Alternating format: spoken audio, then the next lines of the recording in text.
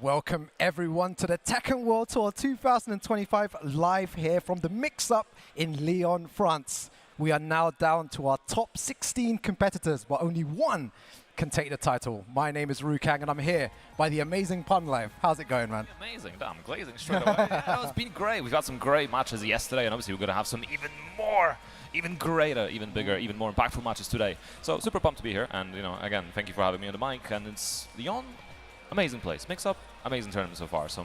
I can't believe the amount of upsets we had yesterday, the amount of just completely stacked games, the comebacks, everything you'd really want from a master event this year.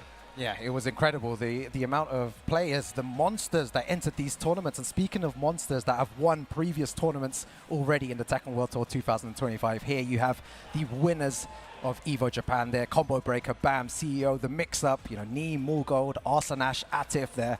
We're still waiting, obviously, for the MIXUP champion. We have EVO coming up, Punishment as well. Then EVO France, which is going to be absolutely crazy. You got Paradise Game Battle there. Super Tournament, Clash of the Olympians in Greece, and then Tiger Uppercut in Thailand, where everyone is going to be going down to get those points. Absolutely, always the event to seal the deal on it, and it's always such a stacked event because obviously everyone is just the final moment, the final hurrah to try to get into it. So yeah, the events have been absolutely super interesting this year, and we still have so many events to go. And of course, there are so many challenger events this year as well.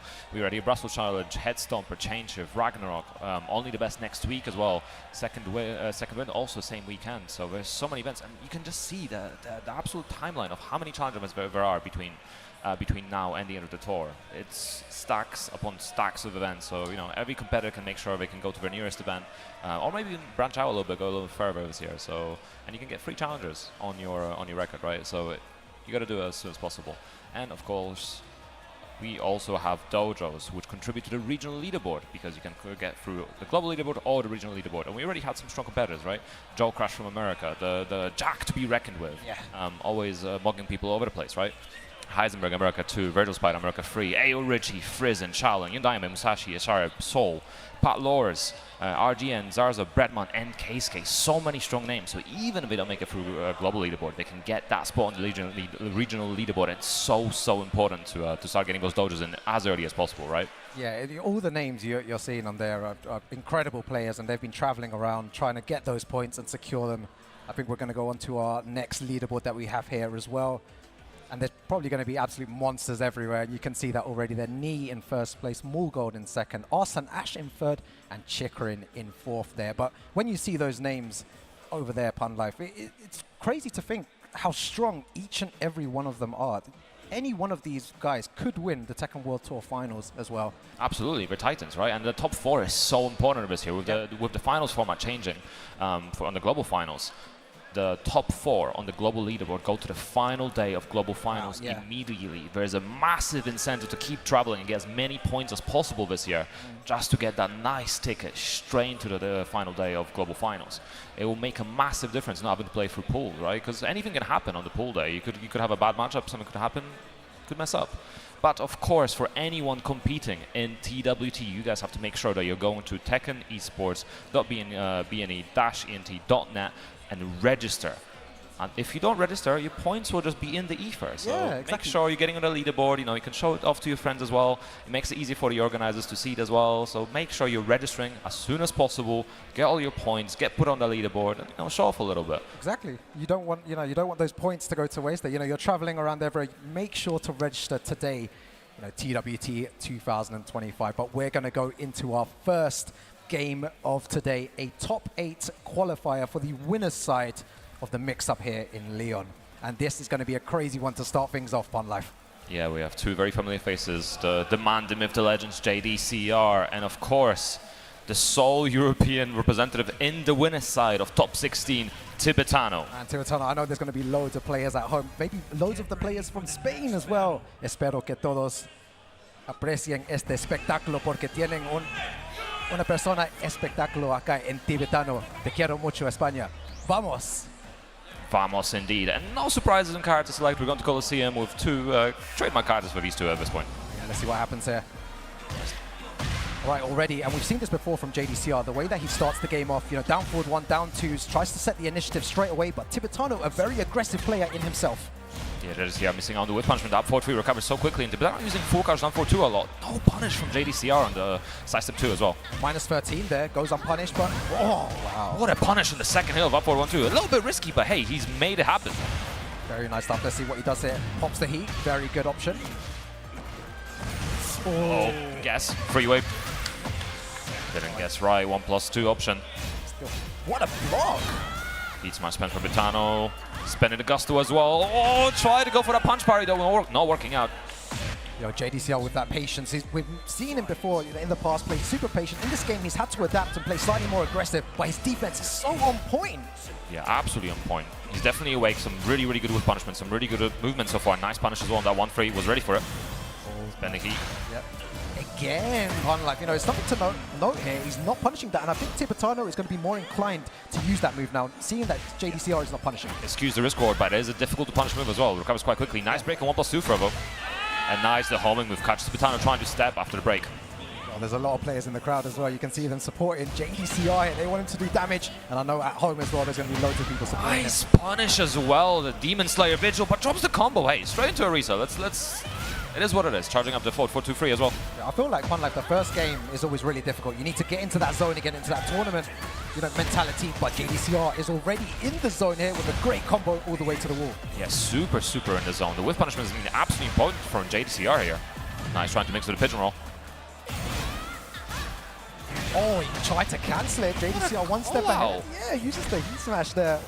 Beating out the charge. Oh, no, that from Tibetano, but also JDCR missing on the punishment. No gas available now as well.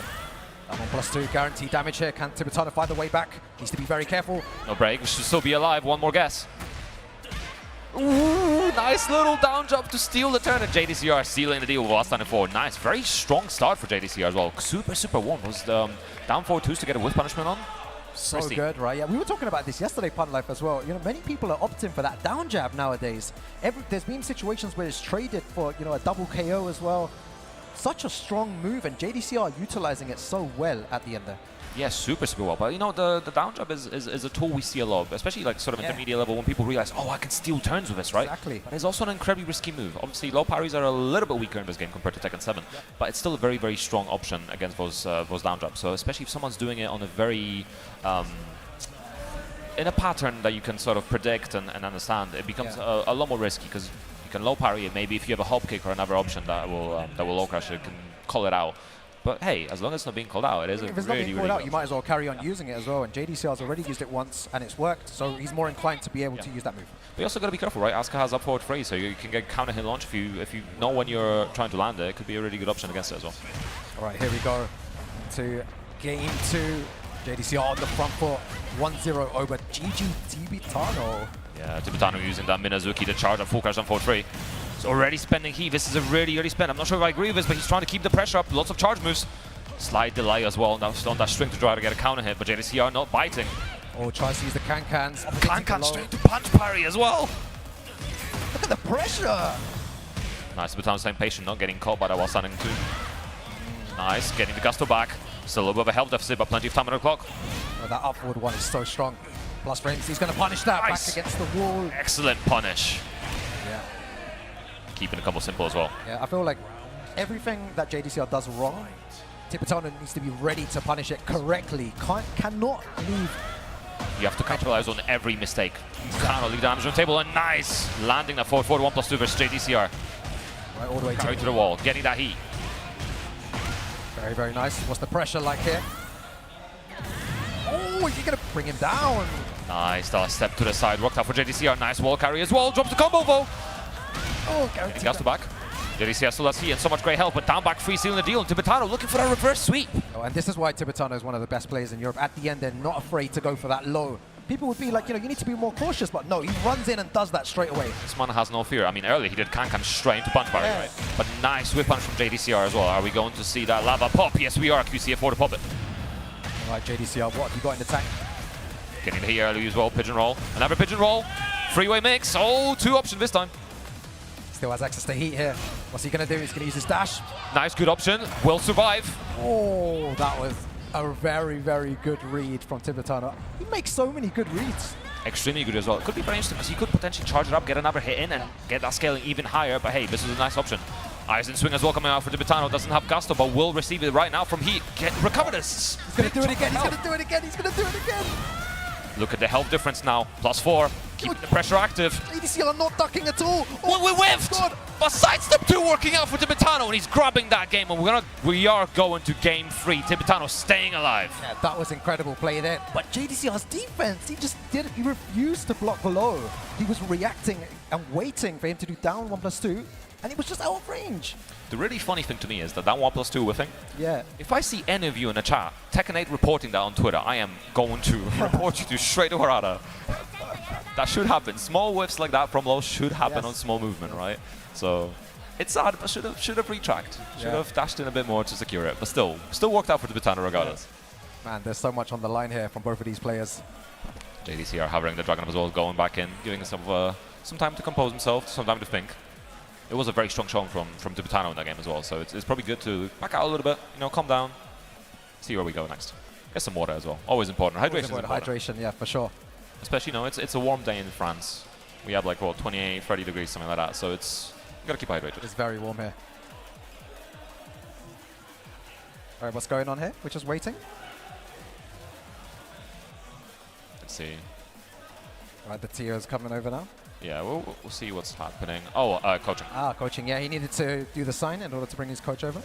Yeah, of course. Need some advice. The coaching changes this year do still allow a coach once per set per player on after a losing game. Yeah. You still get 1 minute, so you got to make the most of that minute. Yo, what do you think he's saying to him? I saw JDCR laughing there for a second. He was smiling. It looks like he's having a good time. I feel like you play your best Tekken when you have a smile on your face. When there's no pressure. Yeah. You eliminate that pressure, you're having fun, you start doing some crazy stuff. You react to all the best things. Of course, but game 3. Let's see if JDCR can get back into this one, or is Tibetano going to seize this momentum and keep running with it? This is a top 8 qualifier, so... Let's go. Oh, what a trade already for Tibetano. Oh, drops the Eisen swing. It's fine. American reset. It's all right. It's all right. The damage already, 10 seconds gone, and Tibetano's got a very healthy life lead. Oh, big counter here as well, wiping out a great health. Wasn't much of it, but hey, every little helps. They're running to activate heat himself. Yeah, we've been seeing a lot of his counter activations as well. Tibetano spending all the heat very quickly. Whoa. No, apart from JDCR. What's he looking for? What's JDCR? He's ducking from range 3. That's what he was looking for. Massive punish and a down forward 1-2. Won't be anywhere near to kill, but there's still 20 seconds on the clock, and JDCR getting a little bit more of a health lead. Oh. Charge up. JDCR refusing to block low here. He's trying to react to it. Nice down forward 1. Good block on the down 2. Eyes in swing span. Tibetano using that charge up to try to put himself in a better position. Counter hit, but JDCR not committing. Oh, trucks that step. Oh, we've all been hit by that one. Asuka can charge up that Raider, and Tibetano just letting it rip. JDCR stepped and got hit for it. That's a lot of damage, but still alive. 1 pixel remaining. Oh, and a down 4. He is so brave, Punlife. He runs up and he's ended a few rounds with just a straight low. No timing difference, just runs in and does it. Those timing mix-ups are always something you gotta be aware of, right? A cheeky down 4 goes a long way. But Tibetano now 4 straight rounds in a row. Again, Tibetano testing his reactions here. Yeah, getting the gusto. Oh, massive counter here on the Eisen swing. That's going to be huge damage as well. Is he going to activate heat here? Tibetano pulling ahead. Nice spikes down. Still has, ooh, massive whiff, but still working out, spending heat straight away, still has gusto available. Nice stack, but doesn't get anything for it. Oh, I love the way that we both were like, oh my gosh, like, why did you whip that? Nice burst as well, breaking the pressure. Oh, second hit connecting. And just like that, Tibetano 1 round away from making it to top 8. Yo, I can see the Spanish guys at the front of the crowd there. They're cheering their boy. They want him to go through here into top 8. And your energy, ooh, nice punish, nice punish. Well, we can't count JDCR out yet. He's a monster of a player. Nice little whiff punish with 1-2 JDCR. Oh, but the punishment's on point right now. Tibetano pulling ahead, looking for that counter hit. Full crash down 4-2. Nice down 4-2 counter hit. Yo, Tibetano's playing like a madman right now. One of the best players in Europe. Pops their heat. This is going to be quite a nice amount of damage. What's coming up after? Oh my god, he's done that before. Nice punish. Oh, whiffs! JDCR not getting even for it. Down jump whiffing as well. He almost out. Both out of feet. Nice interrupt on the hatchet. No gusto available. This is scary. Pun life. It can go either way here. Oh, massive duck, and just like that, Tibetano putting himself in the top 8. Wow, what a great game to start things off here. Tibetano, vamos! He goes into top 8 there. Wow, no one can stop him. And you know, it's a big relief, right? Because at least now we know that we have a European player in the top 8. Yeah. So now if we could just take out Shadow, take him out of the tournament, and then we can gloat over the Americans, right? When MYK gets back on stage later, we can be like, yeah, so what's happening, MYK? What's going on here? Let's see. But incredible play. You know, the journey that Tibetano has taken. So I've known this guy for many years. From when he first started, he used to be known as, you know, a very aggressive player, but his defense wasn't right back then. Now with all the practice, you know, the amazing players that he has around him, the whole of Spain has leveled up as a community, and now they are producing, you know, monstrous players. And Tibetano, you know, very well deserved to him. Yeah. I'm very happy for him to make top 8 in this stacked tournament. He should already be proud of himself, but he has 2 lives still going into that top 8. Yeah, of course, and it's always the sort of the winner side buffer for Era is really, really nice, right? Yeah. It gives you a little bit more room for slightly less stress, I guess. But speaking of stress, we have the next 2 players stepping up to play Tekken Master, the Eddy from Mortal Kombat realm, coming over to Tekken. I mean, hey, the clue's in the name, right? He's been having some really good results last year, a 2nd Emirates Showdown, 33rd at EVO Japan this year, 7th at EVO Japan last year as well, so some pretty good stuff, considering, you know, Tekken is maybe not his first game, maybe he was playing Mortal Kombat, but his results are pretty good, and all of that Eddy, right? We did see a little bit of Clive yesterday from him as well, which was pretty eventful. It was working out for him, but we'll see how it goes here, right? On the other side, Mangja. Super strong player. We've seen him pull out result after result. 3rd at EVO Japan this year as well. 9th at BAM, 9th at the dojo, SDL dojo in Korea. So consistent, right? Yeah, super consistent, right? And Tekken is always a game that's really difficult to be consistent in. Like, you maybe see like the Arslans, the Knees be super consistent, the Lowhighs, etc. But a lot of players that maybe we haven't seen as much, we're struggling. But Mangja's definitely getting into that echelon as well, going into that higher and higher echelon, making the most of those tournaments. So it'll be very interesting to see how this goes. I'm pretty sure these 2 have not played before. I was looking at the history before the set, so it'll be very interesting. I'm also curious if we're going to see that Eddy or if he's going to go to Clive. Yeah, he might go to the Clive, but I want to see that Eddy. His Eddy was really impressive. I remember seeing Tekken Master a couple of years ago, and everyone's just like, who is this guy? Like, he's just beating so many people. And he's proved now that he is a top player, and he's here to stay. He's been labbing a lot. He's been grinding the game, and that's how you get to these positions, to where he is 1 away from that top 8 winner side here. Yeah, exactly. And it's going to be very interesting again. I think he's kind of relying on the fact that Eddy is not super common, but also the way he plays Eddy is very interesting. Let's say he maybe commits to the casino a little bit more than the average Tekken player would, right? So a lot of Tekken players, I guess we kind of try to mitigate risk a lot, whereas maybe 2D players kind of commit to that low mid mix, perhaps a little bit more. And I think Tekken Master is willing to die by that playstyle and will live by that playstyle. And hey, that's a way to play the game. That's a way to play the game, and very scary playstyle as well.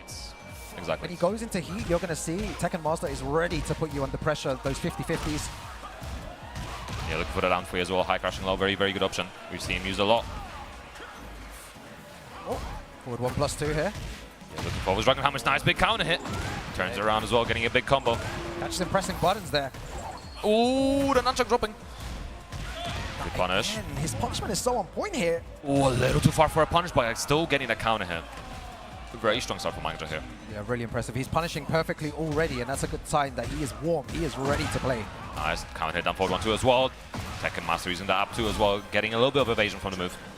I want to see Tekken Master maybe going to heat a bit earlier, try to enforce his mix-ups onto Mangja. He's not really done that yet. Missing out on the punish.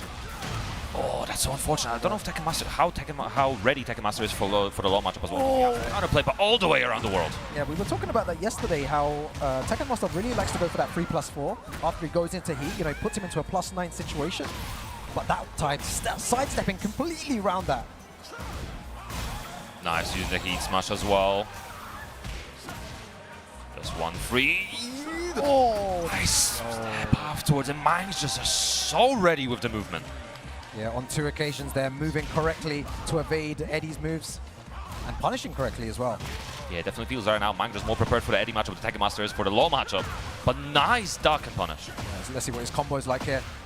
Still hasn't got his install yet as well. gets it now. The season 2 change though, getting that first level of Mandinga. Yeah, level 1. The second level. 3+4, what's the mix? 9 mix, there we go, goes for the low. The low knocks down the level 2, heat smart spent. Nice parry! Oh, beautiful slide as well. Guaranteed nunchuck, and the has so much available. Nice dunk, but that's not gonna pick up. Tried to use the wall standing 4 to pick up there, didn't work. Plus frames. Ooh, big whiff. Nice, very good punch from Tekken Master. We are Tekken Master on the board here. Yeah, definitely not giving up. Looking for the counter hit. Missing out on the punish, and could have also went sidewalk left to beat out the third hit. Might not be ready for it. Yo, both of them are starting to use movement a lot here. They're trying to sidestep each other's moves. Oh, unlucky with the power crush. Very nice while standing punish there. Yeah, using the hit stun to allow himself to duck on reaction. Well, again, big drop. Loads of drop combos today as well, Pun Life. Yeah, for a few. Ooh, again, the evasion from up to. Oh, goes for the mid option there. Again, how does he close the life lead? One final mix here. Oh, working up Mangja, nice counter hit confirmed, and that'll be the third round. Well, Tekken Master was making a comeback there. Everything was working out, but Mangja just so on point. It was all the perfect punishment, Pun Life. The perfect movement, being able to, like, you know, sidestep 3+4 as well when he goes into heat, doesn't want him to have any plus frames, and punishing him really hard for, you know, some of the flowcharts that he likes to do. Yeah. Honestly, Mangja also making just a very good use of the counter hit string. As it back to 1-2 or 1-2-1-2. I always remember which way around it is. But the string, second hit, after the second hit, you can sidewalk left to beat out the third bit, which is something I think that's really, really crucial in matchup. So you don't let him get away with it. Tekken Master maybe not ready for that. Maybe just not aware. Honestly, look, there's so many matchups in this game, so sometimes you might miss out on some things, and it's also something that's quite difficult to do unless you're ready for it. Which is why it's important to get your character drills in, right? Like, you have 8 options in the lab, 8 different options, like, you know, punishable mid, seeable low, different throws, etc., and then make the most of it. But we are seeing that switch to Clive as well, I think. Oh, and you mentioned this as well. You said maybe potentially he might go to the Clive. Yeah, again, a character we don't see super often. Right. Ever since the forward 1+2 nerf, a lot of people have dropped off the Clive, but I think that nerf has also enabled a lot of people to explore the character a lot more, right? When you lose a move that's kind of like a, oh, why shouldn't I use this move? Like, there's always a reason to use the move because of how strong it is, like forward 1+2 was. Now that it's been nerfed, and it's actually a bit riskier. Players have just played more of the kit, there's more options, there's more setups, etc. So we'll see if Manga's going to be ready for those. There's not that many Clive players around, but Chikurin has also been playing Clive for exactly. a bit, so. Let's see what happens here.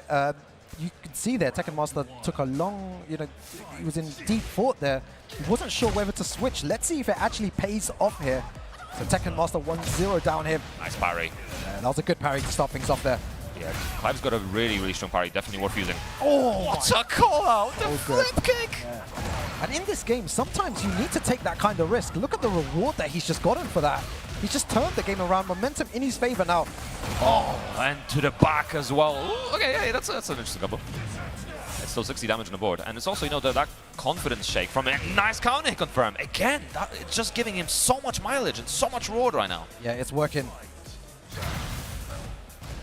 Oh, that's a rip again. Right here was a trade, but still pretty good for Mangja. A nice punish there as well. Goes for the slide. Oh, and doesn't punish. You really need to be punishing those slides. Yeah, definitely going to turn Mangja from using those. It's such a strong tool. And another counter hit confirmed. Like, you called this out so early on, and we're seeing it multiple times. Oh, it's giving him so much mileage. To bait out the parry. Manga's absolutely on smoke right now, starting to run with it. Yeah, this is one of the best lore players in the world. You know, if you're just tuning in now, this guy is the guy to watch if you want to learn lore. Look at the way that he's playing right now with so much confidence. One more round and he advances. Yeah, absolutely giving a masterclass right now. Nice. Big hit from Tekken Master, getting the wall splat. Chunks of damage, tornado. Very nice by Tekken Master. Down forward 1 strings there as well. Good stuff. Very good return round, but Mangja's still on that set point. This is still a difficult position for Tekken Master. Risky option, but hey, working out. Ooh. Calls out a Dragon Tail. Don't know, maybe miss input there? Or maybe we're partying a little bit too hard. You know, Mangja's feeling confident right now. Yeah. Nice, good side roll. Yeah, don't count Tekken Master out yet as well. Good option to beat the parry as well from Mangja, getting the slide in. Heat activation as well, recovering all that great health. Oh, nice movement. Whip. Yeah, big whip. This is going to be humongous damage all the way to the wall. Gotta be careful, that heat smash is an option, and there it is! Heat smash to seal the deal, and Mangja advancing to that top A as well. Yeah, very unlucky there for Tekken Master. He's still in it, has an opportunity in that losers bracket. He's played really well this whole weekend. It's really difficult, I was saying before, to even get to this position. But, you know, someone has to go into that losers bracket. But of course, we can't all be winners, right? So good. Yeah, super on point. The confidence, just the sheer confidence in play, the counter confidence. Like he just had the timing on point every time, and he could like one of the big skills with Law, right, is getting those counter hit confirms, especially with back to 1-2. So yeah, the back 1-2 stuff was so clutch, and you called that out. I think it was round 2. You were like, yeah, okay, this guy is constantly going for this. He sees that Tekken Master is very uncomfortable with these situations, so why not use it? The formula was working. He carried on doing it all the way to the last round, and it's such a strong tool. And you know, it was working out on counter hit, it was working out on block as well. Got the just sometimes letting a rip. Tekken Master was not dealing with it by sidewalking left. So it's always really interesting and really important to see how your opponent plays and how they're reacting to the matchup, right? And if your opponent's not reacting to a specific thing, not using the kind of optimal counterplay, then just keep rinsing the move, because now the move has gained so much power. The risk reward becomes so skewed in favor of using it, and Mangja just proved that perfectly. Yeah. All right, we're going into our next match, next qualifier for top 8. No introduction is really needed for these guys that are sitting down on stage. You'll be seeing them in a second. Now, Meo-il versus Lowhigh, both two giants in the Tekken scene. It's quite interesting as well, because I was looking at sort of the head-to-head, and they've played most recently at Evo JP, and Meo-il actually did come out on top. So it'll be quite interesting to see if Lowhigh can, you know, get the run back, get the salty run back. Lowhigh's been placing quite well as well. 2nd at chain shift, 7 at combo breaker, 9 for CEO, so some good points in there. But Meo-il getting 5th at CEO, 5th at Evo Japan as well. So again, both of these players are stocking up on those points as early on as possible. Yeah, they are. You can hear the crowd there as well. They're supporting their boys. You love to see it. This is what the offline scene brings. This is why I encourage so many people out there, whoever's watching at home, to venture down to your locals, to your Tekken World Tour dojo, challengers, and master events. Because it's so much fun when you're around with your friends. You have your boys supporting you. You feel that adrenaline rush when you're playing offline. It's so fun and a completely different experience. Yeah, super fun, and especially like yesterday we saw the Swiss crowd as well supporting their own everywhere. Boy, we had so much energy. Shout out the Swiss scene, Tekken scene. Big love to the Swiss scene, yeah. Absolutely amazing crowd. But here we go, Bryan versus Jack, Lowhigh versus Meo-il. Cosimo played again as well. We've been seeing this stage a few times today already. Yeah, well, a bit too many times, right? Hey, it is what it is. Yeah.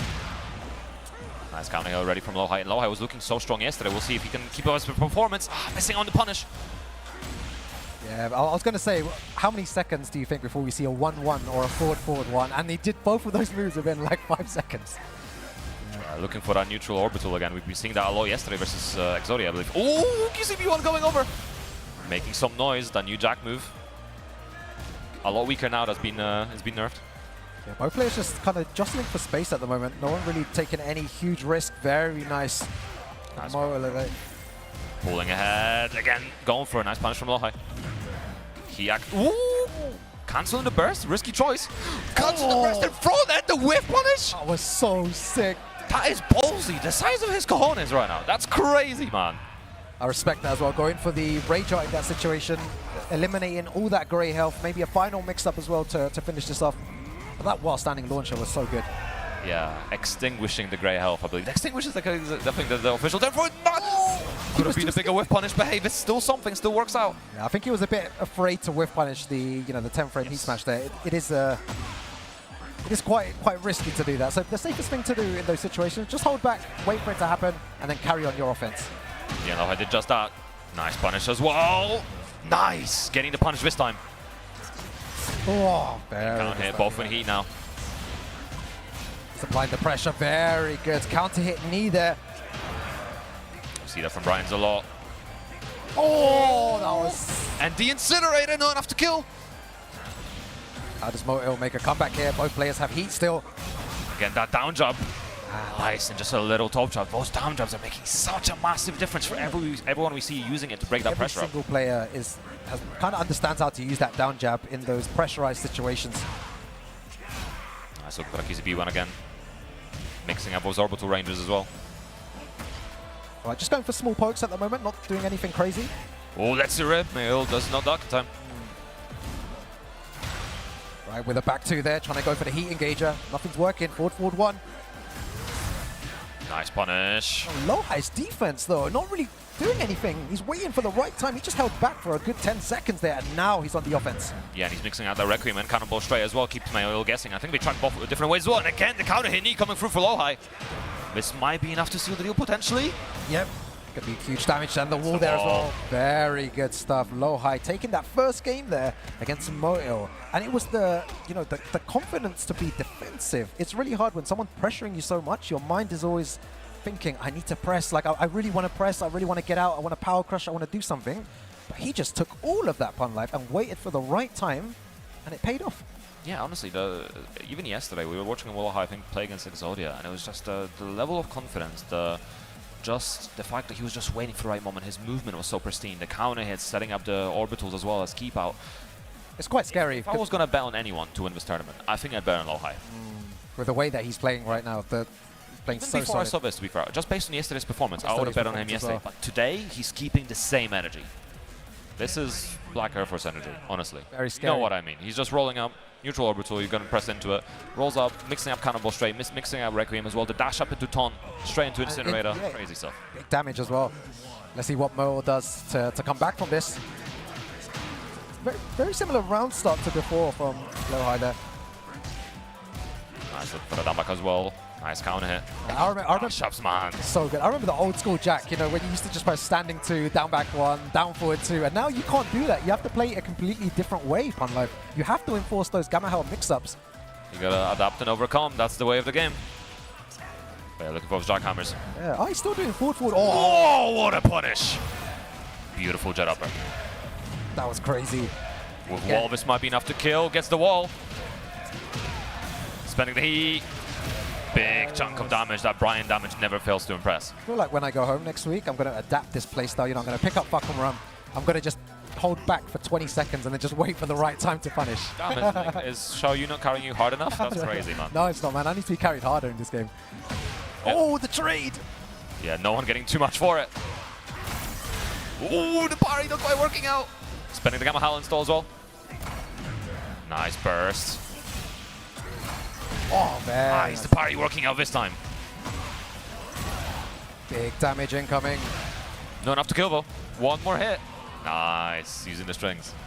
That's something you always got to do your own, and round-ending strings, right? Yeah. You know as a former ball player, right? Yeah, all the strings that Jack has there to end rounds with, alongside the down back 1, it's standing 2, he has a lot of good options to end things. And now we're going to go downstairs.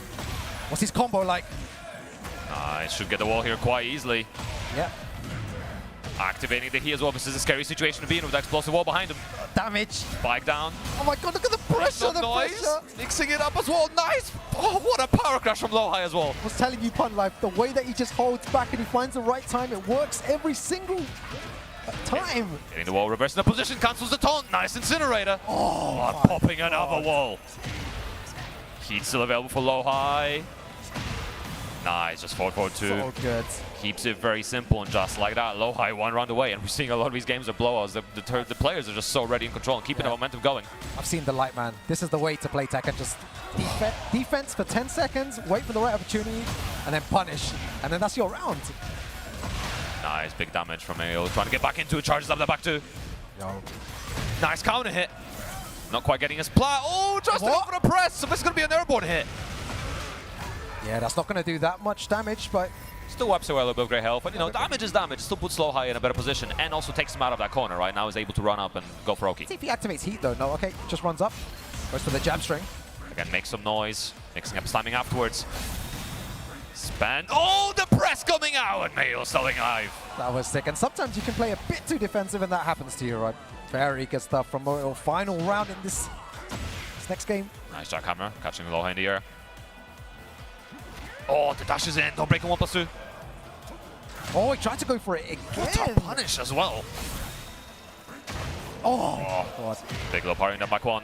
Lowhigh going to try to make the most of it. There's still a wall that he can activate here. Oh, the crowd are loving it.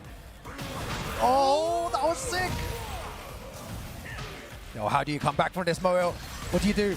Need to make a comeback somehow. Plus frames. So much great health as well. It's possible, but it's going to be a tall order. Back 1, plus frame down, jab again. Oh, big trade. Still alive.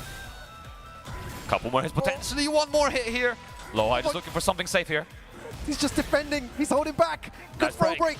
10 seconds to go. Again, one more hit. He's Oh, nice little check with the elbow and Lowhigh going to that top A. yeah, very good stuff there. Congratulations to Lowhigh. Very good. The patience in the clutch right at the end, right? He's not overcommitting, not going for lows. Often we see, especially when we're starting to reach that timeout situation and you're on that round, like game-winning territory or even round-winning territory, people start overcommitting to lows, maybe going for immediate timing lows, like down 4-1 into immediate lows. So you got to be so careful, but he stayed so patient. It's a masterclass in how to play Tekken. You can tell that his defense is so strong. He's been practicing so much that he feels comfortable. I reckon, you know, the way that you get comfortable in those situations is just labbing the hell out of the other character, right? And then understanding all these situations so you're confident in your defense. And then all you're doing is waiting for the right opportunity, one mistake from the opponent, and then taking advantage. And we saw it upon like numerous occasions. The same sequence, block for 10 seconds, wait for the right time, send Meo-il, launch him, GG's. Next round, again. It's always super interesting, right? And you're absolutely right. And it's I think that the key, right, is we always talk about aggression and how Tekken 8 is very, very aggressive, right? That's the key word for the game, of course, right? yeah. But it's being able to find the balance between the aggression, between the passiveness, and making sure that you're taking advantage of every single thing. Because you can't always be aggressive. You got to find the right moment. Oh, wait. Unlife, I'm sorry to stop you, but look who just stepped up on stage. He has a lot of fans here at the front as well, supporting their boy. Vitality in the house. Watch when the camera turns around in a second. You're going to see them there at the front. Yeah, they got flags, they got shirts. Hey, it's getting louder. It's getting louder as well. Let's see, he's switching sides. Cool. Man, I want to join in too, man. See, this is what I love about a crowd. You're clapping along with them. No, I'm not clapping, man. I'm not biased, man. Okay. Versus Jeondding on stage, we have Shadow20Z playing for Liquid here. The sole American representative, and he's on the winner's side. Yeah, we also had King Ray Jr. here, but unfortunately he was not able to make it quite so far. Yeah, Shadow though, just he's a stone cold player, man. He's the absolute legend, performs really well at tournaments, so consistent for many years. He has to go against a fan favorite in Jeondding, and the crowd is on Jeondding's side as well. Of course. But you know, Shadow's been all over the globe at this point. He's been traveling so much ever since he's joined Liquid. He's been getting so many points. He's had some really, really strong performances. You know, 5th at Championship, 13th for CO. He got 2nd at Brussels, and I think King Ray got 1st. So you know, they kind of put some shame on us Europeans a little bit. I have to admit. 7th of EVO Japan as well. So he's just an absolute world-class player. I think some of the strongest American has to offer, especially in this new age of Tekken 8. Possibly the strongest, really. And you know, I'm a massive fan. However, Jeondding, I need you to do the thing. I need you to take this man out. Put him in losers. We need Europe on top, okay? Like, I'm not biased, I swear. But if you could do me a favor, Jeondding. And I was looking at the head-to-head. Like you're being biased, man. Okay. Oh, whatever, I'm European. It happens. Who do you guys at home think's going to win? Do you think it's going to be Jeondding or Shadow here in this next match? Who's your money on? It is worth mentioning it's as well. Very difficult to call. They are, I think, 1-1 in head-to-head. So I think Shadow won at Chain Shift, and I think Jeondding won at Combo Breaker 2024 last year. I don't think I'll be able to call this one. It's hard. Depending on who they go for. Oh, we're going to have the Zafina versus the Eddy here. And we were expecting this from both players. Both of them going for their main characters. Yeah. There they are. This is loud. I can hear it. It is so loud. Love to see channeling that energy to Jeondding. Yeah, sending him the spirit bomb there. We need to get a USA chance in the crowd for Shadow. Oh, I don't know I don't know how you're going to do that in Europe here. Nice strong start as well. And yeah, he couples outfits as well. Color matching. Nice counter here already for Jeondding. Very nice. Nice look again. The down job's coming through. Good patience from Jeondding, no overcommitting against the Tarantula. I'm waiting for Shadow to start using the back 1+2 there. We know about that move. We know how strong it is. Quite possible. I haven't seen one of them yet. I'm sure it's a matter of time, right? Just waiting for the right moment. Again, the down jump. Nice heat 3+4 as well. Big heat smash. Oh, 1 pixel remaining there. Let's see what happens. Oh my god, what a whiff punish. Down 3 to whiff punish, it works out. And the crowd popping up. It's just been around. And we're like, yeah, we're ready with it. Let's go. That's how hype it is right here in France. Big punish as well on the back 1+2. Massive whiff. Nice power crush. Yep. Right, still trying to... Nice duck. He's so ready for it. Such a good duck from Shadow. His reactions are on point. You should not test him with strings. Nice, getting the walls well. This is a really small stage. The smallest stage in the game on this part of the stage. Look at the damage there as well. Nice little step into heat activation as well. Oh, big whiff, but not getting punished for it. Rage, Shadow. Oh! Yes! What a call out with a Rage out, and heat's still available for Jeondding. Yo, I love that there. Jeondding tried to get the plus frames, and Shadow just sidestepping and then waiting for the right opportunity. He does a rage art there. Nice heat smash spend, recovering a little bit of that great health as well. Counter hit down forward, 1-4 from Shadow, using the down 3 so well right now. Oh my there you god, go. blocked. Install spend. Yeah, +4 on that. Good punish. Oh, and going straight for the low. Nice option from Shadow. It's a chunky low in this patch as well, very chunky. It's a lot of damage. Right, nice. Punish on down 3. While standing 4-4 punish, very good. Again, using that down 3 so well. Counter hit, good confirm. Guaranteed damage afterwards, pun life. Oh. Oh, he's got that install as well. Oh my god, good conversion. But just potentially needs one more hit here.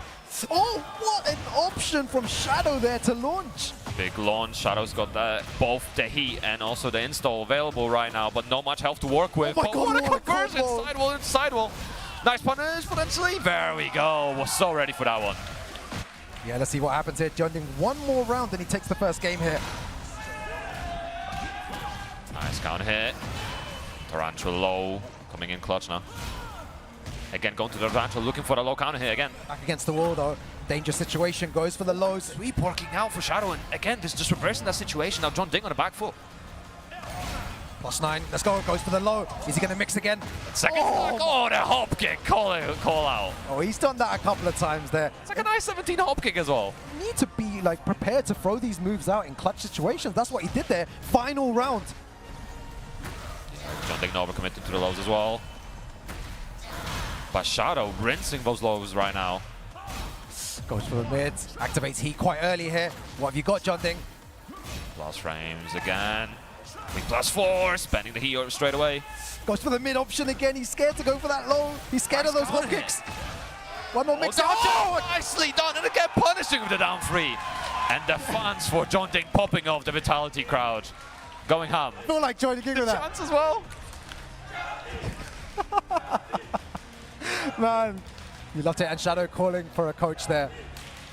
Who's coming up to the stage? Yo, the passionate fans, you love to see it. I really do. When the crowd gets hyped like that for their boy, I feel like it's difficult to stop because Jeondding is already a good player in himself. And with the crowd on your side, it's crazy. Wait, is this the EU-America Alliance? Yo! Soldier stepping up to the plate. Wait, what's going on? Transatlantic Alliance? My heart just stopped for a second. I was like, wait, what is that?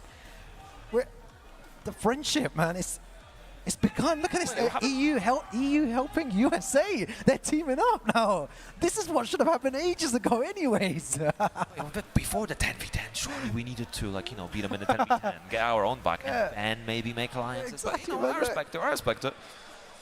Yo, so this is USA and EU teaming up against Korea. Let's go. It's the way it has to be.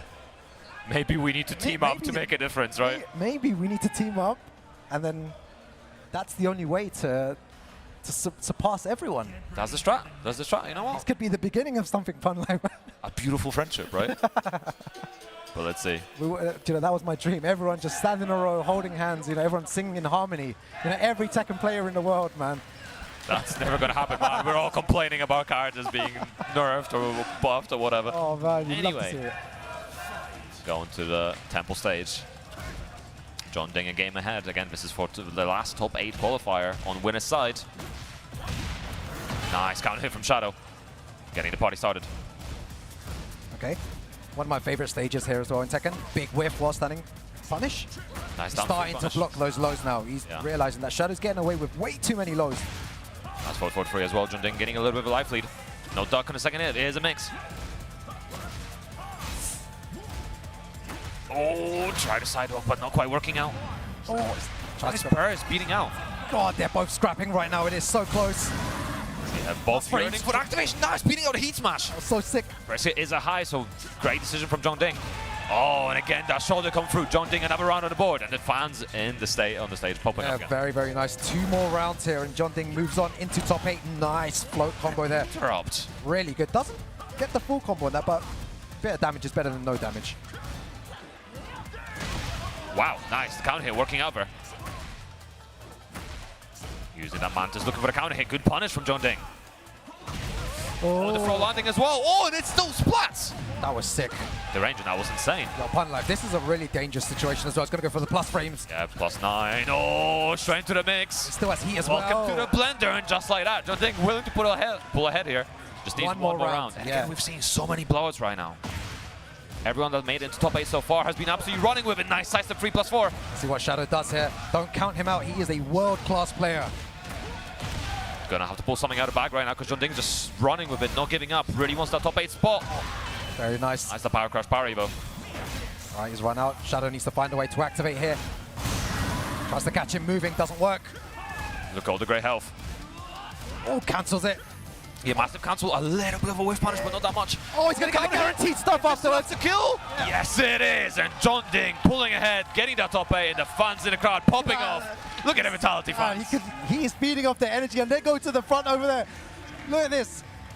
They're having a party over there because Jeondding has made it into top 8. The EU-USA alliance fails. That was the first time they teamed up, and it did not work, Fun Life. Hey, you know, that's America and loser side, right? And he really answered the questions. You know, see the Hornet logo, I guess. He answered the question, to be or not to be. He will be in that top 8. Yeah, exactly. All right, alliance broken now, okay? We can go back now. Yeah, we can go back, yeah. America in the bin. Yeah, USA versus EU. What's going on, USA? To be fair, let's go back to it. You know what, the thing is, what we're doing right now is what we call an early pop-off, right? Like, we're doing double Shige. We're standing up right now, but America is still loser side, so potentially they could still outplace us. So, you know, let's see what happens. But what an incredible game we just witnessed there as well. That was really, really good stuff from both those players. Shadow already taken out. You were looking at the bracket earlier. He took out so many strong players on the way to get there. He's still in the bracket, but in the loser side. But he's done a great job so far, and we can't count him out for getting into that top 8. 100%, and he's a player that you can never count out. He's always been super strong. His adaptation's amazing. Difficult to play against him. So many losers run in the past as well. So this is potentially ideal territory. There's a lot more pressure on him, and he's going to be, I'm sure, ready to get back in and get into that top 8 through loser side anyway. But speaking of getting into things, you guys should get into TekkenWorldTour.com. There's so many different updates there, both for Tekken content and also TWT content and other esports stores. All the news, all that kind of jazz. But also you can go to X, @Tekken, @BNE Esports to get your updates if you're a social media connoisseur. And if you'd like to see previous VODs, tournaments, highlights, all that kind of stuff, BNE Esports on YouTube is your point of contact. So make sure you get on that, subscribe, watch all the tournaments, catch up. There's so many tours, so many events on this tour this year as well. So make sure you're keeping up to the date. It's great. Honestly, it was those 4 matches that we witnessed there already.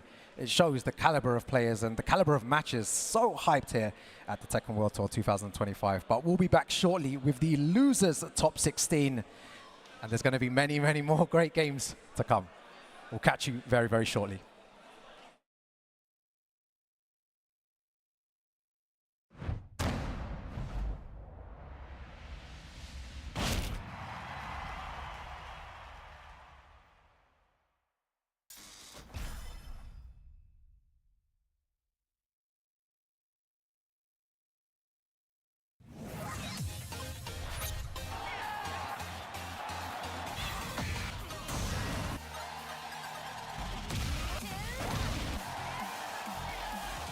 I'm going to make you pay.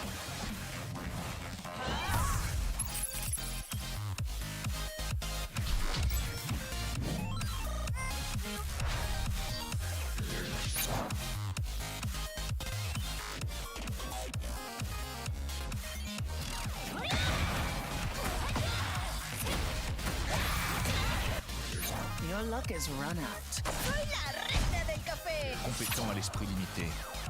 Dente, mas cabeça fria.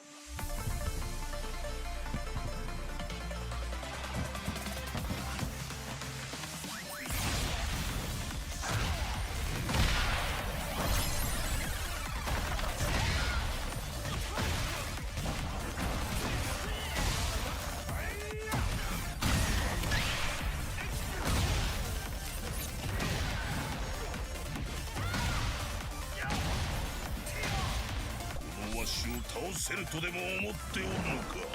身の我がこと罪汚れ。夢でしょう。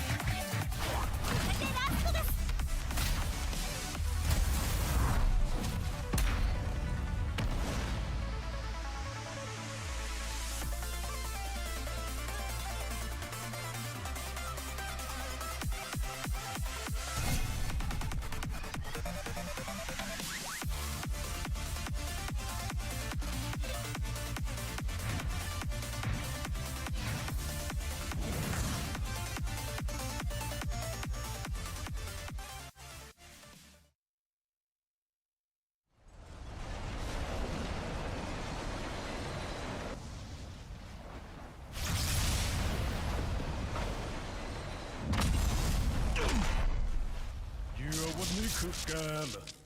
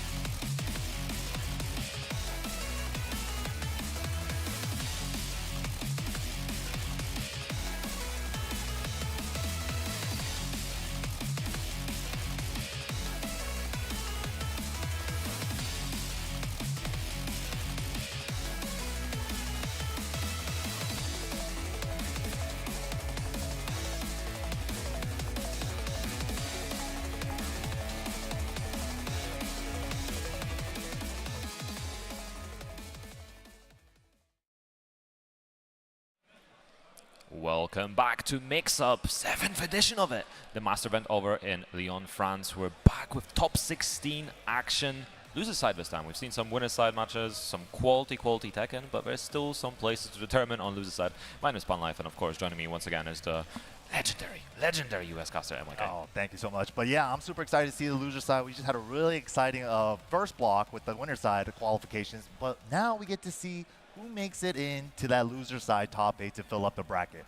But yeah, these matches are crazy, bro. Like, look at this next one coming up. We got CBM, both these guys, Korea team kill. CBM going up against Edge. Both these guys phenomenal masters of their character. Jin Kazama from CBM side, and then we have Edge with the Hwoarang, of course, the LCQ TWT finals. Most recent one, winner as well. So he's definitely a threat to be looking out for. And I feel like both these players have kind of came out of the gate swinging in Tekken 8 especially. Like, Edge started getting really strong at the end of 7, and especially in 8 now, he's just been like on a roll. Yeah, it's been really interesting as well. I was looking at head-to-head for this matchup, and Edge won most recently, SEO. But last year, CBM beat him in 5 sets across different tournaments. So he was on smoke, you know. Oh, really? So CBM had the number, but Edge, we'll see if he can maybe do the reverse, right? Over Yeah. Last year, yeah. Okay, so this is some revenge match. And we got a lore battle. Here we go. Out in space, so we're gonna see who can take the advantage. Oh my God, what a great trade electric for CBM. Nice carry to the wall as well, gonna be a chunk of damage. Running free, not going to stance this time. Yeah, good punish there as well. Wow! Before the armor even kicked in, or maybe he canceled the armor? That was crazy. Crazy electric. Really, the name of that round was just electrics. 2 massive electrics gave him so much damage on the board. So good, ever since they made Jin's regular electric become a launcher. Nice counter hit. Wow, what a step, but the high actually saved him. Oh, good movement from CBM right now. We're gonna activate with burst. Second hit, a back 3-2. Lead enhance, right flamingo sweep. Again, using the homing moves so well. We saw that so much yesterday. Yeah, Edge, massive health lead right now as well. A good lead for Edge, small lead actually. Yeah, withering out the heat mode. Oh my God, the tail of the tapes, that's what it was in round 1, it's the electrics. Making all the difference. CBM seeing the deal with the Rage Art as well. Keeps it simple.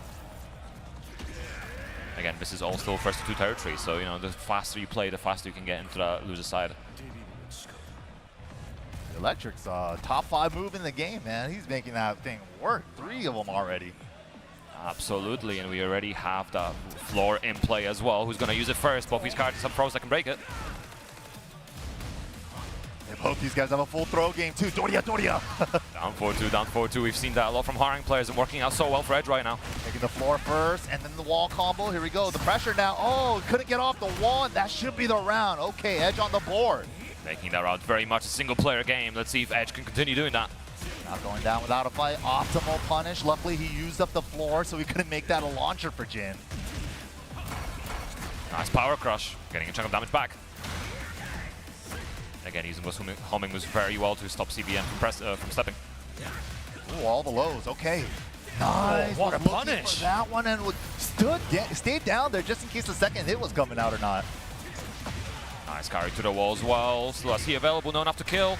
But down 4. Full down 4. Such a good low poke. Solid takes, man. Couple of electrics. Jin's wall carry and the damage and the Oki situation after. A couple of pokes. There's the game.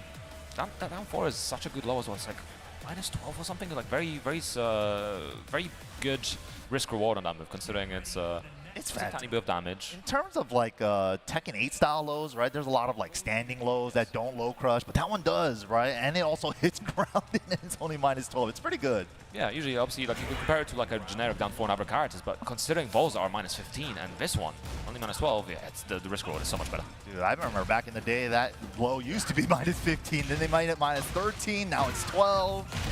Maybe we should go back. Yeah, I don't disagree. Ooh, nice. The Season 2 wall combo, sick. Ah, that's such a sick combo. Again, looking for the homing move. Ooh, cancels. Marching on him.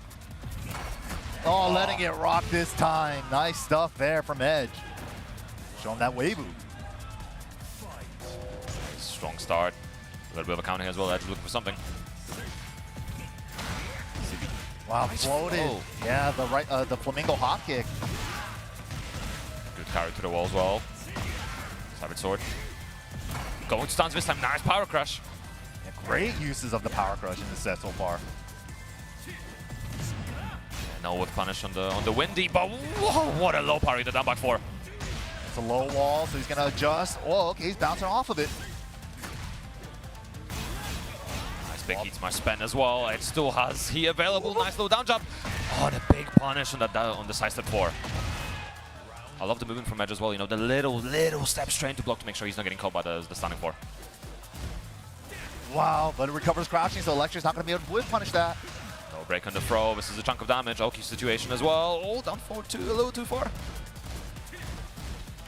No dark either. Oh, maybe a misinput on that standing 3. Oh, a little fox step action, dashing away, back turn. Nice. Both staying so patient, just looking for the right moment. No overcommitting, just small pokes right now. Oh, nice break. Activate. Gotta do something. Challenges immediately. He's only +1. Break again. Oh, so the burst. Huge step on the burst. Angle's a little weird. The adjustment on the combo. Nice. Yo, sick. Yo. Even with the whips and the combo, still worked out pretty well. Waiting for the heat smash. Where is it? Oh, didn't get a chance to use it, but sidewall saves lives. The whiff on the 1+2 throw as well. No overcommitting. Edge a little bit of a think of a life lead. Not anymore, but I think CBM's pulling ahead. Nice parry. What a punish. Safe move into parry at the buzzard. He knew that Edge had to press to try to keep himself alive in the game and make the most out of that. Again, Edge trying to shut down the stepping, no overcommitting there. Wow, electric faster than Just Frame Sky. Chunk of damage. Oh, goes for the low chop as well. Oh, all the down forward. I think you damn, that was clean. Yeah, that crouch cancel back 3 punish. Love to see it. Nice sidewall combo. Big activation here for CBM. Recovering more and more. Counter hit. He saw the electric get stuffed. That's huge for Hwoarang. Is he going to spend the heat? There's much of it left. There it is. Are we going to see a wall? And the wall, beautiful. Ooh, the combo at the end drops, but still, it's a lot of damage. Oh no, and he gets clipped.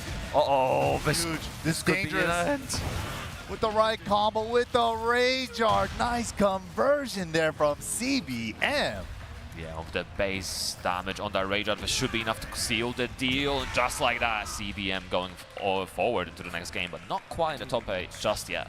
Make that 6. Man, the record, the player-to-player records, that's definitely another thing. But, yo, give it up to Edge, man. Did his thing, came all the way out here to France, and just outside of the top 8. Damn. Yeah, that's so good. And yesterday as well, you know, the control on him, the way he used the down forward 4 and the ever homing moves on Hwoarang as well to stop people stepping, right? Because it's such an important part of the matchup, knowing when you can step against Hwoarang, knowing when you can sidewalk as well. He's got some new tools that you have to be very careful of. I think RFS back 4-4, I believe, is the new move as well. You got to be very careful how you're trying to step, when to duck, etc., when to interrupt, because you know.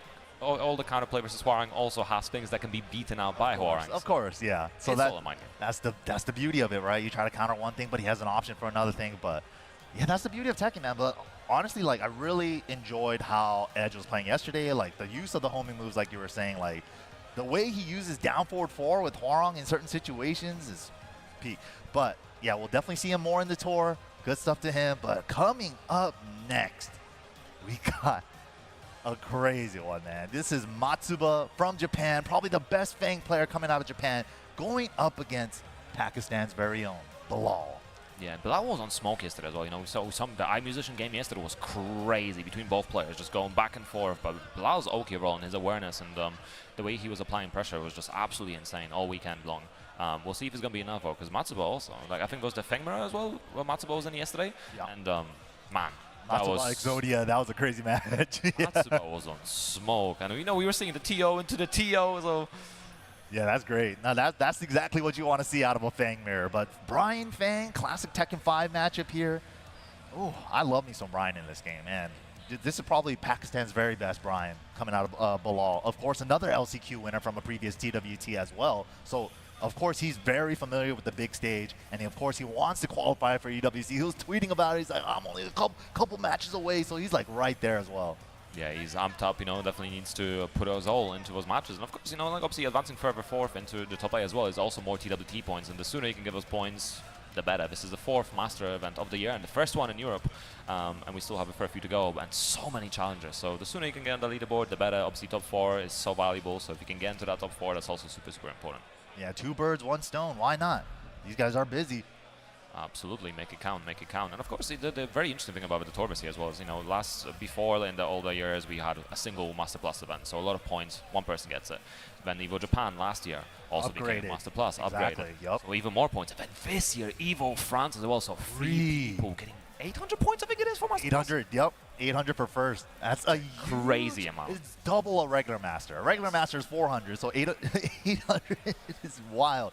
But also, you got to consider that it only counts 1. And we were talking a little bit about this yesterday, right? Like, what if Knee shows up to Evo Vegas just to try to gatekeep the points, right? And he shows up to France too for Evo France, right? Never know. Crazy. That'd be so evil. But also at the same time, I'd be like, you know what? I respect the hustle. Yeah, right. It's paving his own future. Make it hard for everyone else. You know, secure those points for yourself and make everyone else suffer. But yeah, as you said, Bryan versus Feng, no surprises in the card to select. I think that's the big thing, the big difference between Tekken 8 and Tekken 7. I think in 7 we were seeing a lot of pocket characters coming out constantly. You know, the 10 move Tekken, whereas in Tekken 8 you kind of have to be so aware of your character matchups, how you can deal with different pressure, what are your options to deal with pressure, whether it's parries, power crashes, etc. So we're seeing a lot more of that character specialism coming through. Definitely. Nice strong start already, confirming the machine gun punch. All right, we're already starting it off. Oh, the down jump into Northern Cross. Whoa, that was in clean hit range. That looked just outside of it. That was good. React to this. It's I-20 though. Pretty good. Getting the wall as well. Very interesting decision. Not keeping the wall pressure. Yeah, yeah. Decides to blow it up instead of keep the wall positioning. Nice punish and the punch parry as well. Back Kempo was coming back. Looking for the cannonball straight. Ready spending key. Whoa! I mean, hey, it's a homing move, right? It's doing its job. 180 mock kick. You love to see those. Very strong start here for Bilal. A little bit of a counter hit job. Again, using your head. Wow, backdashing out of the second hit. Low to beat the armor. Again, you were talking about that while standing one, such a strong tool off crouch dash. Yeah, half screen mid. Good punish. And he's got the engager follow-up after it too now. Oh, try to go for that 4-2, but stuffed. But oh, he got a side step down. New feature in this season, actually, instead of a wall standing. Gets the link off the back 4. Nice break, 1+2. Both in heat right now. Oh, in the air, so he's gonna get a full combo. Nice. Good recognition there. Like, a lot of times when you heat dash shoulder on the ground, you only get a grounded hit, right? But we saw that he was airborne, so he's gonna be able to convert for a full combo. Yeah, very strong awareness, making the most of that situation. Both, I love the low fuzzies as well at a distance, both looking for their own best options. Cannonball straight. Into the chopping elbow. Oh. Press him with the advantage. Cannonball again, press him. Cannonball Requiem, our favorite, season 1. If you're trying to opposite directions as well, right? So you gotta know what you're trying to step. For sure. Tio. Nice chunk of damage from Matsuba, full crush low as well. Down 2, going under the jab. Oh! No! What? Just gets another one. Take those? We take those. Back fist galore for Bilal, but he told me back 2-1 was a useless move for Bryan. Both have key available, spending the heat smash. Awful situation to be in. Nice little interrupt to the taunt. Wow, and the down forward 1 Gatling confirmation. Nicely done. Bilal pulling ahead, but Matsuba, I'm sure, is going to be trying to get back into this one. It delays the mid on that string. Both realigning with movement as well. Stepping with each other. Nice interrupt with the fish hook. Oh, landslide. Counter hit. Luckily, he doesn't give anything on counter hit anymore. Just a little frame advantage. Oh, wow, big call out on the back Kempo high. What's the decision making from Bilal here? Activating the heat. Should be going to the wall quite easily. Yeah, the way he was sliding from one wall to the next wall, he didn't want to overcommit. Spending the heat. Still has... Oh, no more snake eyes. Wow, armor's the armor. Second armor wins. Going for the lows. Tio. Oh, the low crush orbital. No scare. Going straight for the Rage Art. Again, we talk about keeping it simple so often, you know. A combo could drop, but a Rage Art is so much less likely to drop, especially if like a Tornado. Tornado, Rage Art, secure the round, secure the game. Absolutely, absolutely. Very strong start from Bilal here. Let's see again, getting some hydration. That water. And Gotta here get comes the that coach. water. Okay, we got Keisuke coming up on stage to assist Matsuba. Some coaching right now. A few words again. Taking your time, you know, I think it's really important between the games. Just take some time, cool down before you get back into it, because some players are just, you know, just press the rematch straight away. Maybe you're a little bit of a tilt on a loss, maybe you're something that happened that maybe shouldn't have happened. Bugs happen sometimes, right? Exactly, yeah. Weird interaction. So it's important, take some time, cool it down, get some coaching, get some water. Even if you're hovering on a card to select for a little bit, right? Maybe even change your outfit. Some people get a little power up from that, right? Oh, they definitely do. I mean, taking a breather is never a bad thing either. You have that 1 minute time limit in between games, right? Use it. It's there for you guys to use. 100%, 100%. And where it is, the coaching is done.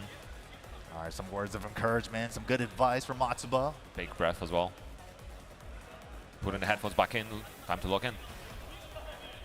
I think it's his own headphones as well, so might be listening to some music, maybe some tunes. Right. I wonder what he's listening to, right? Some smooth jazz, maybe, who knows? Some Bondi, hopefully. Yeah, could be good, could be good. Sock in action, yeah. Going back to Coliseum of Fate. We've seen the stage a lot. Oh, the power up counter hit. I've never even seen that third hit on counter hit in this game. First time for everything. Oh, and the new moves coming through. Nice, just looking for the counter hit job. Great 1+2 usage there for the homing attack. He called out the sidestep perfectly with that.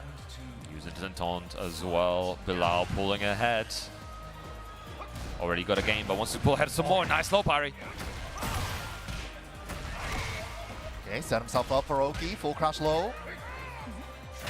Yeah, now going for the second hit, mixing up his options. Matsuba trying to keep Bilal guessing. Back to neutral. Scared of the third hit, so he's just waiting for it. Third hit is 14, so he wants the jet upward in case if he wants to do it. Oh, the movement from Bilal as well to avoid that was crazy. That's like he active getting the chip damage. Oh, caught him with the 3+4 heat extension. Spending the smash as well, charging up. Nice interrupt. Calls out the guard break. Good burst as well, getting counter hit on the jabs. Keeping the frame, side step the back one, teal heat dash. Oh, counter hits the down back 3 with the forward 3. Counter straight dropping, both still alive. Matsuba with sliver. Oh, big counter hit, but doesn't get a splat. Too far for a clean splat. What a low parry, rage art, no funny business, especially with the time dwindling down. That's enough to kill with the low parry scaling. I believe so. Scaling is good. For Zanzibar. Gives him the big pylon of light. He's seeing the light, he's seeing the vision. But will it be enough? Oh, again, the back is landing. You never see those. Oh, He back rolled instead of tech rolling there, and so he wasn't going to be in range for the taunt. Good awareness from Bilal's adjustment there for the Oki. Yeah, nice little punish on the fishhook as well. Bilal saw her over the changes. Out of there? No, not in time. Oh, big duck. Again, the flash ducks are working out so well, but a small whiff punishment. -10, late. Sidestep burst is good. Again, fishhook on punish this time. 1, 2, 3, up 4-2. Side switch the wall positioning with that. He's going to try to keep him pinned here. Mixing up the lows as well, T.O. spend. Not trying to let him off the wall without taking damage. There we go. Got a hit. Oh, big little whiff. I think that was a jet up or miss input. Counter and break.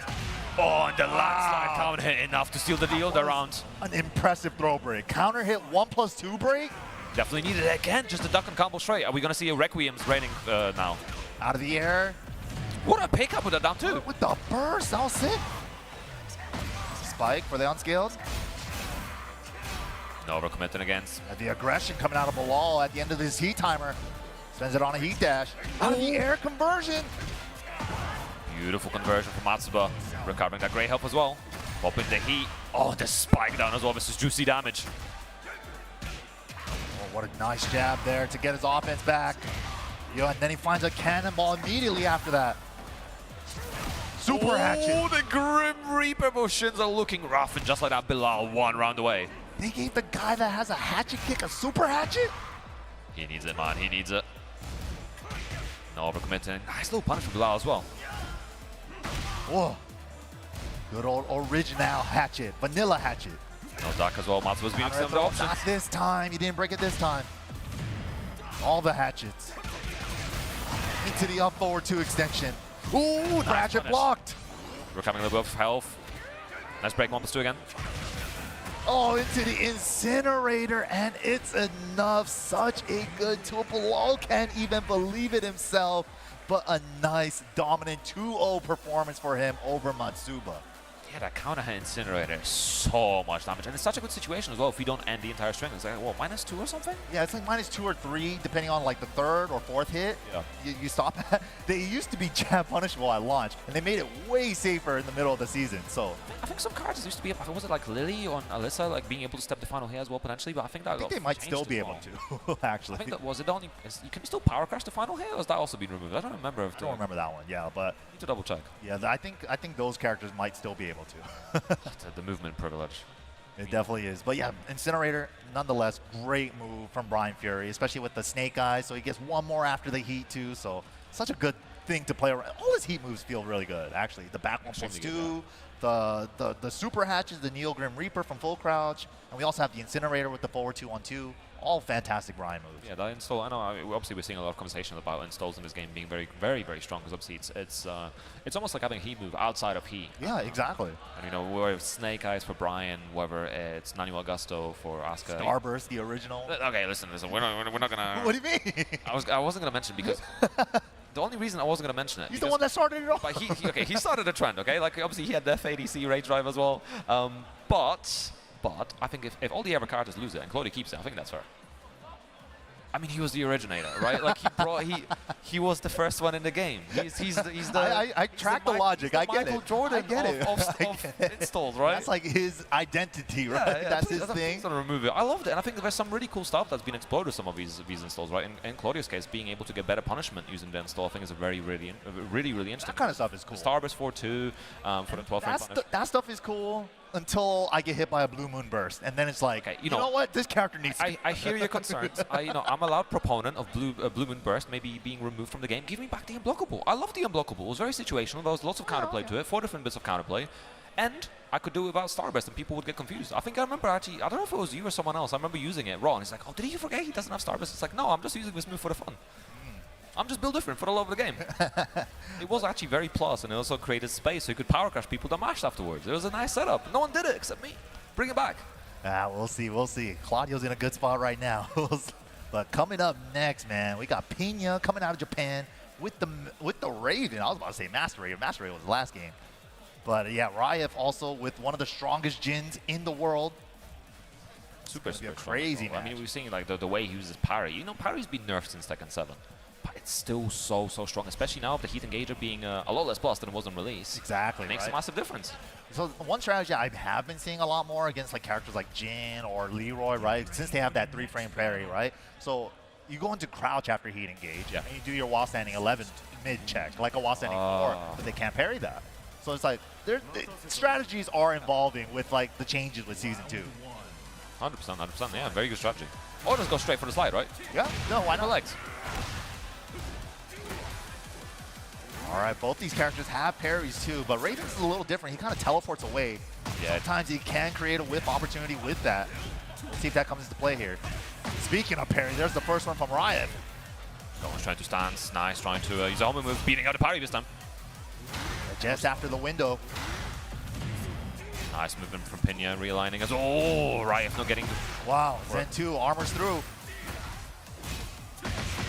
Nice, 1+2, and Raef sees in the first round. And again, you're seeing so many down jumps. The players are so fearless in turn stealing, and it's so important, right? Trying to get back your turn. Yeah, especially when aggression is turned up to 11 in this game, right? Yeah. Putting a wrench in their gear with a parry, a down jab, or a can or an Asuka back 3, stuff like this is great stuff to like kind of deter your opponent from going full offense all the time. Yeah, especially in Raven, you know, the down jump maybe into a Kawasan and could be a scary situation. Nice, gets caught by the setup. Back 2 parry. We've all Into back turn counter, that was sick. Oh, he had the 1-2-4, he didn't believe. Wall pressure. Raef safely step blocking away from the wall, switching the wall positioning on Pinya. Sweep. Oh, flush past. Nice. Oh, that was guaranteed. Yeah, can't turn around from that one. When you get a get-up kick on the back like that, you get 14 frames guaranteed. Always a really nice option to use. It's something a lot of players don't remember sometimes. when they overshoot for their Oki like that and they go past you. Yeah, you gotta be so careful, especially like if your running move overshoots on Oki or something, Exactly. you get punished. This could be a really good strat because you could go into back to hop kick, but not anymore. When Raef already pulling ahead a little bit. Wow. Oh, what a Hop hop kick. Crushing the back turn low. Great choice. Getting an early heat activation as well. Oh, didn't get the jab before the Savage Sword. Wanted that little extra damage. Nice splat pulling away from the wall as well to maximize the damage. To the resplat. Wall came in a little later than he expected it. And that was that escape parry as well. Pinya still looking for the wild stand until we see him use that move. Oh, it's the burst not in time. Oh, backswing. The backswing. Oh, didn't get to pick up. Wow, and the crouch dash too, they sped it up. Nice. Very nice from Pinya right now. Oh, the parry, but Pinya not ready to punish it. It does still recover pretty quickly. All right, Pinya getting loose. Down jab interruption. So many parry attempts from Raef. Parry, parry, parry, parry, parry. Give me something, please. It's like he's in Nando's, just parry, parry. Nice. Right into my arms. Right into my arms. Please, Pinya. Nice. Pinya staying patient, not overcommitted to any movement. Back turn 1-4 confirmation. Out of the air. Try to go for the forward 3, but not quite working out. Again, another one. Oh, the delay catches him. Pinya swung into it. Yeah, had to swing at some point. Pinya was staying so patient in that situation, but Raef making the most of that. Wow, round start down forward 3. Making the most of that high crush. Nice spike down. Spike. Back turn mix. Full crouch mix. Down jab, interrupt. Summoning the clones. Oh! Hellfire. Oh, tricky business. Got mixed up. He thought he reacted to the low, but he has a fake out. I really love the fact that Pinya's just baiting out so many of these parries. And again, he's not overcommitting, right? Because Raef is just very parry happy. Yeah, especially that one round, like 2 rounds ago. At one point, it's like after safe move parry, safe move parry. Oh, you did a safe move parry. Yeah, in Tekken 7 as well, it was even scary to try to punish that parry, right? Because it had Auto block block. frames. It also, the recovery on it was really good. It's like, Please don't remind me. we just got past that. we're in a much better era right now. Oh, yeah, thank God. Jin auto parry for like 20 frames or something after he whiffed. Like auto block after whiffing a parry is kind of absurd, isn't it? Yeah, maybe it's been a good decision to nerf these parries a little bit as well. Yeah, definitely. I mean, they're still good, right? You could turn a safe string, for your opponent's safe string into a launcher, essentially, for you. If they, finish the whole thing and you know about it. Yeah, but there's still awareness to it, right? Because some strings will be a bit smaller, or it's like a little straight hit, so you only get maybe like a 2-4, but bigger strings you get a lot more. Nice spacing from Pinya. And right now, again, looking for the down jab, but not working out this time. Raef pushing through the wall. What a down jab. Oh. Crouch dash right into it. Again, using that standing forward to try to track Pinya's movement. Wow. Bang. Another one, too far, but too far for the punish either. They both with Pinya again, looking for his last A time. smash! Oh, thank God it didn't hit the wall I thought it was. If that hit the wall and triggered a wall explosion, that would have been insane. It almost did. The angle didn't work out. Round start 1-3. There it is again. The parries are back. So far away and still went for the parry. No throw break. That's a true 1 throw. Nice, again, good spacing, but just not ready for a punish. Oh, this pressure from Pinya finishing the whole string. So it goes down jabs, mixing up the jab and then with the back two. Nice parry in the back. 4-4-2. Exchanging 4-4-2s. Ow. Dive kick lands. Oh, Getting fancy manual with it. entries, right? Risk the whole thing. Back turn splash. It's going to be hard to convert. Only got a ground to wall hit. Oh, the frame trap from the get up kick. I really like that burst, just to make sure you can get a nice chunk of damage, make sure no sidewall things, shenanigans kick in. Use it for the stability. Ooh, the Pinya step. Little whip punish there on the 4-4-2. There he gets it again. The wall standing 2s. Getting so much mileage out of it. Yeah, he had to blow up the wall with that conversion there. Are we going to see a wall-to-wall? Not quite. Spiking down. I like that. He can set up his back turn mix after the combo. A little bit of circuit breaker with that burst. Oh! Back 2 counter. What a jab. Another jab. Getting him out of trouble. One more chance for Raef this round. LLRK. Dive kick over the low. Wall pressure, but the power crush out of trouble. Use the health as a resource, and Pinya making the most of the power crush. High crush again, but no counter this time. Caught him with the Hell Zone 2. Soul Zone 2, my bad. Summoning the clones. And again, working out so well. Massive health lead for Pinya. What an interrupt. Back 2 counter again. It's never your turn. You thought you had parries. I got counters and parries too. And it's, you know what, it's kind of poetic. A taste of his own medicine, right? Like so many parries from Raef and ultimately dying to the Raven parries. Yeah, exactly.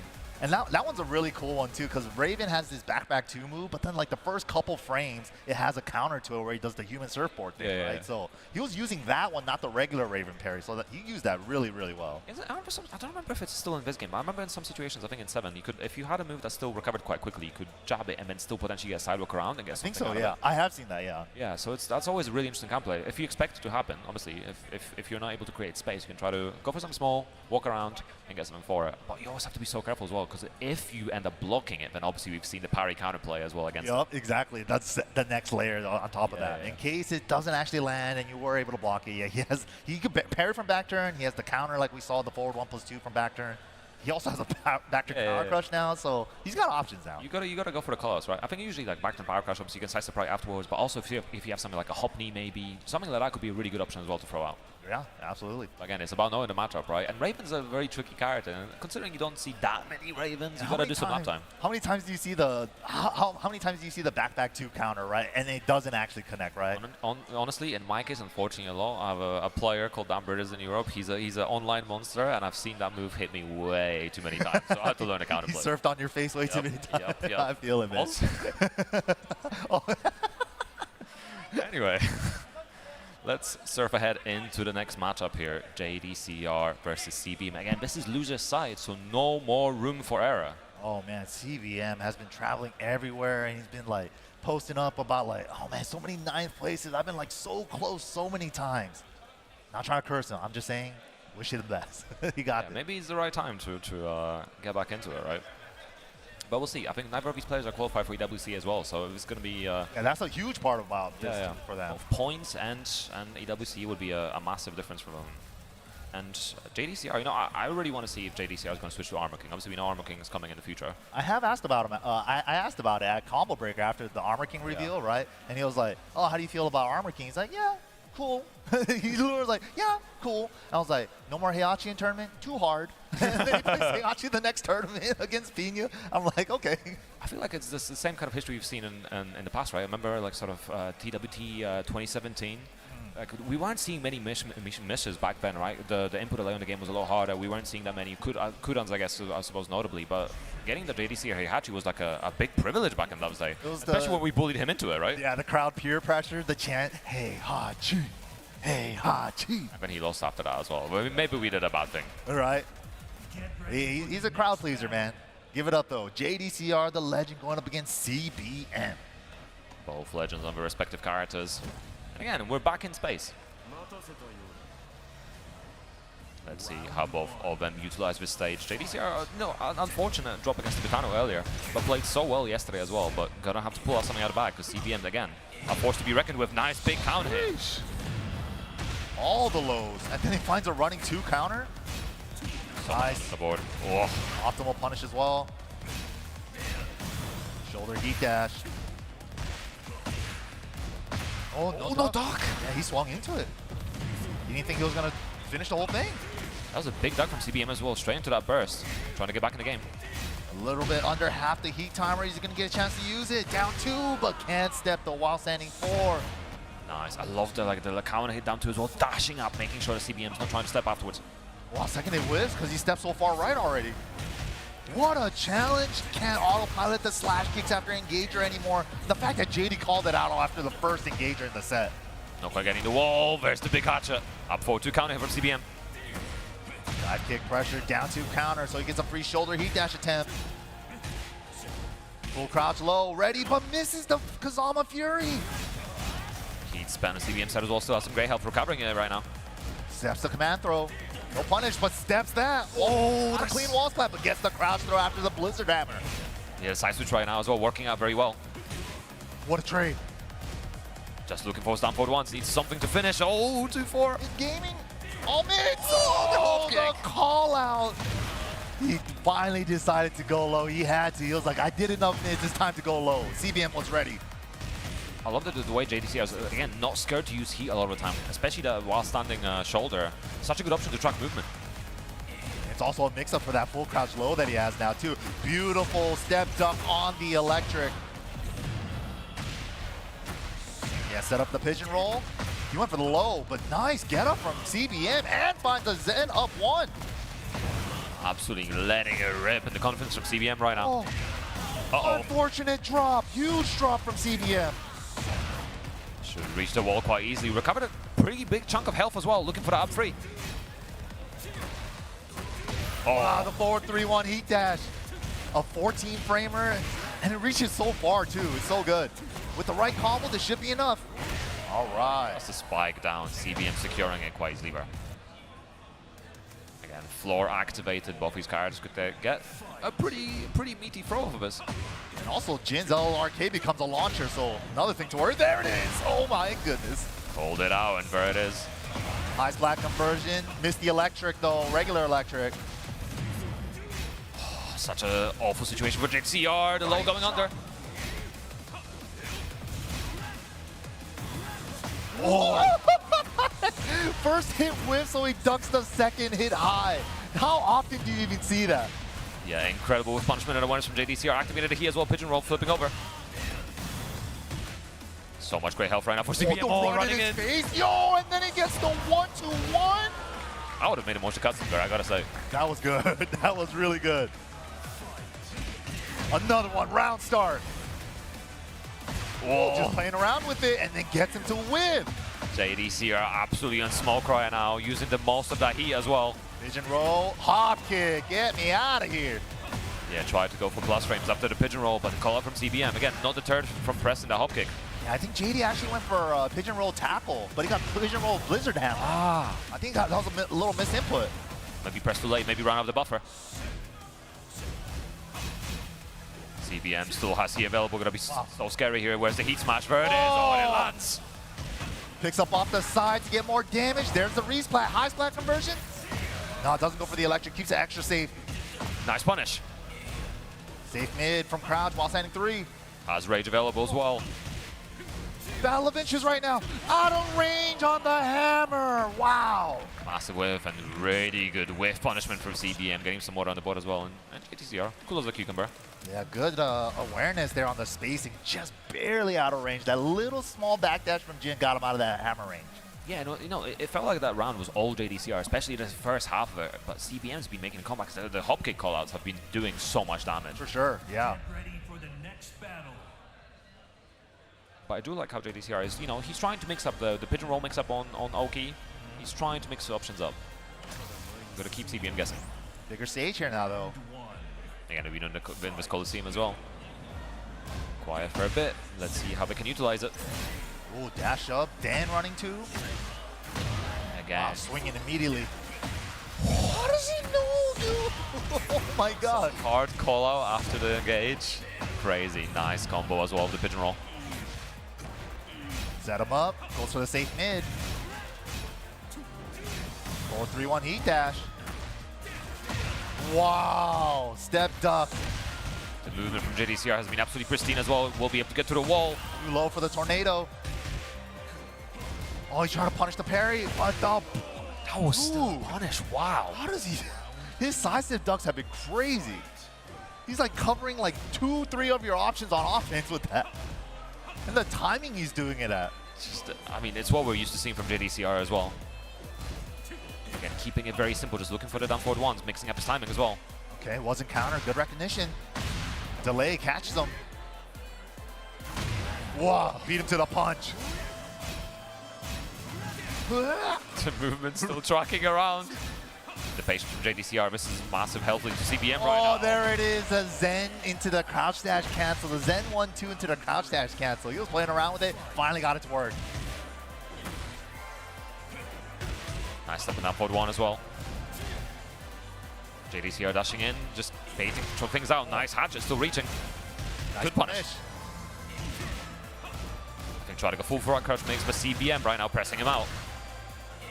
Caught him out of the air with the ignition switch. Nice punish, goes for the engager punish. Going for Wild Standing 4 as well, mixing up his options of the heat engage. Oof. Beats the burst with the down 2. I love the delay on that, trying to catch the movement. Step burst to activate. Karate chop. Free We're gonna frames use this faster. heat. Ooh, the running smash. Messed up a running 2. Had the 4 behind it on the 4-2. Nice break. Both about even on the health. Finally Nice baits call out the hop kick. Yeah, CBM has been going to that game 1 a lot. JDCR sniffed it out. Pulling ahead in rounds, but we've seen this before. CBM going to try to get back into his game. Ooh, the dash aura, dude. Dash aura farming, bro. Again, Wild Standing 4 after heat engage. Yep, that's the option right there. Don't have to worry about Jin's parry if you do that. Nice. Again, keep it. Oh, going into the electric. Hacha, JDCR pulling ahead. Whoa. Whoa, run up then down forward 1. Just kind of like playing around with the running 2 intimidation. Yeah, and such a massive day, beating out the down 2 as well. Never down 2 from JDCR. Oh, all the lows, all the lows. Help, my ankles. Ankles just about alive right now, getting never down 4. JD not blocking low anymore and gets beat out to the punch with a 2-1. CBM so close to going 4th. But JDCR, just committed to the full crouch, but nothing too crazy right now. Never down 2. Nice finally. Got lows, I got lows too. Can't interrupt this. He's trying to hop kick after 2+ though. 12 frame mid after that. Are we going to the wall right now? We might be able to. Oh, that's just about whiffs. Big counter hits. Shades of T7 right now. Down 2 Carnival and JD ties it up like that. Dude, that second game, that second to the last round was just like, you're not going to block low, you're not going to block low, so we're all just going to be doing lows. Getting some water as well on board. But yeah, I love the fact that the shoulder, that Wild Standing shoulder really working out at the end, but making the difference. And he's been using it constantly. And, you know, when he needed it most, it worked out. That's the really scary part about Dragunov in this season. When he does the full crouch low now, when he's heat activated, you always got to worry about that shoulder heat dash. You can't even step that. He's 2+. Yeah, it's such a scary situation, but Yakushima, lots of room to work with once again. Wow. Threads the needle. Ooh, we got those. What a punish from JDCR. Long extended heat dash combo. How are we going to end this? Set up for Oki? Yup. Whoa! Can! Launch punishable can! The confidence from CBM right now. He's not scared. He's not deterred from throwing these things out. Nice spike down. Not committing the stance from running free. Oh, good interrupt, but wasn't a counter. Good recognition. Again, using that Wild Stand 4, trying to prevent movement after down, counter hit down 2. So much great help from JDCR side. Chipping away, back to the lows. Good interrupt, but the backdash on the Blizzard Hammer again. CBM pulling ahead by a round. Trading jabs at the start. Nice punish again. Again, back to using that Wild Standing 4 to deter the movement and prevent the parries. Nice block, and he's gonna launch it. So dangerous to poke low on Dragunov while he's in heat now. And we talk about how safe the low is in most matchups, but not in this one. Right? Goes to the other side. Oh, the low back Hands dashes. back up when the 2-1. Whoa! Clean step around the slash kick. Nice, using the back turn combo so well as well. No drops, so ready for it. One apiece. Told me side steps don't work, man. I think we need to nerf JDCR side step then. His side steps have been crazy. Nice, down 2, and another one. Oh, so many interrupts from JDCR as well. Gets the full string. Finally gets the block on the low. Mid check, nice confirmation. Yeah, down 2 Drakenberg. Oh, he had it. Not quite letting a rip. Nice clean step around the 4-4-2. Misses is going to be quite massive for JDCR. For damage, going for Oki. I don't think we could kill even with the heat dash combo. Went for it. Hey, still working out. Dashes up to the heat smash. Just like that, JDCR turning the fate around. Just one round away. Ooh, Down 2. interrupts this time. -1 on hit. Ooh, just playing around with it. Blocks it again. That's a chunky punish for Jin. Wow, interrupt with 1-2-1. Engage. What's the Oki? Goes for a little down jump to interrupt. Oh, nice step, and what a punish with the burst cancel! Is this enough to kill? As long as he doesn't drop, and that's the end of the road for CBM. Once again, man. Sigh of relief. JDCR raising the eyebrows at the end for a little bit. Give it up for CBM, man. He's been really trying so hard, and he's just like always getting this 9th place spot. Feels like such a curse at these big tournaments, man. It's so hard, man, and it's like it's been so stacked this weekend, right? The amount of upsets we had, and just over on the polls earlier, people going to losers really early, trying to make it a run, but even just the top 64 as well was such an insane set of matches. It's crazy how much everyone has leveled up in international and local play as well. It's amazing. Love to see it, really. But yeah, CBM just working so hard and getting so close, man. Ooh, he's gonna have his breakthrough soon, but. Man, good stuff to JDCR. Still going to be moving on in the bracket on the loser side. We're going to be seeing him in the top 8. But man, coming up next, this is a qualifier match as well. This is Tekken Master coming back up on stage, going up against Pakistan's very own Bilal. Yeah, it's going to be very interesting how it goes. Obviously, I think Tekken Master was kind of outplayed in the character matchup in the winner's side of the top 16. Mangja was just ready with the low, getting so many counter hit confirms, and Bilal also was just not ready on block. You know, the sidewalk left versus 1-2-1 or 2-1-2. Again, I always forget what the notation is. The back 1-2-2. Yeah. Yep. Because you can sidewalk left after the second hit, and it's a massive thing because you get such a big reward out of it. Really important thing to do against Law when they're at the end of the heat timer, right? Because they're going to spend it on a heat dash. Exactly. But if you step the 3rd hit, you can't heat dash it. Yeah, exactly. Yeah. So you're gonna they're losing so much damage out of it if they commit to it. You can also try to interrupt, I think, sometimes, but it's dangerous. The second hit is punishable, but it's very dangerous. We did see it, I think, a couple of times from Tekken Master, but it just wasn't enough. But we'll see. We'll see how prepared he is for Bryan. Bryan is a character we see quite a lot, quite popular in terms of player base. Eddy, not so much though. That's kind of what I'm curious about in this matchup, right? Because Pakistan has like a lot of the top players playing a bunch of characters, right? But I don't know if they have like a dedicated Eddy player out there that they really get like good practice That's against, a good question. I'm not sure as well. And obviously also the Clive is also on the table. We did see the Clive pick right, earlier. But I wonder if the Clive is more like a fallback pick because, this Eddy's not working, so I'm going to go for the last resort. So Mr. Final Fantasy. That's what I think too. Yeah. Rossfield. But yeah, let's see what we're gonna get. A little button check, as always. You always have to check your buttons at these things because you don't want to forgo potential win or like a combo drop because you didn't bind something. Exactly, or the buttons were configured to your opponent's buttons because you forgot to check it. I've definitely seen it happen, and you don't want to lose a round because of that. Of course. Especially when you could do it from the character select screen. Yeah. It's such a nice thing. Like I've seen other games that maybe don't have the feature, but it's so important. They do have the feature, but they still. Yeah. Cool. Eddy and Bryan, no surprises. Going straight to the dojo. Oh, damn, we're starting it off already like that. Straight for the sweep. Yeah. Oh, what a trade. And Bilal making the most out of that. Great trade. Cannonball trade. Should be the wall as well. QCF 2-1. Okay. Little dead float there on the while standing 3. Nice. I love the pickup attempt as well. Just not quite working out.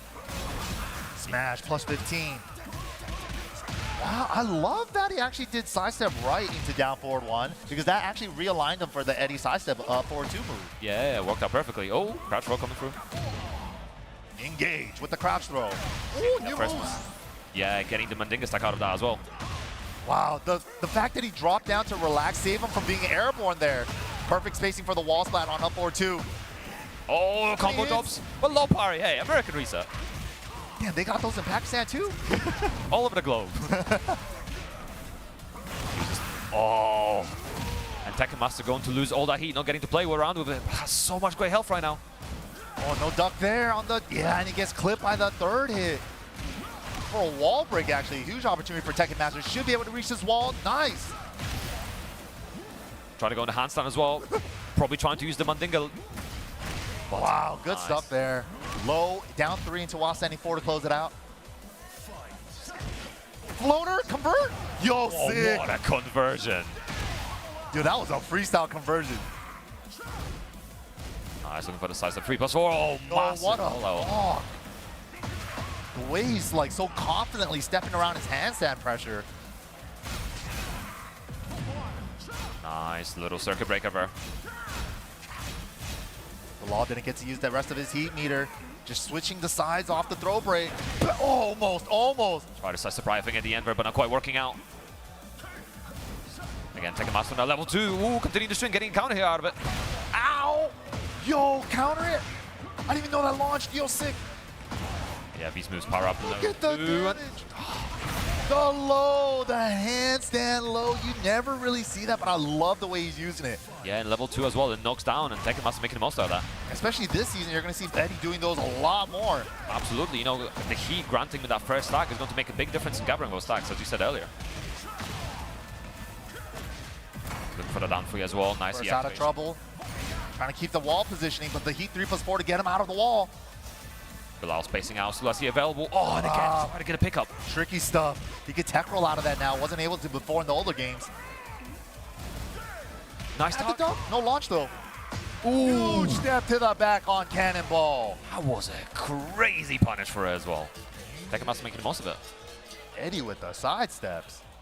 They're looking very confident, honestly. Versus Bryan looking super, super confident. Yeah, I mean, like if you're playing Tekken 8, you're probably gonna run into a million Bryan players, right? But Unfortunately, yes. How many Eddies are you running into, honestly, right? So rare characters, it's harder to get batch of experience, and especially high level ones, right? So it's like extra hard. But we're getting an assist right here for Bilal. Yeah, getting a little bit of coaching as well. You know, as you said, Eddy, a super familiar matchup, and I think the way Tekken Master plays, I was saying earlier, he's a Mortal Kombat player, right? So he's not scared of the mix. Yeah, definitely. Born in the mix, molded by it. Yeah, exactly. Maybe Tekken players, maybe we're a little bit risk averse in some of the mixes. You know, maybe we're not always going for the 50-50s. Maybe a little bit more so in this game, given the reward on it. But Tekken Master, not scared, not deterred. He's gonna keep mixing up, and especially using the Mandinga buttons a lot. Yeah. A lot of heat 3+4 as well, getting that +9 into handstand and being able to utilize those buttons. They are both quite slow. I think it's like I-20, 21 on the low, and I think I like I-23 on the mid. So pretty slow buttons, but you got to be careful trying to press into handstand. Exactly, as well, because especially a +9. Especially because he has that handstand 4 that we've been seeing Yeah. him check with in case you do want to master step. Yeah. And if you press too much, you're gonna end up like me on the Makai stream getting roasted. So you gotta know your buttons. You gotta know your situations. Get in the lab. Oh, the kip up. Oh, dancing around a little. Wow, okay. Just let that one rip. Exactly. Sending a message. Still got Tornado. Oh, didn't get the last hit. Still decent lead though. Counter burst activate. High crushing the jab. Yeah, it has to be a counter hit. Whoa! Orbital tracking. We've all been hit by that one at Anaxis. I'm pretty sure he did a sidestep button because it said counter hit. Yeah, the hitbox essentially. Yeah, he extended something out there. Nice. Town jump to start off the round with. Oh, no punish. Oh, okay, low guaranteed hit here. Good mid check. Oh, first time he brought out the unbreakable throw. And neutral as well, not near a wall. We usually see that near a wall. Yeah, it's a flow, so he's not going to get a full combo. Get a little bit of chip in the 4-4-3 full charge. Oh, both avoiding each other narrowly there. Nice punish on the -10. Nice little bit of a count hit. Bilal Sulasi available. Whoa, nice hatchet. Is he going to use the heat? There it is. Team, what are we doing? Goes for the taunt. Misses it though. Full crouch low. Out of dunk. Oh man, did not have the punish. It's -13, I believe, but Yeah, Master getting away with it. not even a 4-1, not even a 2-3. I think he definitely cocked and loaded the jet upper on that one. Whoa, what a conversion of that trade. Nice combo, all right, level 2. There it is, handstand low, powered up, gets the knockdown in level 2. There it is, +9. Gotta guess. Oh, nice. He just gets stance for time. I love that 1-2-4-4 neutral, man, just like kind of pushing him away from the wall. Big step on Bryan, he smashed, thank you, Hwoarang in the latest patch. Actually, though, like, we weren't able to step that before. It's still tracking a little bit too much. Can we get a little more nerfs for Bryan specifically? Plus 15, though, it's still pretty good. Nice, both spacing out, getting that first hit, first blood. Tekken Master, you know, one round away. Wow. Right for the 1-2-1. Getting the heat activation. Forward, free. Oh, nice little step to beat the down jump, but didn't get anything for it. Level 1. Smash. What are we doing? Just mid-check into step. Nice. Mirage for the whiff punish. Bilal's in trouble. One more mix. Is this going to be enough? Not quite. Oh, but the low coming through, and just like that, Tekken Master going forth. Very well done. Secures his spot on the loser side of top 8. Shaking hands with Jeondding as well, popping off. I think, does that make him qualify for WC? I'm not 100% sure, but I think, I'd imagine there's a pop-off, but Man, really well played from Tekken Master. that was awesome, man. He Living up played- to his name. Yeah, no, definitely. It's not Mortal Kombat Master, right? Yeah, of Tekken course. Master. Very well played with the I Eddy. wonder if the name came before he played Tekken or after, you know? Because like that's if you're going to call yourself Tekken Master when you start your Tekken journey, that's a fair amount of confidence. Yeah, no, definitely. He set himself up for success, you know? Yeah. Oh, manifesting, 100%, right? Can we manifest Bryan's heat burst to track even less, please? Just in case, please. Dude, remember last season? His heat burst was crazy. I felt like him and Claudio had the craziest hitboxes on their heat burst in season 1. I'm not gonna downplay. I agree. I've seen Given it the hit range, especially 90 as well. degrees to their side for both of them. Yes. I'm not gonna say he needs it because he doesn't. He 100% doesn't. But there's still some, there's some hitboxes in this game that are still very, very interesting. The heat smashes have been nerfed a lot, for example, as well, and it makes a big difference. But there's one in the game that's still a little bit bad. So I'm going to use my time on the camera. Can we please nerf Clive heat smash? Because it tracks all the way around. It hits 180. I could be behind him and he's still going to hit me. I have to watch a Final Fantasy cutscene. And while I don't mind that, big Final Fantasy fan. Hey, if we're going to have requests, can I request one too? Yeah, go ahead. Yeah. Lars heat smash. You got to chase him for a mile and then he could turn around with an in stance transition. That's why I'm my guy. All right, that's my only request. Thank you. Yeah, that's all we ask. Please, please. But all right, coming up next, Korea versus Japan. We got Meo-il representing Korea and DNF, and Varel's very own Pinya coming out of Japan. But we'll see how this goes. Who's your money on? This is a tough one, man. I kind of want to see more Raven, but you don't really get to see Jack at a very high level all the time, right? So they're both kind of like specialist characters, especially Gamma Hound now. You got to be able to use that, utilize that more, right? Exactly. But Season 2 Raven is so crazy that I kind of want to see like what the character can do at the highest level. I'm kind of split. I don't know. Yeah. I mean, I think it's interesting as well. I believe Pinya is qualified for EWC as well, so obviously a little bit less pressure on him. Definitely. Situation, but I don't know if Meo-il is. I actually don't remember. I need to double check. But either way, there's still a lot of points in the line. Getting that top A is going to be important. Yeah, I got to get those point buffers for the rest of the year, especially with Evo coming up just after this. Hwoarang coming out this week as well. Oh wait, MYK, I just realized something. I looked at the bracket and I noticed that Shadow is out. You know what that means? There is no US in top A, whereas there is a EU representative. Actually, I think 2 EU representatives in top A. That's crazy. Oh, wait, that's another one in a row. Isn't that like a third one in a row or something? Is it? I don't know. I'm losing count at this point, honestly. Like it's been happening so often. Like it's hard to keep track. What's going on? No, tell me, update me. What's going on? We won Brussels in your territory. But I was the challenger event. We're here for more points. Yeah, true. It happens. There's a priority to this thing. There's levels to this game, I don't know. You guys have home court advantage, man. You guys have the numbers. That's all it is. The numbers? What? You know what? I'll lay you off on this one. We'll talk off stream about this. We'll see at the end of the tour. And especially Evo. Oh, that's going to be a big one. Also, we're talking about Jack, but there's no Jack on screen right now as well. Yeah, Meo-il, of course, had the pocket of Victor at the start of the game and went back to it for this matchup. Yeah, and maybe he wants the hometown hero. Ooh. Nice step into burst as well, getting activated. Counter hit, 1-3. What a confirm. Yeah, spending the heat dash to get extra damage out of it. Didn't get the grounded wall hit though. Oh my god, try to chase down the parry and gets while standing 2.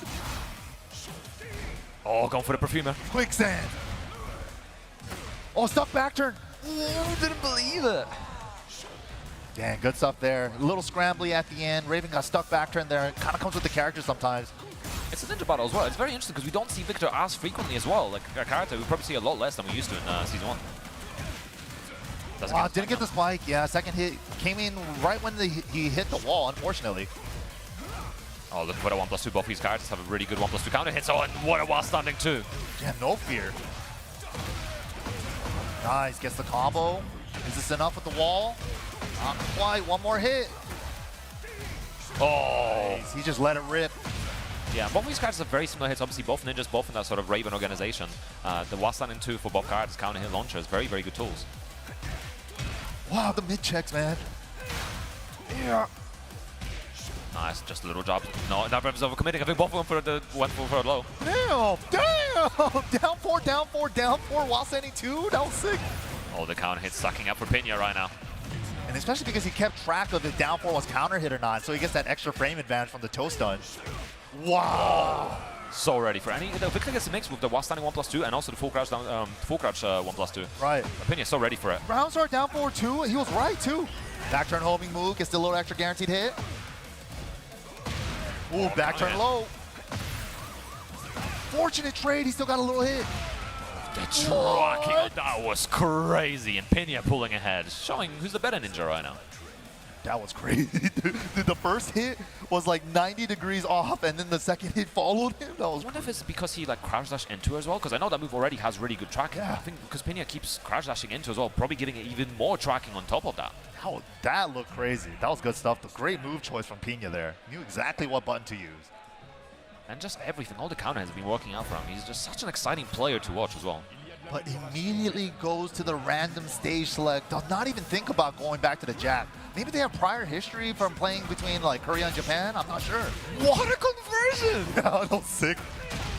Nice carry to the wall as well. Nice. Couldn't get there for a full walk almost, so get the grounded hit. Nice. Punishes the EIE low. Nice. Oh, just the dashes in. Good. The slow button baiting out the parry. Yeah, didn't want to get up for a mix-up. Just was willing to take the grounded hit back to. Ooh, give him that flashbang. Nice block on the quicksand there. Pinya needed something. He was at a huge life deficit there. Yeah. Meo-il had to scout it. Yeah, turning up, nice counter hit. Perfumer free, heat activation as well. Wow, almost. Try to whip punish it. Big call out on the back turn low. Nice, manual entry to EI to get most damage. Oh, sick. Oh, but didn't get the wall combo though. Oh, the explosion still very strong. Oh, shoot him. Oh, caught him with the soul zone too. Watch out. Uh-oh. Looking for the home. Counter hit, back turn. Oh, he had it. He canceled into stance. What a block. He didn't, he confirmed that up forward one. That was his round. Yeah, that's unfortunate, but Pinya getting on that round on the board. Maybe he was already planning on going to the stance. Unfortunate. Counter hit low, Meo-il go using the high options for EI. Ooh, I like that for the high crush on the down 4-3. Oh, going to the back in EI as well, changing up the timing. Wow, Pinya stepped through the gunshot because last round he went for the gunshot at the exact same spot. That was sick. Yeah, the crash that's going on, they're beautiful option. Chunks of damage. What's the Yoki situation? Oh, just getting that chip. Summoning all the clones. Nice Good punish. Whoa, what a step, but he had the burst on his mind. Smash to break the wall. Oh no, it went in the corner instead. What? Good punish on the power crash, and Pinya while standing 4. That was unfortunate. I'm pretty sure he was looking for the wall there. 100%. He went to the slide step as well into it to try to get the balcony, but unfortunate. Whoa, hop me from Victor. Oh, cool combo, yo. That's the new stuff as well. Spike down. New moves, hits a bit of scabbard. Nice step. Help, help, ow. Ooh, the new low, what a punish. Optimal punish, he was ready. I got a 14. Takes the spike. Oh, and the parry. The layers. Soul zone 2. Out of trouble? Nah, it just blocks it. 1+2 heat dash. Fishing for it, then goes right back down to while standing 1. And straight into the cutscene, and just like that, Pinya securing that top 8 spot in such a fantastic way. We've been seeing a lot of that while standing 2 to while standing 2, but this time while standing 2 to while standing 1. Hey, you gotta mix it up. Damn, he did the 18 feet con after harness. harnessed all the energy and just came on top. Honestly, such brilliant play, and he's such an exciting player to watch as well. No, definitely. Good stuff to Pinya. That's going to be him securing his spot on the loser side of top 8. And he's had some incredible games, and I believe that was our last top 16 qualifier as well, and every single match was absolutely just c'est magnifique. So good, man. But man, Tekken has been crazy here at the mix-up, dude. So much high-level competition here. You just love to see it, man. All these players are playing their hearts out for, of course, EWC, TWT points. It's so important to all of them. Yeah, and speaking of things that are very important, if you'd like to keep up to date with all the important updates, you can go to TekkenWorldTour.com, and there's all kinds of Tekken content there and TWT news, all that kind of jazz. But also on X, you can follow at Tekken and at BNE Esports to keep up to date on that social media of choice. And of course, if you are a connoisseur of tournament footage, BNE Esports is your avenue for that one. Head to YouTube, go right there, subscribe, and you can keep up with all the tournaments happening around the globe as part of TWT 2025. Hey, there we go. But man, don't go anywhere, guys. That was top 16. We're going into the top 8 after this. Don't go anywhere. We'll see you right after this.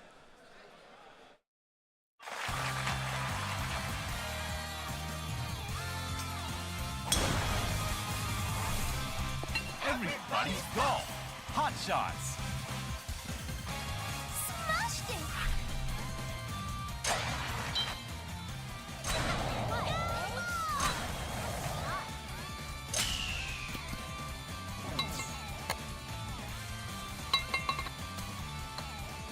The heat is on now.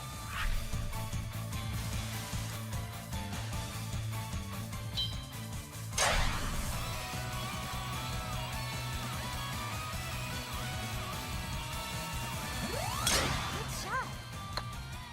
You got a birdie.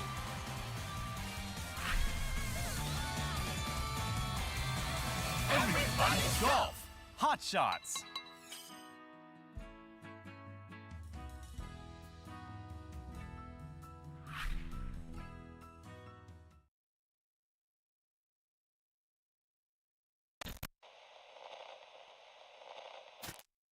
"弱くても怖くても私も一緒に戦うよキリト!」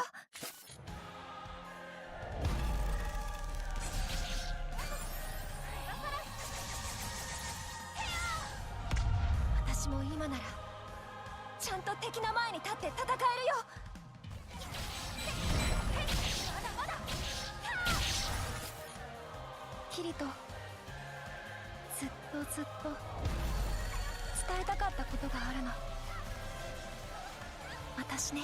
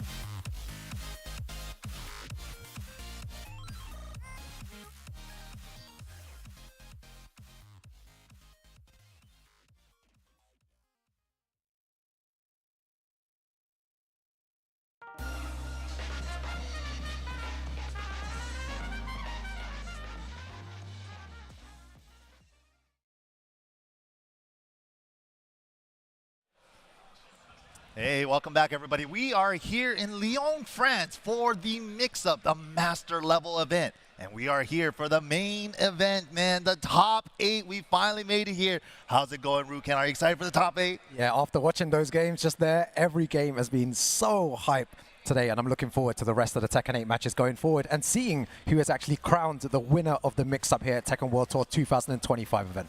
Oh yeah, I mean, of course, we got some of the best players in the world coming up right now for the top 8. We're going to be starting it off on the winner's side here.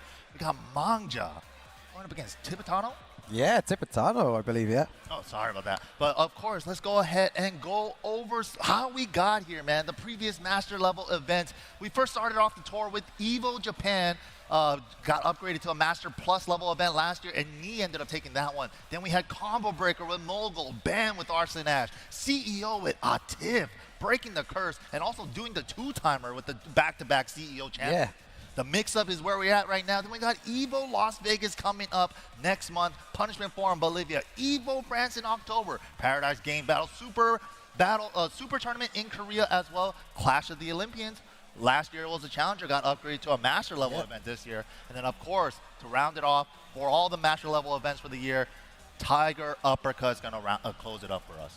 Yeah, so many great events. It's great to see so many people attending these tournaments as well. And we have the Tekken World Tour 2025 Challenger events here as well. You know, Brussels Challenge, Head Stomper there. You've got Chain Shift, you've got Ragnarok, OTB Second Wind, and so many other great events. You can see the people that have already won there as well. King Ray Jr., Exodia, Ulsan, and Noel. But wow, so many great Challenger events and Master events around the world. Yeah, so many points are on the line. Of course, Challengers definitely as important as well. You get 2 Masters counted towards you, 3 Challengers, 4 Dojos, and 1 Master Plus to round off your report card for the end of the year. So making sure that you fill out all those categories with the maximum amount of points that you can get is super important. But of course, global leaderboard points aren't the only way to get there. We also have the regional leaderboard as well. We got America's 1 with Joe Crush commanding the lead with 180 points. America 2, we got Heisenberg. America 3, Virgil Spider. Ayo Richie from Europe 1. And Frizen from Europe 2. MEA, Shaoling, Jeondding, Musashi, Esharib, Seoul. We got Pat Loire is also representing Asia 2 over there. RGNs, Arzab, Breadman, Keisuke. So these guys are all the first place spot right now in their each respective region, and all these guys have a chance to enter the TWT finals this way as well. Yeah, exactly. And then we move on to our global leaderboard. And you know, all these guys, NYK, they're fighting for those top 4 positions. You know, you gain an advantage in the Tekken World Tour finals if you make it into those top 4. You know, you've got Ni, Ulsan, Mulgold, and Atif there. You know, in that safe zone for now. And then Arslan, Arslan Ash, King Ray Jr., Chikrin, Lowhigh, Shadow there up to the 9th. It's incredible to see all these, you know, great names there. Ranchu, Nobi, Farzin, Mangja, Pinya, Jeondding, Noel, Meo-il, and Tibetano, who we're going to see very, very soon as well. And, you know, the UK's Go Sane there at 19th place and Ao in 20th. Some great names and some monster players in that global leaderboard. Yeah, you can already see how much the points differentiate from first to last, right? Or 20th, I should say. 15-15 versus 430, so there's like a huge gap in between, right? You don't really feel safe unless you're like maybe at 1,000 or so, right? But the competition for the top 4 is such a big difference this year because of course, if you're making a top 4 into the global leaderboards, you automatically go past the group stages on the finals. Yeah. But okay, let's go ahead and take a look at our top 8 bracket. Wow, look at this, the mix-up 2025. We're going to have Tibetano versus Mangja there in our first winners semi-final, and then Lowhigh versus Jeondding? That's crazy. I think these are like, we were talking about it, right? You're kind of favoring Jeondding, right? Especially with the crowd, the Vitality hometown hero.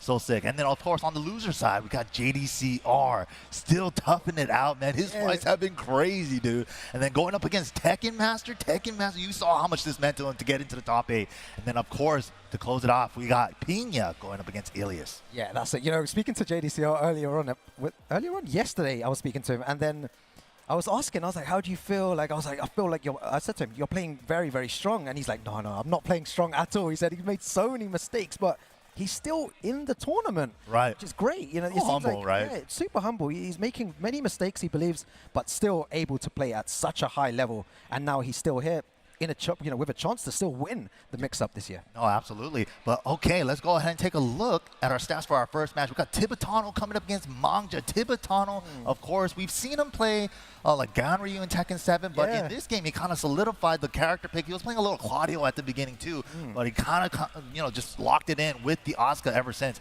9th place, best CEO placing this year as well. 18th in the global leaderboard currently. Not currently in the regional leaderboard, but only one dojo entered. Got to enter those dojos, man, when you go out to all these tournaments. They have the dojos the prior day. Dojo the day before, right? Yeah, exactly. But yeah, that's Tibetano's report card right there. Yeah, and then we move on to Mangja there as well. Main character Law, you know, a lot of Law fans out there. A very, very strong character. 3rd place at EVO Japan this year as well, and 13th on the global leaderboard. And the regional leaderboard there as well, 18th. Number of dojos entered, only 1 as well. What's up with both of these guys only entering one dojo? Dude, all these tournaments they've been to have dojos on the day before. But look at that monstrous win rate as well. Yeah, that's crazy. 72.1% win rate. That is high. Tournament win rate? That is very impressive, actually. My win rate right now must be like maybe 20%, man. I think I've entered like maybe 3 tournaments and just got destroyed. He got a passing grade right there, Mangja. He's killing it, man. Yeah. But of course, you know, he always has a breakout performance at EVO Japan for some reason. He got 4th place last year, top 4 last year, and top 4 again this year, right? So consistency definitely has been paying off for him. Yeah, but Tibetano, he's had such a long, path to get here. No one's been able to stop him yet, but can Mangja stop him here? The unstoppable force of Tibetano. And I feel like the character selection for him in this season has been so good, right? All right, here we go. All the Spanish fans in the chat there all saying, vamos. Vamos, España. Let's go, Tibi. Wow, nice punish on the double dragon. All right, yep. That full charge kick from Crouch has been so good for him. Very nice interrupt there. Stopping any pressure. What? Engage it to Can. Okay. Nice. This is what I always say about these players. You know, they're not, especially Mangja, he's not afraid to go low. No, definitely. Brave. Whoa! Well, maybe Tibetano might be a little scared to go low now. Yeah, exactly. Great read. He's done that a couple of times in the previous games as well. Very nice. Junkyard! Turn him around with the nunchuck. Yeah, this could be big damage. It's really difficult to get a read on how Mangja plays. Yo! Oh! Final hit misses there. Yeah, the tornado popped off the wall because the angle. Oh, clean. Bro, that whiff punish, I felt it from here, man. All he did was throw out a 1-2. So clean. That's how crazy Tibetano's reactions is. Something he's been working on. He's, Oh, he did the old school punish. Only -14 in this game. Very nice. Tibetano holding his ground here against one of the best players in the world. Ooh. Trying to test him with the Magic 4 at the round start.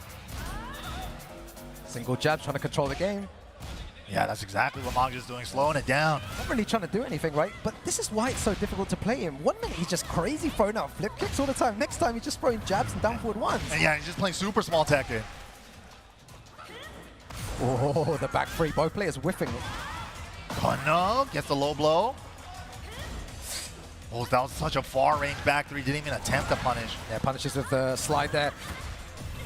Oh my god, he's trying to find a way to activate. He wants it back three. Gets the activation safely there. Tags him low though. Oh my. Chase him down with the running three.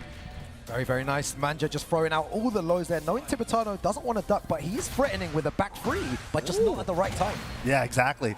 It's just kind of like a message from downtown. It's like, don't do anything crazy. I got this back three waiting for you. Yeah. But it's not hit yet. So if it Wow, that was far. Yeah. That's the second time he's done that as well. Ooh, gets the link and the wall splash. It's going to be big damage. God, look at the damage, man. Back against the wall. He's got wall positioning as well. Oh, armor's through with the burst. The mix up here. Plus 11, plus a lot. But Oh my god, the press. oh, it hits on normal hit. Wow, Tibetano tying it up. Oh, Tibetano, the transformation of a play. You know, he was maybe a couple of years ago more defensive, more aggressive, and now he's just got that balance. Yeah, it makes knows it when to work. turn it on. Yeah, exactly. He's sick now. Oh, look at the chip on the full charge on that. Oh my god, he's playing with so much. Oh, clean. Don't whiff. You mentioned it earlier, the whiff punishment from Tibetano is so strong right now. Like this wall combo to set up the Oki. Oh, wow, beats him to the punch on the back two versus smash. Tibetano looking strong. Great first game. Dude, he was down 2 rounds and he brought it all the way back. There were so many layers of Tekken going on there. You could see Tibetano throwing out back threes from half screen. Yeah. Always trying to send a message. Don't go for too many lows. Mangja disrespecting that and going for the lows at the right time. But still, Tibetano finds a way in. Yeah, that Asuka pressure, man. I feel like this character fits him like a glove. Yeah. It's such a good pick for him. Yeah, a load of strong. Asuka's one of those, one of those strong characters. A lot of great tools, especially in tournament as well. It's terrifying, and also too, like, because she has the counter, she has the sabaki, she has the can, the back three. Like, you're always second guessing, like, when do I hit her? You know, yeah, because always. of all these defensive options. But we get a character switch from Mangja to Lydia. Yeah, I feel like we haven't seen hardly any Lydias this weekend. Yeah, right. It's a surprise pick. I saw 0 Steves. I saw 0 Lings this weekend either. Yeah, true. All right, let's. Oh, sabaki, the mid option from Heaven and Earth. And Tibetano is locked in right now. And again, bad situation. What's the mix like here? Back against the wall, Tibetano goes for the mid option. That off forward one is so dangerous. Look at that gray. Okay, he built 2 Heaven and Earth stacks. Oh, Wow. Getting rid of all that gray too. this is always interesting. After this, Tibetano needs to make a choice now. Does he run in, put on more pressure, or does he stay back and wait for the whiff? Right. We've seen how good his whip. Oh, he goes in. Why not? That move is fantastic. Just Gusto running 1+2. Why not? Great option from Tibetano.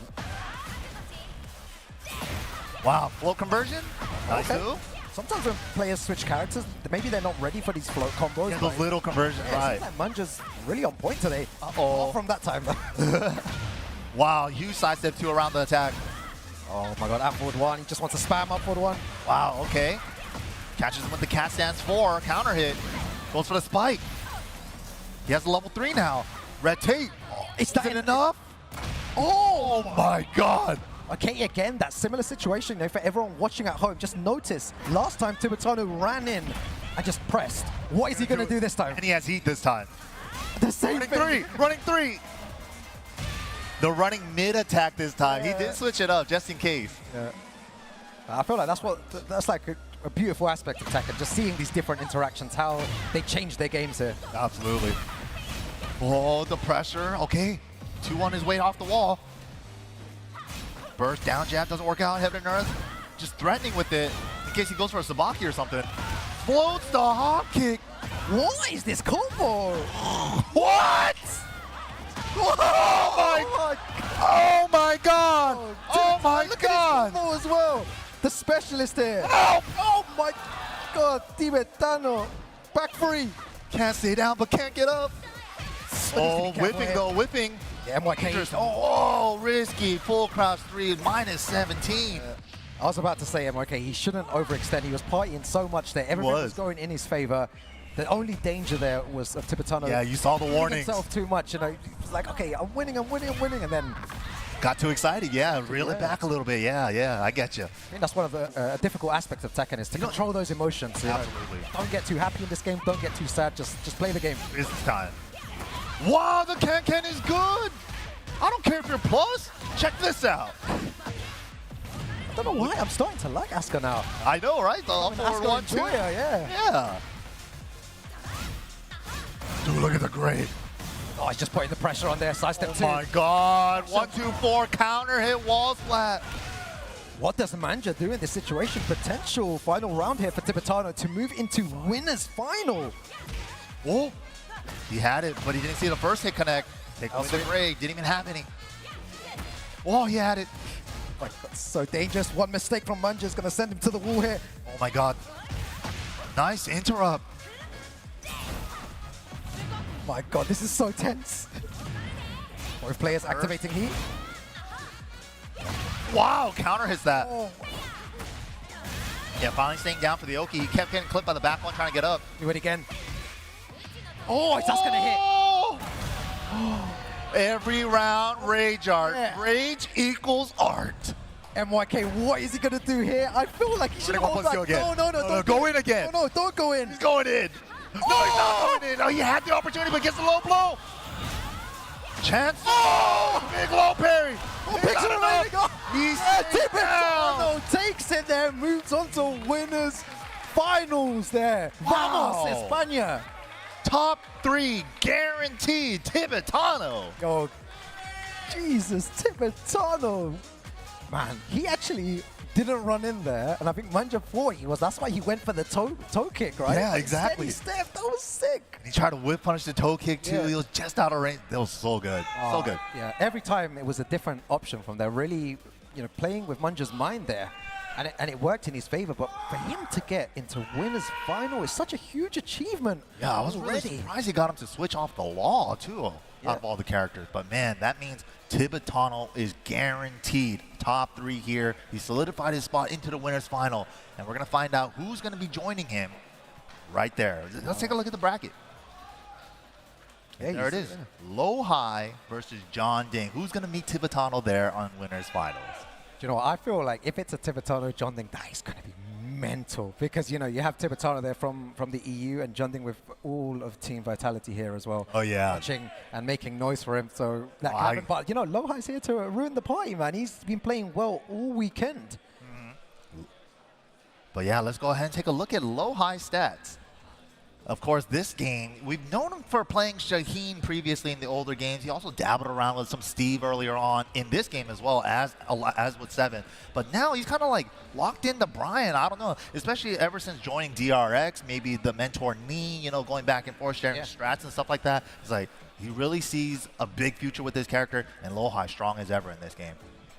Yeah, it has 78%. Yeah, 78%. I think he's got a higher. The last one was it 72% or something on Mangja? Yeah, that is ridiculous, man. You can hear them already in the crowd making some noise. We're going on to Jeondding stats in a second as well. Here we go. Main character Eddy, 4th place at CEO 2025. 15th place at the moment with 550 points. So winning this tournament will definitely put him even higher there. And the number of dojos entered 2, and his win rate is 75% as well. Very strong win. All these guys have really, really strong win. The consistency is definitely showing there with those high win percentages. But only one of these guys can be moving on the winner's side. Yeah. Let's see what's going to happen here. Again, top 8 action. Thank you everyone at home for tuning in to watch the the top 8 today. We've had already a great match with all sorts of chaos going on. And we're going to get another great one here today. All right, here we go. Eddy versus Bryan is going to be the matchup. Right, they need to send their energy, man. You can see them in the crowd as well. Vitality, the crew is ready to explode. You know what I like? Every single round, these guys just make noise. They want to get no rounds lost, bro. From This is the energy we're talking about. This is the whole online experience. Oh, counter hit. Gets the link. guaranteed damage. Goes for the activation. Oh, it just goes for the first hit there. Really dangerous. Oh, he's trying to backdash whip punish that. That would have been sick. Oh. A big orbital. Very, very nice. You know, I'm not used to Bryan players just throwing out orbitals so early in the game, but he just made a statement there. I am willing to orbital you. Right? I'm not scared. Close. Yeah, but great stuff there. Breaking the hard wall break with 3+4-2 with Snake Eyes. It's a 2-hit hard wall break with that one string. Whoa, cannonball. Is that going to be it? I've never seen him do that for a wall combo. Like, Uh-oh. God. Oh, he's going to Nice. confirm it. Yeah, very Down good. forward one confirms that. So good. We got some order, you know, the high-level Bryan players. I think that's one of the first things they learn to confirm that down forward one. Yeah. Even though it's like a 15-frame mid-poke, it's just so good. Really strong, yeah. I see loads of Bryan players starting off with it as well. They round start through it. There it is again. Yeah. Great mid-check. Look at that. Oh, this time going for the mid option, not wanting to go for the low, scared of that orbital. Ooh. Good size. Oh. Lead. Wow. Just called him running in. That was so sick. Is that going to be the round there for IK? Jeondding on the board. One apiece. Oh, that was a really, really good call out from Jeondding there. Pulled a little shimmy from Lowhigh, trying to bait a reaction. But Jeondding not falling for the bait. Oh, 3+4. Huge counter hit there. Still got tornado for the wall. Yeah, it was a little low, a little sus for the back 2-1. I wonder how he gets out of this situation. Back against the wall. He needs to find a way. You know, Lowhigh wants to keep him there. Wow, big step. Is he going to get anything else for that? No. Mix-up time. Burn up his heat timer, trying to burn it up. Yeah, didn't give him a chance to. Nicely done from Jeondding. No punish on the wall standing 2. Launch punishable. Ooh, needs to be careful there. 20 seconds remaining. Oh, that was so close to clipping. Yeah, go for the lows. Double low. Is he going to go for a third? Playing slippery. 13 seconds gonna and punish the punish. Oh, that very, very good patience there from Jeondding. Yeah, Lowhigh was reaching with that forward forehand. Hope it. This is one of those matches where, you know, I'm so, you know, I'm so involved in the match. I'm just like sitting here like, Right? there's so much going on. Whoa! I thought he had to step out of the air. Not even airborne yet. Counter burst. Get me off this. Oh, high crush. That was sick. Wait, with the right combo here, MYK. Hey! Wow, and stuffs the Requiem. Wow, very. Look at his face there. He is so locked in as well. That was good. Lowhigh in trouble now. Wonder what adjustments we're gonna see.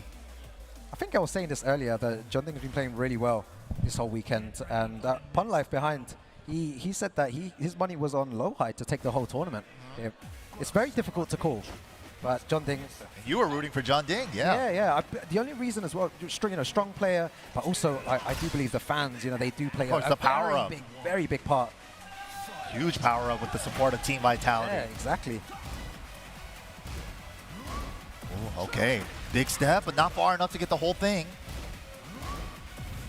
Oh, okay, gets a little whiff punch again. That down forward one, so so vital here in this match. Jeondding kind of like testing him with the 4-4-4s right now. Oh wow, handstand 4-2. He swung into it. Okay, he wants to take to the wall. I reckon this is a good option. Nice. Okay, it's good to take him there, put a bit more pressure on him. Oh, the side step. Wow, clean step on the burst. One final mix it. Oh my god. Good get up kick. Had to interrupt. Uses the smash first. Oh, he's gonna box Box it. Nice. Minus 13. What a down jab into the smash. He called it out. He knew he was going to down jab smash. That was so good as well. Lowhigh using moves there to recover extra health. So he got a bit more health back and he was allowed to, you know, to interrupt that. It's like huge actual Tekken 8 strategy. Yeah, only to Tekken 8. The gray, you got to get your gray back. So important. There's so many things to think about in the game. Wow, the backdash duck with punish. Flip over combo. What are you doing with it? Going for the lows. the flow. Yeah. It's good interruption there as well. Just sidestep throughout the knee. Ah, just short of the wall though. Good throw break. Jeondding just backs up. Chopping elbow, chop 3 of them. Oh, Yeah, that move's so hard to punish as well, down forward one. You need to wait for like, you know, each and every hit. You got to call out where they're stopping too. Cool. And it's only -10. Still going for the mid option from a relax. Wow, wasn't counter. It was just a high crush. But speaking of counter, that's a counter hit. That's going to go all the way to the wall here. You know, Bryan, dangerous at the wall. Yeah, so much damage too with the wall counter and throw broken. 1+2 throw. Oh, time is going to play a factor here. What do you do? Oh my god, big back two at the wall. And he's going to get the lead with that and some life back. Oh my god, he Wow. And right when he knew not to press, bait out the rage art, because that's all he could do. 1 second left. Exactly. You know, that was so smart not to do the rage art before as well, because he wanted to waste as much time as possible. It would have given Lowhigh the time to get back into the game. Yeah, that was great choices from Jeondding there. Great round. Cannonball, pushing towards the wall. Down back 1+2, engage. Oh, taunt, sir. You're only +9. Oh, no respect whatsoever there. Damn, he called out the taunt perfectly. Yeah, you have to disrespect in this game. You can't just play the game frame by frame. Exactly. You cannot do that in this. Oh. Big low. Single jab. Oh, high crush. With the heat 3+4 sidewall, didn't save him. Oh, wow, mid-check. Down forward one. Jeondding 1 round away from moving on into winner's final here. Power crush is good.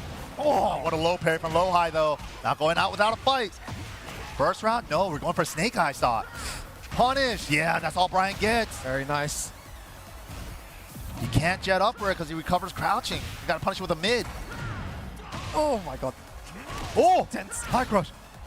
Oh. Oh! My god. Into smash. Lowhigh staying alive here. Tries to go for down forward one. It just whiffs. What does Jeondding Cannonball, do? chopping elbow. Just marching it down. Nice step. Perfect side step left around the 4-4-3. Final round. Lowhigh wanting to stay in this game. Jeondding wanting to advance here. Good throw break to begin things. 4-4-3, not deterred. Just because you stepped it once. Oh, he's timing his low so well. Yeah, he's saying do it again. Step it again. I dare you. I'm going to just do a deeper dash. All right, activating here. I reckon this is the right option. What a down jab. Switches positions again. Again. That's the third time. Yeah, he's gonna go testing again. Now he's trying to step left, but steps the burst. Again, that's the 4th time. Oh my god. Low in a row. This. Counter hit, heat dash. Is that it, MYK? And it is. Jeondding secures his spot for the winner's final. Yo, and the crowd pops up again. The party has begun there. Yo, Team that is so Vitality. sick. Look at this. That is so sick. Yeah, I want to see Jeondding acknowledge his fans there. Look, he's going to turn around in a second. Yeah, we got the Jeondding chant as well from the team. He's like, no, he's going around the team, the squad. You love to see it, man. Wow.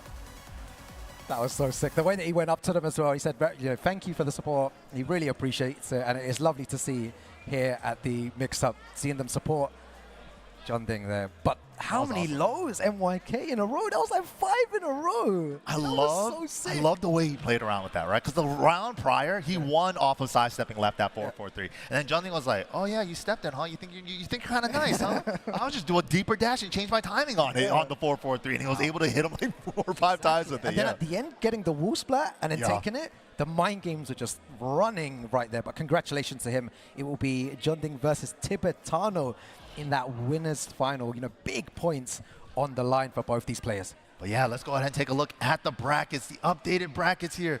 That means Tibetano, Jeondding on the winner's side. And we're going to be going over to the losers round 1, JDCR, going up against, no, I think we're actually getting the other match, Pinya versus Ilias. Yeah, Pinya versus Ilias here. That's going to be another good one. Losers side action here.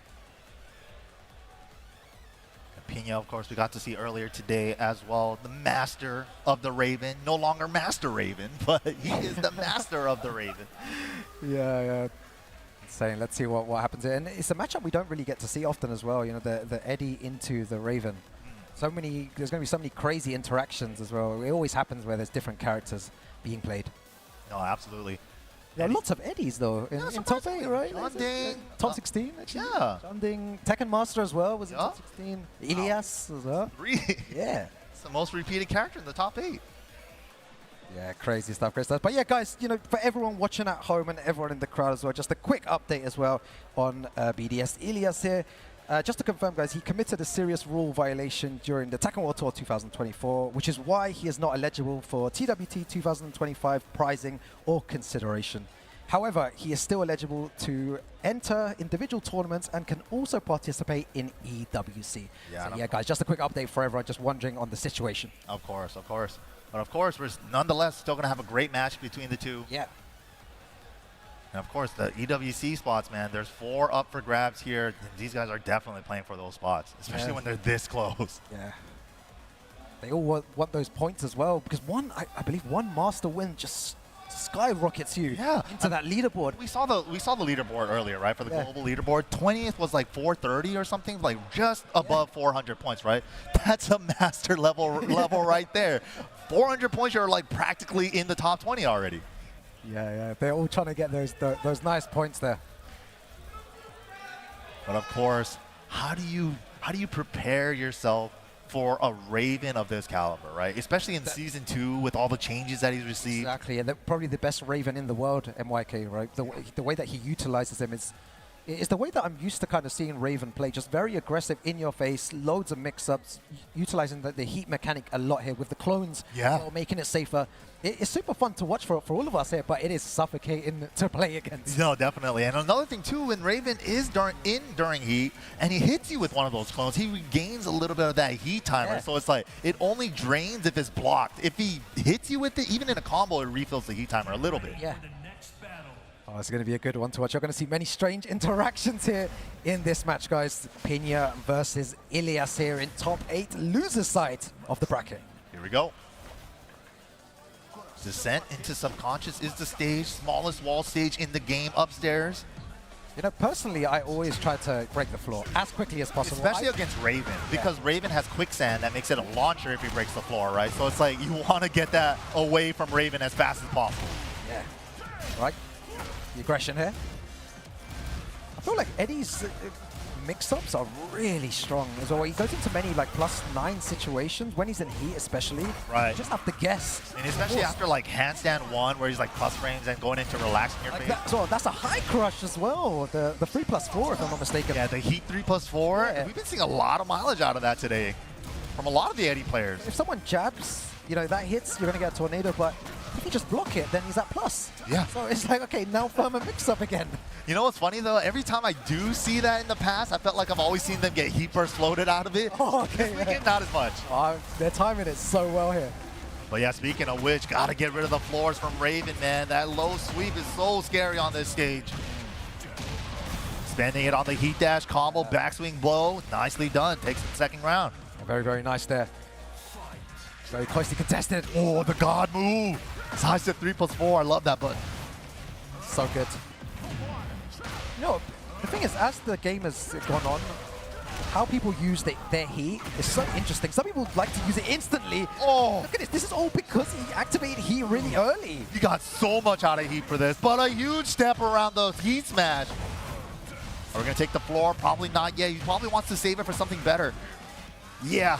He was so scared of the quicksand. Yeah. Catches him ducking there. Big damage. Wall came in a little. He's so scared of it, dude. And now the quicksand. Duck, duck, goose, 2 mids, then the low. That was so sick. Wait, he has to close it out though here.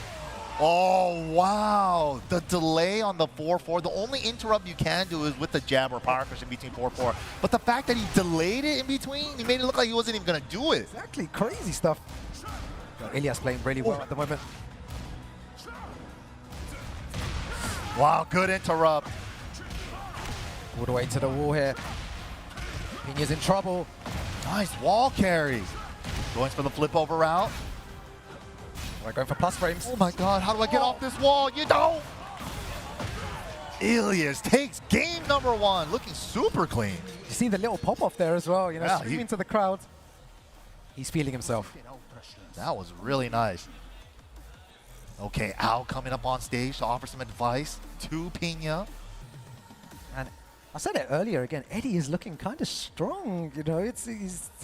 I feel like Eddy hasn't been like ever a hot topic, right? Like, no one really talks. I don't see the word Eddy anywhere. I see, I see Ilias, I see Feng, I see all these characters, but I never see the word Eddy anywhere. I think a lot of people just kind of like wrote him off. He's like reworked a lot from like the previous iterations, right? One of the most reworked characters in this game from the previous past versions, right? So it's like, yeah, he's still Eddy. He's still got some of his signature moves, but he plays a little differently, right? Or some of the moves properties changed a little bit. So it's like some old school legacy Eddy players, might have dropped him and stuff, but we're seeing a lot of Eddy's success too, especially with like longtime mains like Jeondding. Exactly, right? So. I feel like I'm getting influenced by online. I read it and then I think... you start believing it, right? People are like, Eddy's he's been changed a lot. He's not that good anymore. I'm like, wait, maybe my logic is wrong here. Maybe he's not that good. Counter it down forward 2 doesn't even launch anymore. How can he be good? How can he be good? I'm going to stop listening to it that I see online. Start making my own decisions. There you go. Yeah, I'm going to stick to it, man. Eddy's a very, very strong character, and you're seeing how well Ilias is. Most repeated character at the mix-up. Let's go. Burst is good. Wow. Floats with the second jab. Okay. What are we doing with it? Going for damage. Oh, high crush, 3+4. How many times is he hitting with that? Unbreakable throw. Yeah, this is going to be a nice bit of damage. He's still going to have heat after this as well, so Pinya needs to be really careful with what Ilias' option is going to be here. Yo. Yeah, the wall was a little low, so he couldn't go for the handstand back 4 for the ground spike. Well, the pressure, though. Oh, the layers. He showed that sequence last time. Oh, but the Rage Art is good. He's going to tank through it. Barely. Oh, that was such a good read by Pinya there to use the Rage Art. Ilias just pressing too many buttons there in that situation. Not blood, and especially with the life that low, Rage Arts do reduce damage a little bit, so it was really hard to calculate with that low of a life bar. Yes. Wow, confirmation. Oh, okay, he tried to duck the second hit. Nice save, yeah. Went for the mid extension, recognized it wasn't whip punish in time. In that situation, it's good to duck there. If you get hit by the mid, you lose like 10, 15 damage or whatever. But if you duck the high, then you'll get it. Yeah. Oh, smash is good. Bro, I was doing one quick analysis of that video, and then I saw the life bar leave. Where did his life go? Take my life away. Wow, just fishing for it. Yeah, while standing twos. Whoa! This is the funky summer! Yo! That was sick! What was that? Yo, that was crazy! I told you something was going to happen like that. Oh, he went for a parry. He baited him for the parry, making him pay. Ilias still got tornado. Can we get the wall so far? Oh, the trade. So lucky for Pinya there. Oh, goes for the spinneroonie. Good forward roll to avoid the Oki, the layer 1 Oki. It's not over yet. Let's get to approach here. Oh, very nice. Range the trap. combo, like. He went for armor too. Oh, what a combo though. Sick, going for the spike. Oh! Rage Art in return! Wow, and he celebrates there. Has he celebrated too early though? Let's see. Really is looking good right now. That's going to put him at set point. Yeah, Ilias looking to go forward in this losers bracket here. Wow, confirmation on the back 3. Big damage.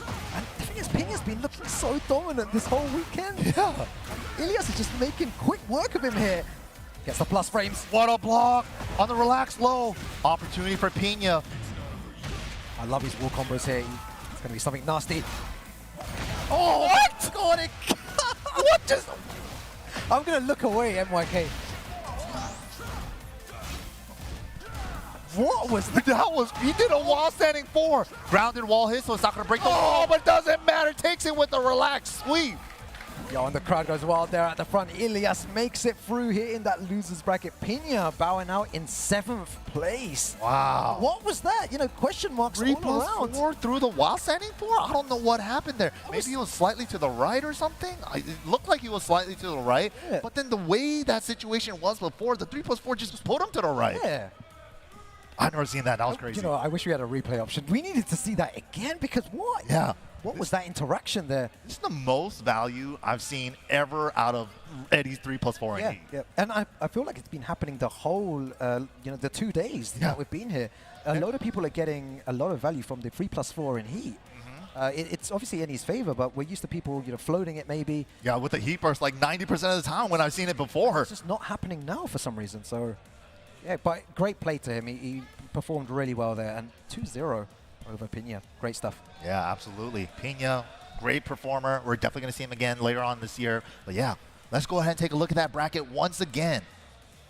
The next match coming up is JDCR up against Tekken Master. But man, the bracket is shaping up to be something crazy, man. But of course, let's talk about the Tekken World Tour. If you guys want to find out any more information about the tour, you can check us out on our website, TekkenWorldTour.com, or you guys can follow us on our socials over on X at Tekken or at BNE Esports to stay up to date with tournament news, updates on the game, any of that good stuff. And also, if you guys want to check out any of the past tournament history, check us out on YouTube at BNE Esports.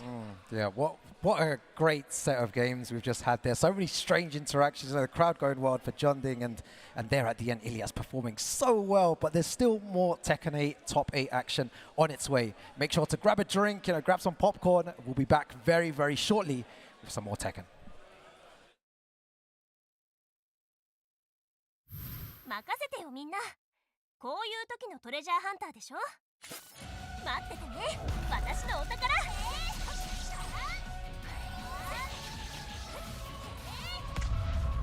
キリトのピンチは私が助けないと。向こうではあんまりいい出会い方をしなかったからさ。改めてよろしくね、キリト。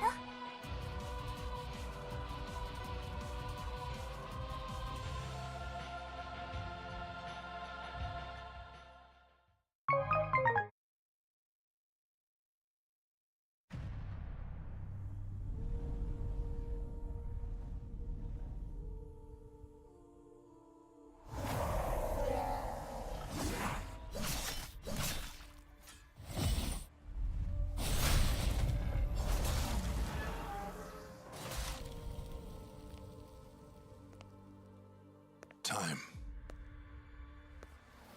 For some, it heals. For others, it wounds. And for our world, it promises only oblivion.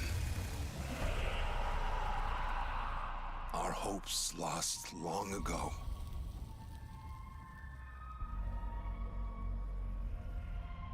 But you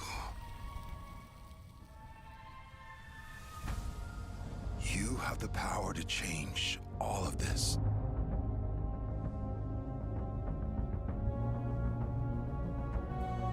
If time were a weapon to wield, could you undo the sins of ruin? In this time, or maybe the next, you'll find how to save us all.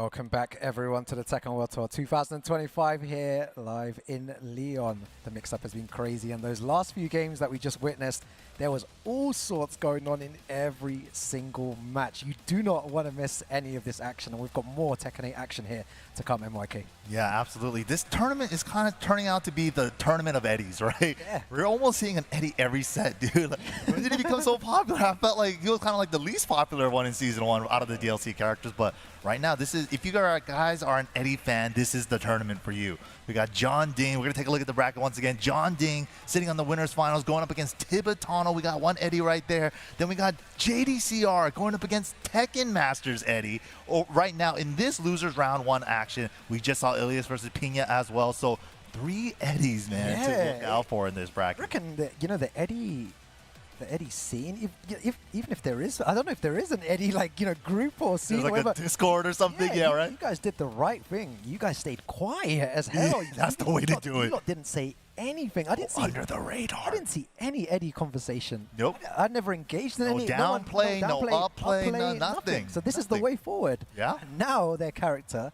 now they're showing the true power of Eddy right now, especially in this tournament with 3 Eddies in top 8. Yeah, and I think also too, like the Season 2 change of having the Mangja stock. Yeah. Building 1 as soon as you activate heat, right? Yeah, you get level 1 instantly, yeah. Exactly. That's what happens. They get heat and then 3+4, which is what we've been seeing. And we get to see a lot more of the Mangja handstand options as well. We've been seeing like a lot of the Eddy players going for the Mangja low now as well that we never used to get to see as often. We just get to see a lot more of the Eddy specialty, especially with the Mangja stocks. Yeah, it's always nice to see, but we're really seeing how to utilize the Eddy, and they've all got slightly different play styles. Yeah. All 3 Eddy players here in top 8, but very similar strategies when they're in heat. You can see 3+4. 3+4. That's all you need to do. Run in, 3+4. Pretty good button. Yeah, 3+4. You jab, you're gonna lose half bar. It's kind of like a bare electric, right? You can't jab Eddy because you got to worry about 3+4 almost. Yeah. When he's in heat, especially. Yep. But here we go. Evo Arena is the stage, and we're already starting it off with all the lows. Dude, Tekken Master coming out swinging. Yeah, Tekken Master, very, very strong player. Oh, where did JD's life go? Half his life gone already. 60%, 70, 80%. My God, activate heat. Yo, this guy's playing Tekken 8, man. Gotta go, go, go. Second hit, heat dash.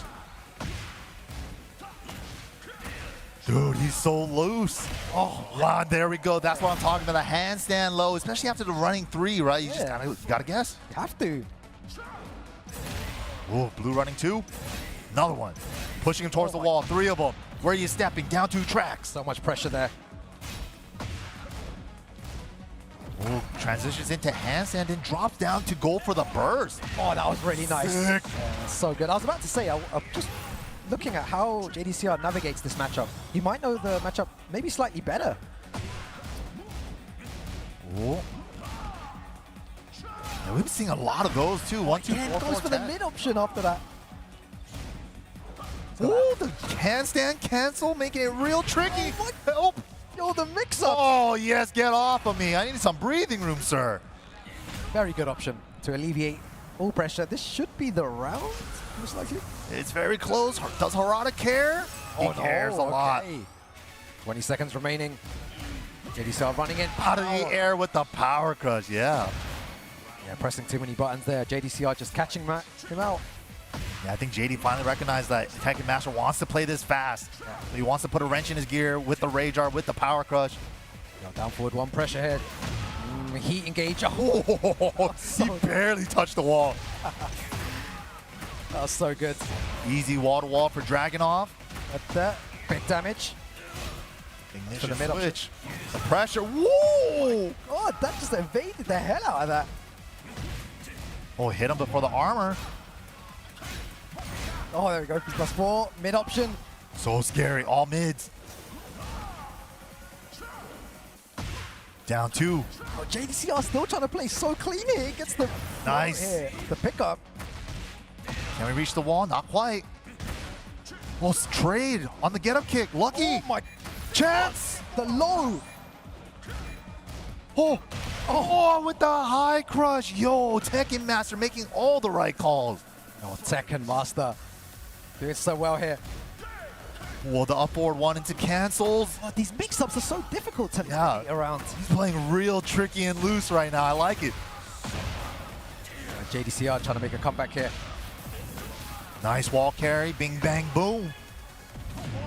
JDCR just waiting as well. You know, usually when someone's back is against the wall, you want to put more pressure on them, like in this situation here. But he's giving Tekken Master the a route out of the wall. Maybe he was worried about 3+4.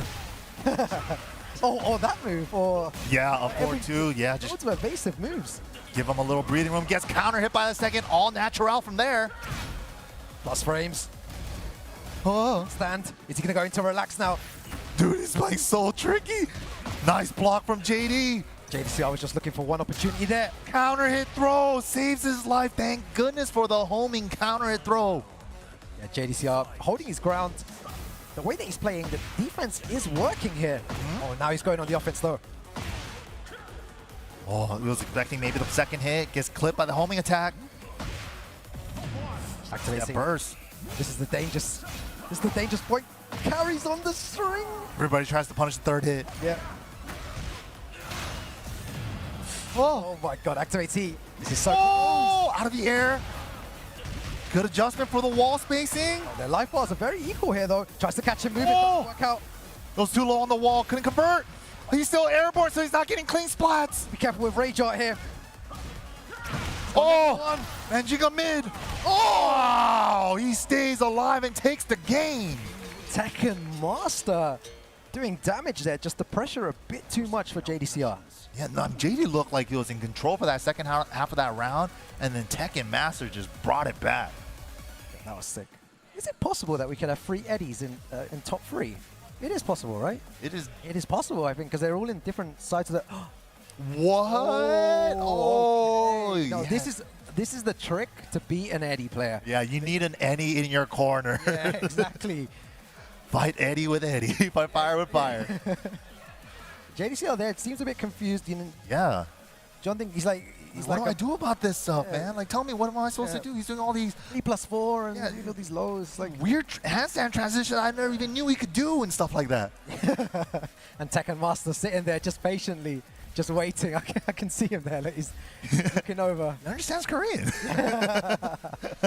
말도 안 돼. 하지마. What a guy.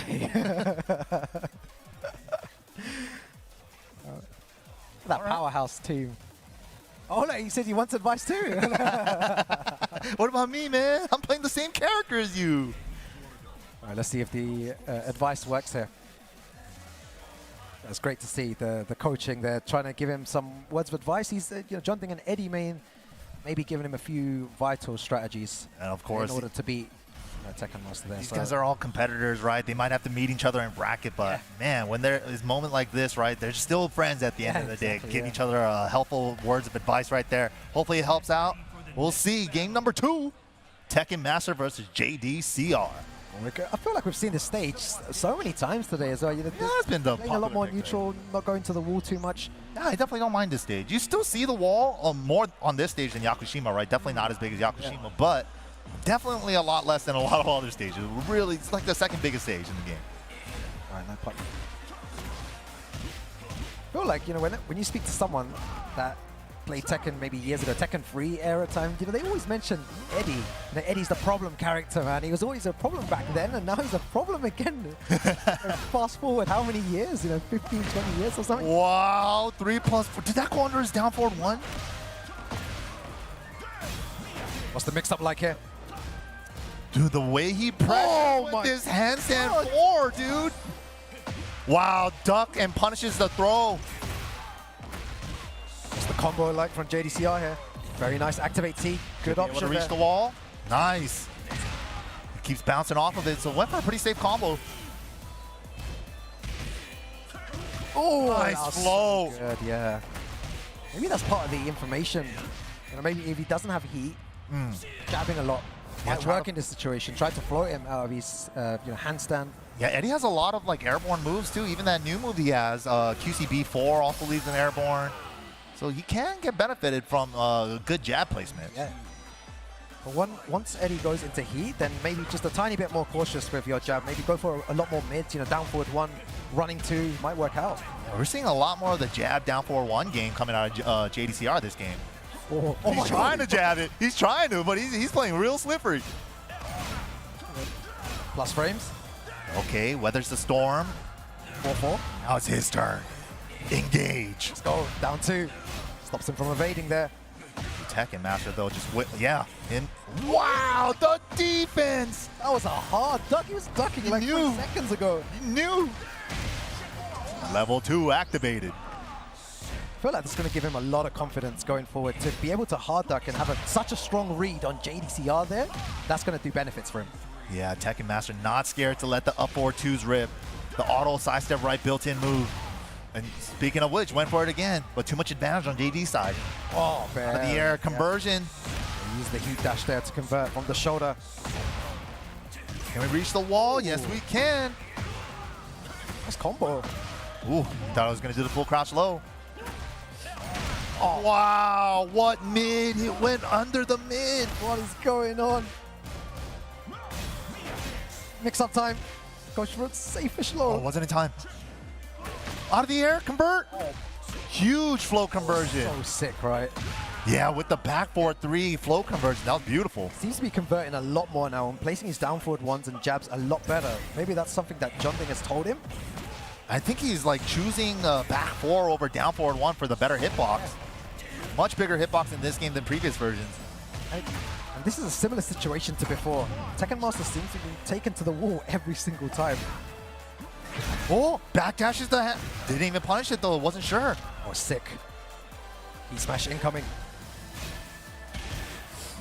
Again. Majinga mid and low, why not? The oh, high crush with the 3-3 from handstand. Help! What's he doing? How do I hit him? How do I hit him?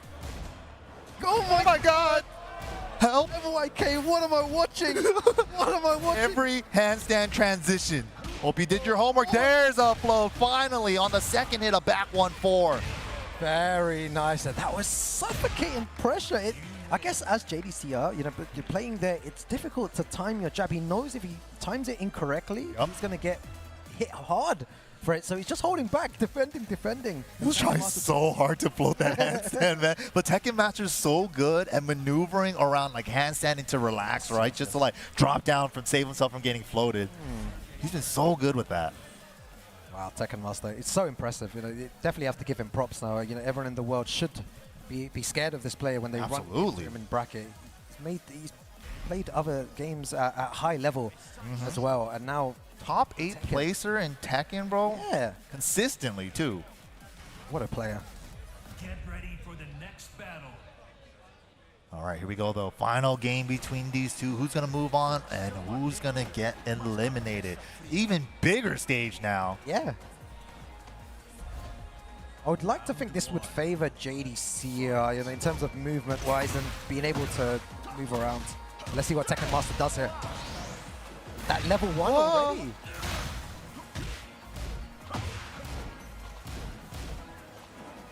So tricky. Only the 2 hits. Plus frames. Wow, beautiful walk with Eddy all the way to his back. Oh, what a sidestep. Gonna get the combo hit. Ooh, leads himself for Oki with handstand. I like that. Yo, he's got level 2 as well, so JDCR needs to be really careful here. Wow, just get off of me. Down forward 2. I was about to say that. He's going to try and find a way to go into handstand, and JDCR just did not let him do that. No respect whatsoever. Ooh, pigeon roll tackle. Guessed up right on the 3-way. Oh, no way. Let it rip. Oh, and a counter hit. Wow. Wow. Tekken Master. I feel like this is the most uncomfortable I've seen JD in a while in a matchup. The way Tekken Master is applying this pressure, counter hit back 1. Look at the damage as well on that. Jays of tag 2, you would have been dead. Yeah, tag 2 was crazy, man. Whoa! Man, you're just guessing constantly. Oh, I had the float, but oh, unfortunate. Yeah. Didn't do 4-4. Gets the running 2 combo here. Really big damage. Most likely going to activate heat as well. What are we doing with it? Set up Roki. Burn his heat timer. JD still got a lot. Shoulder heat dash. Oh, tried to catch him ducking. Oh, the back ones are working. Oh, Level 2. not again. Help. No, and the step where you're stepping is a homing move. Oh my god. All the right reads. Yo, you guys can't see JDCR's face right now, but he looked angry at that. Just guessed 3 times on offense, man. He knew he was going to try to step on Wake Up, and he hit him with the homing attack. Just every right call. Yo, JDCR just applying a lot more pressure now. Wow. Yeah, huge read there. And why not? You know, like, Tekken Master was, like, willing to bet it. He didn't have that much life to play around with. Why not try to get in his head with, like, a mix-up thing, right, in this round? Definitely worked out. Not in his favor, though. Down 2. Nice little punish while standing 4-4. Again, yeah. Not scared to do it. I just love blocked that. it once. You got lucky, man. You ain't doing it again. Nice. Waited for the whole thing this time. Step? No. Wait, he sidestepped that, though. Not Really? Oh, far my enough. God. Your favorite move, MYK. Yeah, no.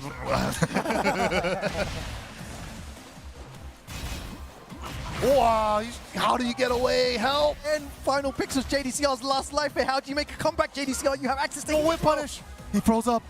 Down jab. Down jab. No whip punish again. Oh. Big call out. Gets the life back. No launch though. Oh, this is so tense, Punish. MYK.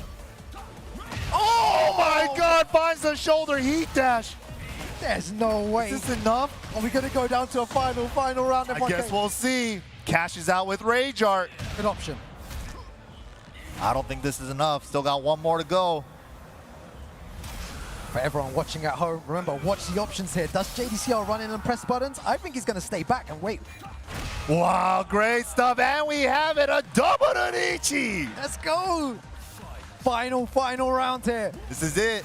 Oh, who's staying in the tournament? Yo!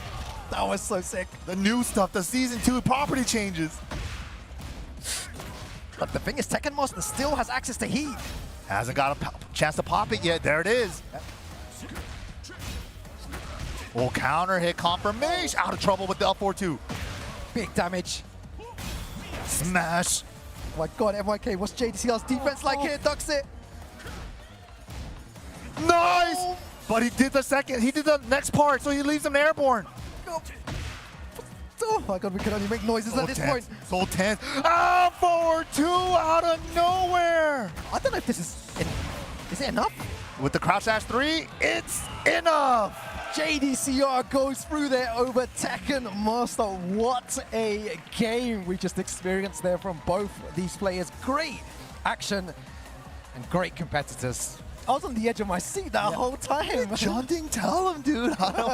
Dude, Tekken Master look like, how do you play against this Eddy, right? Just keeps dropping in and out of handstand and stuff, playing real slippery. But JD, couple of down forward 2 call outs in those instances. Exactly, yeah. You know, with Tekken Master's like commiserations thing, but he's played out of his mind in one of the most stacked brackets ever, and that is how the brackets are shaping up to be. Never discredit this man. Tekken never. Master, Tekken Master, man. Consistency is showing, man. Another top 8 in the books for him. Super well played. But let's go ahead and take a look at the brackets now, the updated brackets. That means JDCR is going to be going up against Lowhigh. I don't think we're going to be getting that match next. We're probably going to get Mangja coming up against Ilias. Yes, yeah. So more Eddy hype for everyone. Yeah, if you're an Eddy enjoyer, then this is, you're having a field day here. You're having a good time, I reckon, at home watching all this action. You're learning all the tech. Eddy. Yeah. They're showing me a lot of the Eddy tech too, right? Like I'm seeing a lot of in the US, is there a lot of Eddy players there? There's like 2 main ones that I could call out. Okay. Like shout outs to Spirojin, Yeah. the longtime homie, the legend. Yeah. Yup, love Spiro, man. Love Spiro. And also we got a new school player by the name of Gray. Those guys, they both share strats too, and then that's such a good strategy to have, right? Yeah. Having like an old school mentor figure like Spiro and being able to like strategize with like the newer Eddy stuff, with like the older Eddy stuff. It's like a blend of perfect worlds, right? Yeah. And we're seeing today as well how difficult it is to trying to navigate and find a game plan against Eddy. You can lab all you want, but when Eddy locks you down and puts you in 50-50 situations, then you have to guess. You just need to make a quick decision, very fast decision. Yeah, and all the Eddies play so differently too. Yeah. Like the way that Tekken Master was using like 1-2-4-4 to kind of like push him off the wall, 1-2-4-4 into tech roll, right? It's really hard to punish even if you duck the high on that because you could hit the ground tech roll immediately. And we're seeing like a lot of the different strategies too. Like Tekken Master was using a lot more of the handstand relax stuff, right? In and out of those two stances. Confusing, very confusing to deal with.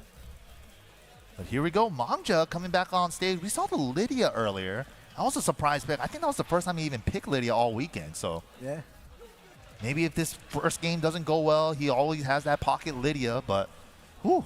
Let's see what he does. Does he go straight for his main character here in Law? He's just waiting for something. Okay. All right. Law versus Eddy. I can't wait to wake up tomorrow morning and just see all the Eddy stuff, man. I'm looking forward to it, man. I want to be involved in all those Eddy debates now. The discussions online. I think tomorrow I'm just gonna put, have a title, a discussion about Eddy. Let's highlight this character to everyone. Make sure everyone knows how strong Eddy is. Every character is strong. I have to clap to the Eddy, the Discord groups out there or whatever. They did it right, man. They kept quiet. Yeah, they did it right. That's the way forward. Just keep quiet about your character. Play the game, unleash your true power. At these Tekken Master events. Ooh, good armor there. Getting to the jab string. We've been talking a lot about how Eddy forces mix-ups and stuff, but it's also interesting to see how the other player defends against the handstand, the relax and stuff. And let's see what Mangja does in those situations where he's minus. Right.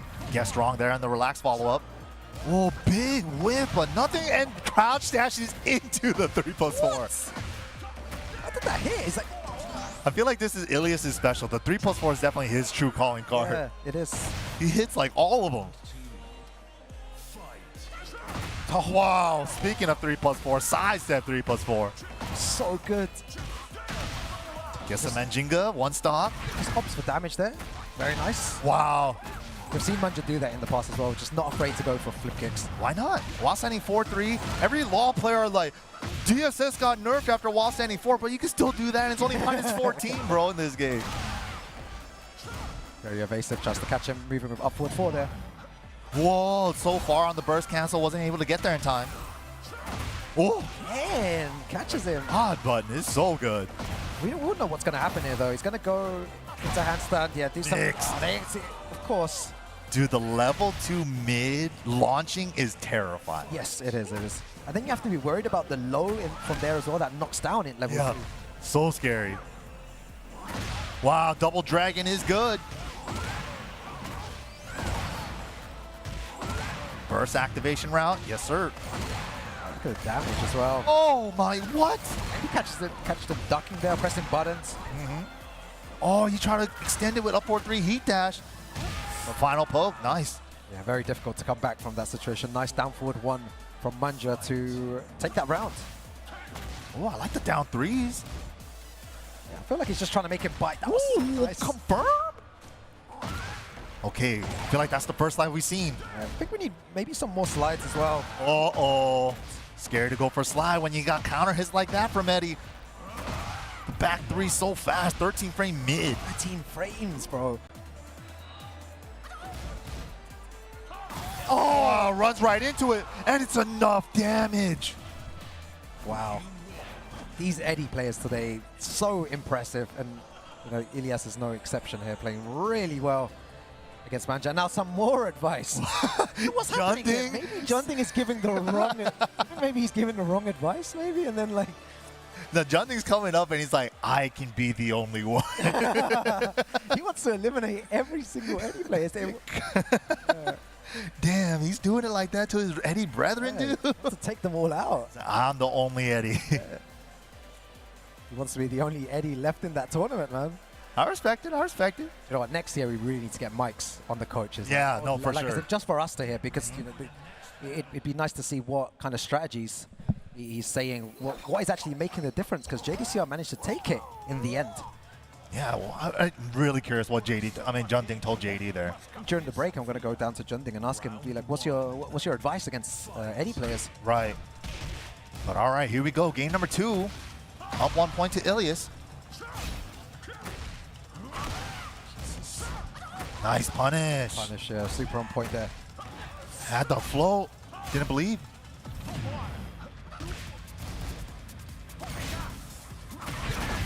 This is the issue. Look, this is the problem, bro. Handstand, then with the Manjinga stock mix-up.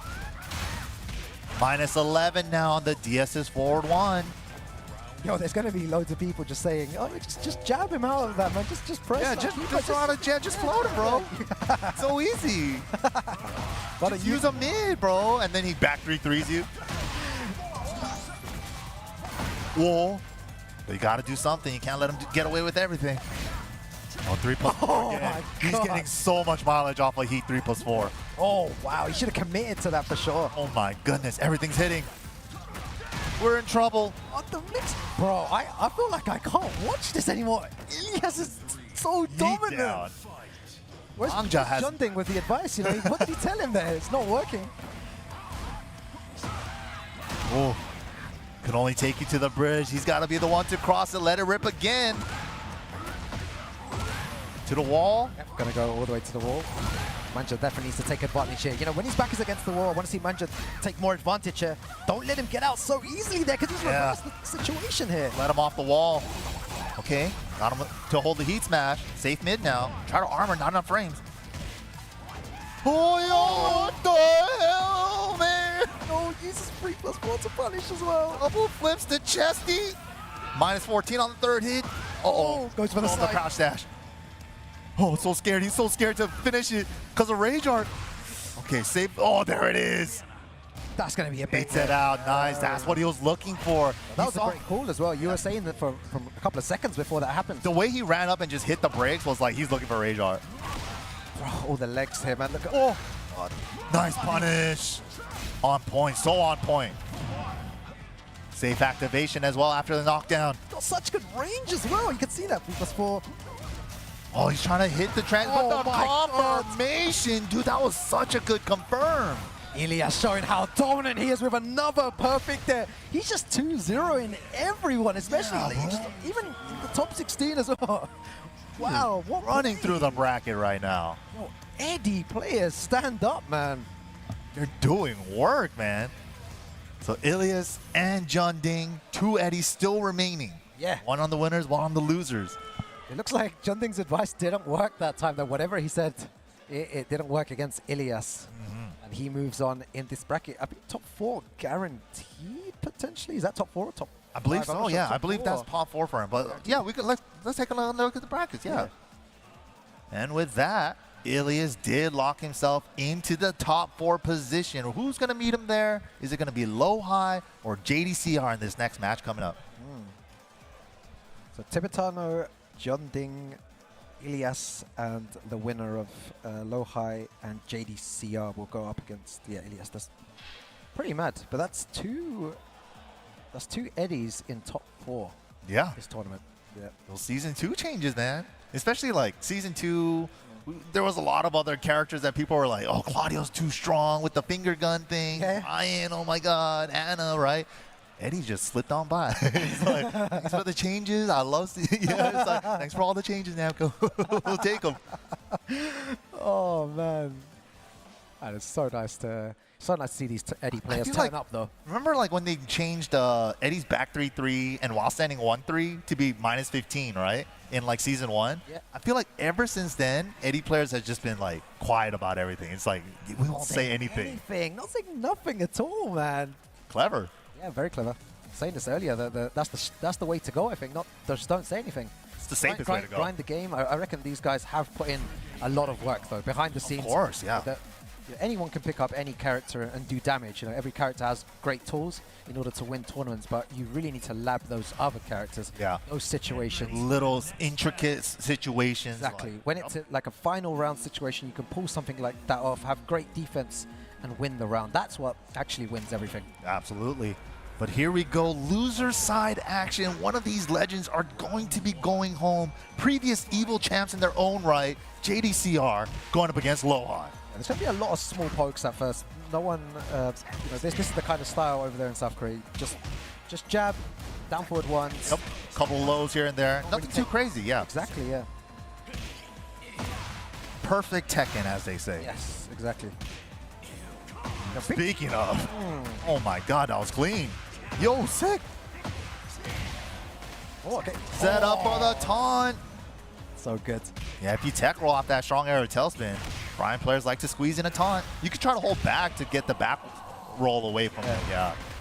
Yeah, it's very interesting. I was talking to the production team, big shouts to them at the back over there, but they were saying how they gave a really interesting aspect. They feel like this game doesn't need to be played aggressive, and it gets played aggressive mainly at low to mid-level Tekken, because when you get up to this kind of level, you start just it's more movement based, more jab based, more bait out something, a reaction. Yeah, like one mistake here costs you the round. Exactly. Yeah, I was like, wow, you guys in production know your stuff. I was like, wait. That's kind of always been Tekken at the highest level, right? Exactly. One mistake can lead into a launch, so it's you play perfectly until you don't.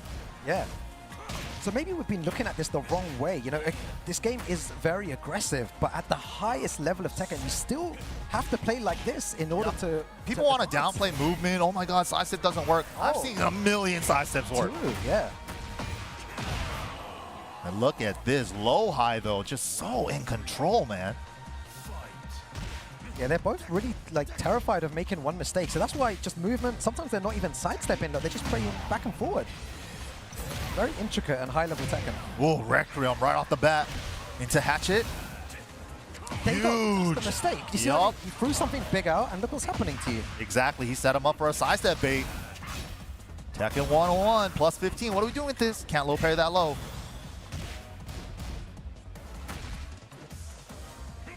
Oh. This is beautiful Tekken. This is where I just want to sit down and It's be like like, art, oh, yeah. It's so nice. It's actually a dance. Yeah, just jab, down forward one. Lowhigh not really pressing any buttons. The partner's dancing with you. It's great. Cannonball counter hit though. Dominant. And it's enough. Yeah. Yeah, very dominant game from Lowhigh there. It felt like JD couldn't even get him down to below half in any of those rounds. Oh no, it was crazy. Really difficult. The defense was too strong. For a caliber of a player like JDCR, God dang. To not be able to, Yeah. Lowhigh had so much control that whole game. Yeah. The highest level of Tekken, this is how it's played. And this is why, they're on this stage consistently at this point, of the tournament. It's because they play like this and they manage to win because, maybe in the first few games of the brackets, people tend to make more mistakes. And these guys are ready to punish everything, and that's why they just breeze through the bracket. But when it comes here, you cannot make those mistakes anymore. Because if you do, like JDCR did, Lowhigh will punish you really severely for sidestep jet up or sidestep down forward two, any of these things, right? So one little mistake could cost you half a life bar into a bad Oki situation. So they're always just playing so on point, right? Just to not let that happen, playing around movement, timing, and all that stuff. It's hard to understand when you're first getting into it, but this is the beauty of the whole fighting game. When you do get into it, it's just so interesting. It's addicting. You're stuck for life.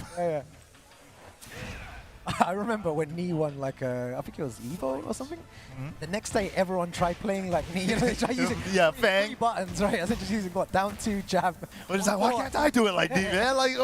It looks so simple. It looks simple. It's way harder than it is. Very difficult. You need to have the highest defense to play like that. That was funny. Online, everyone just pressing 3 buttons. Everyone trying to be Nee, man. You gotta find your own road, man. Exactly. Yeah, good. Wow. Shoulder heat dash. Wall's in a weird spot. Yeah, decides to tornado early and step into the wall. I agree. Nice. Got good damage off of that. Single jabs. Oh, so scary. It's this movement, dude. Scaring him with movement. Bro. Sometimes feels like press a button right now. God, 10 seconds remaining as well. Both of them just jabbing. Oh my God, he ducked the flash ducks on the 3 jabs were insane. Exactly. And in those situations, in all 3 times there, if JDCR did a low, he would have low parried or blocked it, right? He's ducking, but he managed to duck all 3 jabs. Like I said, the flash duck. He was bobbing and weaving, dude. That was crazy. So good. Wow. Oh, wow, unpunished there, though. Yeah, he thought he probably blocked it. He was ducking for 5 seconds, man. Oh, what are you doing after smash? Okay. Yeah, he's doing down forward 1 pigeon roll to keep his back against the wall. Went a little too far. Realign to the right. Oh, who's going to make that mistake? Down 1+2 for the high crush. Finish the string. Down forward 1 again. Damn, just trying to fish with the incinerator. Time is always a factor, and that's one of the first orbitals we've seen today as well. You got one more in the chamber. Oh my God, what's he looking for, MYK? He wants to counter. There's the last Snake Eyes. Hatchet, trade! Fortunate trade! Oh. JDCR hangs on to the lead. Nicely done at the buzzard. Yo, that was so sick. Oh, slight punish there. Minus 14. Again, but JDCR is also doing the same. Oh, nice. Ducks. Yeah, no, definitely. Ducking those jabs as well. Sidestep duck, backdash duck. It's just like covering distances and like more than one option at a time. These are those moments where you're at the edge of your seat. Like if I was at home watching right now, I'll be like, bro, this is so sick, man. Yeah, and Lowhigh right there. Ooh, calls out the hatchet. Very good option there. Oh no. Back two wasn't close enough after the burst. I feel like you need like a whole analysis video on this thing. The analysis video on this would probably be about an hour long, to be honest. If every Could go into depth. extreme. Oh, it was late though. Had the right call. Jab check, jab check. Wow. While standing 4 there. Dash up, duck in case there was another jab check. Yeah, in case, yeah. Yup. And I like the down forward 1 checks too, because JD's going for sidestep right ducks. I was going for left. I've also seen a lot of players maybe moving too much at times. They like to sidestep after everything, whereas here, they don't always sidestep. You can see that JDCR just did a mini sidestep. Nothing too crazy. And there, look, just holding back. Gets clipped though. Again, just holding back. And that's Whoa, unfortunate float. Smash is good. Just trying to keep this wall positioning. Underneath with the sway. It avoided the jab. He teched again. Yo, that was incredible. I feel like standing up and just applauding both these players. That was some insane That was clean Tekken right there. Absolute like honor to watch Tekken like that too. Yeah, definitely. To see this live here and for everyone else in the audience to see that and experience it. The highest level Tekken right there, man. Highest of the highest, yeah. Beautiful stuff, beautiful stuff. But give it up for JDCR, man. The legend himself coming all the way out here, securing that 5th place spot. Well done. Yeah, well done to him. He did a lot of damage today and yesterday. He gave us a lot deserved. of great matches, man. Like I'm still thinking about that Seth match yesterday, dude. Like, bro, that was off the charts dude, as well. that match was great. I got a chance to talk with Seth earlier today too. He's just like, if I just did a forward 2 instead of the electric, right? Just like, it was such a good set. Seth is a great player as well. The way that you saw him move in that game and hold his ground as well against JDCR, it was great to see. Yeah, absolutely. But once again, we're coming back to the winner's side. Look at this, man. Tibetano. Yep. EU's last hope going up against Jeondding. Yeah, this is funny how like all the Spanish guys are at the front row, like a lot of them there, and then behind them there is, the Vitality. Vitality just there. Who could get louder? It's all going to be coming from the same side of the room. Now, this is going to be fun. First to 3. The new rule on this year is all of top 4 is a race to 3 now. Yeah. So even this loser semi match that we're going to get after this is going to be a first to 3. But who's going to be staying on the winner's side to secure their spot in that grand finals? Yeah, EU doing a lot of damage here. Okay, so it looks like Vitality started first. There it is. They're making that noise. They're getting high for their mans. They're getting very high there. We're going to have to hear a Tibetano chant in a second. Yeah, where's the Tibetano chant, man? No one's supporting Tibetano, it seems, man. Like they're quite quiet, maybe a bit intimidated by the. Asuka too scary. Man, Johnny, dude. Another Eddy. Whew, the Eddy. A lot of Eddy, today. Too crazy. But then, of course, Tibetano, man, no fear. He's always had like this no fear style to me. Always, yeah. And especially with Asuka in this game, it's just like such a perfect fit for him. It's if you see players from South America, especially in the past as well, it's a very no fear play style. You want to really put pressure on your opponent instead of using movement and stuff to try and suss your opponent and what they're trying to do. We use aggression to try and see how the opponent reacts. Do they know this string? Do they know this? Can they break throws? Whereas, maybe the South Korean style is, okay, I'm going to move around you, I'm going to jab you. How do you react to just a single jab? Exactly. A safe way of checking your opponent. Right. Tibetano takes a bit more risk, runs up, down 1+2 instantly. Like, are you ready for this? Yeah, Can you I'm just react going to send it. Yeah, I'm just deal with it, right? You know, that's also really scary too. When you're trying to play like that perfect Tekken style, it's like, why is he playing so risky? And it's like, he's really forcing me to just start to guess. And it's like, you know, I can't control him. He's just all over the place.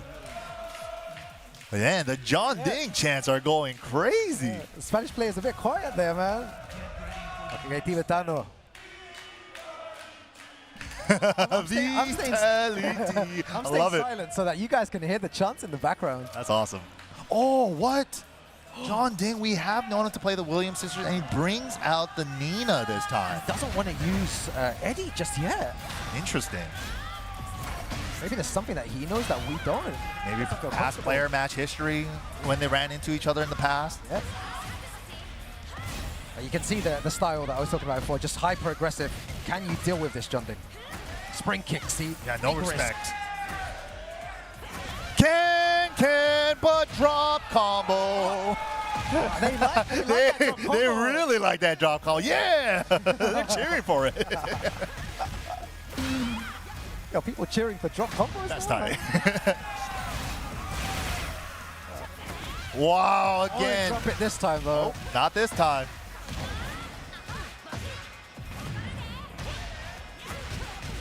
Very nice, all the way to the wall. Always uses the same type of mix-up. Oh. Okay, get someone to smash. But those airborne though. Wow, just wakes up with it. Sidewall saves lives. 1+2. That's cheeky, and he did it from crouch. He did the down 1+2 from crouch because he's been using the full charge kick from crouch for so long. Yeah, and it worked on occasion. Sidestep 2. Oh, that move is just gonna... What are you gonna do? Can't do anything. Oh my, up forward, 1-2 until it splats. How'd you defend against that? Oh, that kick. Damage! Even if you block it, it does a good chunk of chip. Back against the wall though. Okay. Bad situation to be in against Nina. Damn, that wall combo. Back 1+2 for chip, and the heat smash for the whip punish. Sidestep as well. Wait, is that gonna punish the down jab? Not in time, he charged it. Oh my god, he just does it. Whoa, where's she punching? Not enough. Doesn't block the low. Jeondding with the Nina. Yep. You can see shades there of Tibetano just maybe a bit hesitant at times against Jeondding's Nina. Yeah, maybe he was expecting the Eddy. Maybe he wasn't prepared for this. I feel like Tibetano, he did go away for a little while, so he might have been labbing some stuff against Eddy, and Jeondding noticed that. Yeah, switched straight to Nina here. Jeondding, eyes everywhere, man. Wow, gets the counter on the third hit and the link for the wall splat. That stuff's cheap, man. Oh, whoa, Rage Art is good. Chance. Oh my, what? Yo, they're about to fight over there, man. Look at him, he's on top of him. That was crazy. Power bomb. Yeah. They're wrestling over there. Yeah, Tibetano needs to change his game here. But Nina, so far, is the right pick. Yeah, that was crazy. The second hit of back 2-2 just blew through that. Did enough, just enough. That was sick. So not using Eddy here to try and win this. He's opted for the Nina, another very strong character in Tekken 8, and he's utilizing her very well. Sometimes it's difficult to switch between on the fly like that, right? Especially. Yeah, might needed a warm-up, exactly. Looks like he didn't need anything, but winners final as well. You have, you know, it's first to free. Right. You can play around a little bit and test things out, and if it works, great, which is what's happened now. If it doesn't work, it's still switch to your main character. Absolutely. And especially now that his Nina got the first game, he's like, maybe she did her job, you know, if it doesn't work out. All right, here we go into our second game of our winners finals between Jeondding and Tibetano. Evil Arena. Oh, gets the link. Wow, he opts the duck there. Oh, just chipping away. Okay, safely got off the wall somewhat. Oh no, and the spring kick's gonna cost him. Good awareness now. Oh, whoa, what was that? Paying for it. This is gonna be a heartbreaker if he loses this because of that. Gotta stay composed. Oh my God. QCF2 heat dash. He's bending the wall. He's still got rage too. And strong aerials. Goes for the spike.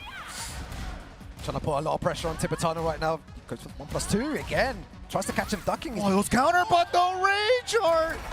The sneak preview rage art. I could look at your homework and copy it, rage art, dude. Wow. Oh, his rage arts have been hitting this whole weekend, and it is a good option. If someone is being so aggressive, to do it early on is really important in this game. You put it in their mind, and Jeondding needs to be careful at the end of rounds now because Tibetano will throw that. And why not? She has that rage art privilege. She's the only one in this game that has a unique rage art where she could charge it. 10 seconds gone. Look at the damage. Whoa. Oh my god. Help! 16 seconds. Holy moly. All right, something clicked with Tibetano right now. Oh, lucky trade. Jeondding, but wow, big call out on the running 1+2. A very good duck. All the way to the wall. We're gonna spend the ball or we're gonna keep the wall positioning? Yeah, we're gonna keep the wall positioning. Yo! Yeah, tried to go for a sprint kick, didn't work out. Smash. Smash, good option. Floated, nice conversion. I reckon he should keep the wall in this situation. Oh, he's gonna spend it. Maybe he wants to cash out. He wants to activate with burst and then go for this. Yeah, the Naniwa Gusto spike. Oh, back. Oh, nice punish. Oh, that was incredible punish. Down forward 1 strings, and you need to be really careful. So many variations after that end of just down forward 1-2. Yeah. That makes down forward 1-2 so good, right? Yeah. Because you have to, in theory, respect that final hit. If you start pressing buttons, you're going to get hit. But then she could also do side step after down forward 1-2. She could go into crouch dash. She could do the blonde bomb extension. Such a good move. Right, use his heat here. Okay, activate with burst, trying to keep the wall pressure. Had the high crush, had the counter too. That's the combo like here though, it needs to adjust. Very safe combo. Doesn't get very much there, gets the guaranteed damage afterwards. Wow, clipped him trying to step. Very nice. Not quite enough. What's your answer to this? Yeah, Tibetano was looking so good, but Jeondding manages to bring it down to a final round in game 2, MYK. But Nina is still working. She's not out yet. Yeah, a couple of the QCF2 heat dashes has really been clutch for Jeondding. What a whip punish! Oh, it feels like he was saving that till the end there. Very nice F2 whiff punish. To the wall. See if he's going to keep it this time. Yeah, opts to keep it. Woo! And the smash. Oh, Jeondding. Punish on the mid. Oh, the down forward 1 strings. We were talking about this before. All the variations. Putting the pressure on. Nice block. Nice break. Okay, step burst. Little breathing room for Jeondding. Oh my god, the rage art! Oh, the Spanish rage art, man. Let's go. Viva España. Let's go. Vamos. All right, one apiece. Is he going to stick it out with the Nina? I mean, even that game wasn't bad. He was doing work with her still. Yeah. It's time to bring out the Eddy, though. Could be, potentially. No, he's sticking with her. Going just for the random stage select. Really? So he believes in Nina. Okay. But those rage arts have come in clutch. Yeah, definitely. Super clutch with Tibetano. Yeah, especially even when you want to try to punish it, it's kind of like a mix-up, right? Yeah. Because she could release it at any point. This happened, I think it happened to JDCR earlier on as well. Just let it rip instantly. You think you're calling out the level 3s to step, and it's like they let it go at level 2, you know? Oh, unfortunate trade for Jeondding.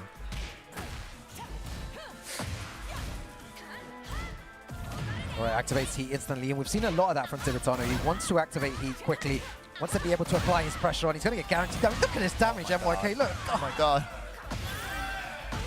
Ow! I just guessed wrong. He thought another low blow was coming. Yeah.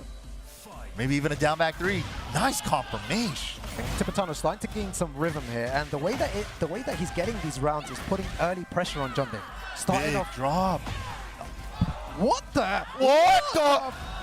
Oh my god, the king of the scrambles, Tibetano. Oh, España in the house, man. What the? What is going on? Oh, I can't commentate this anymore.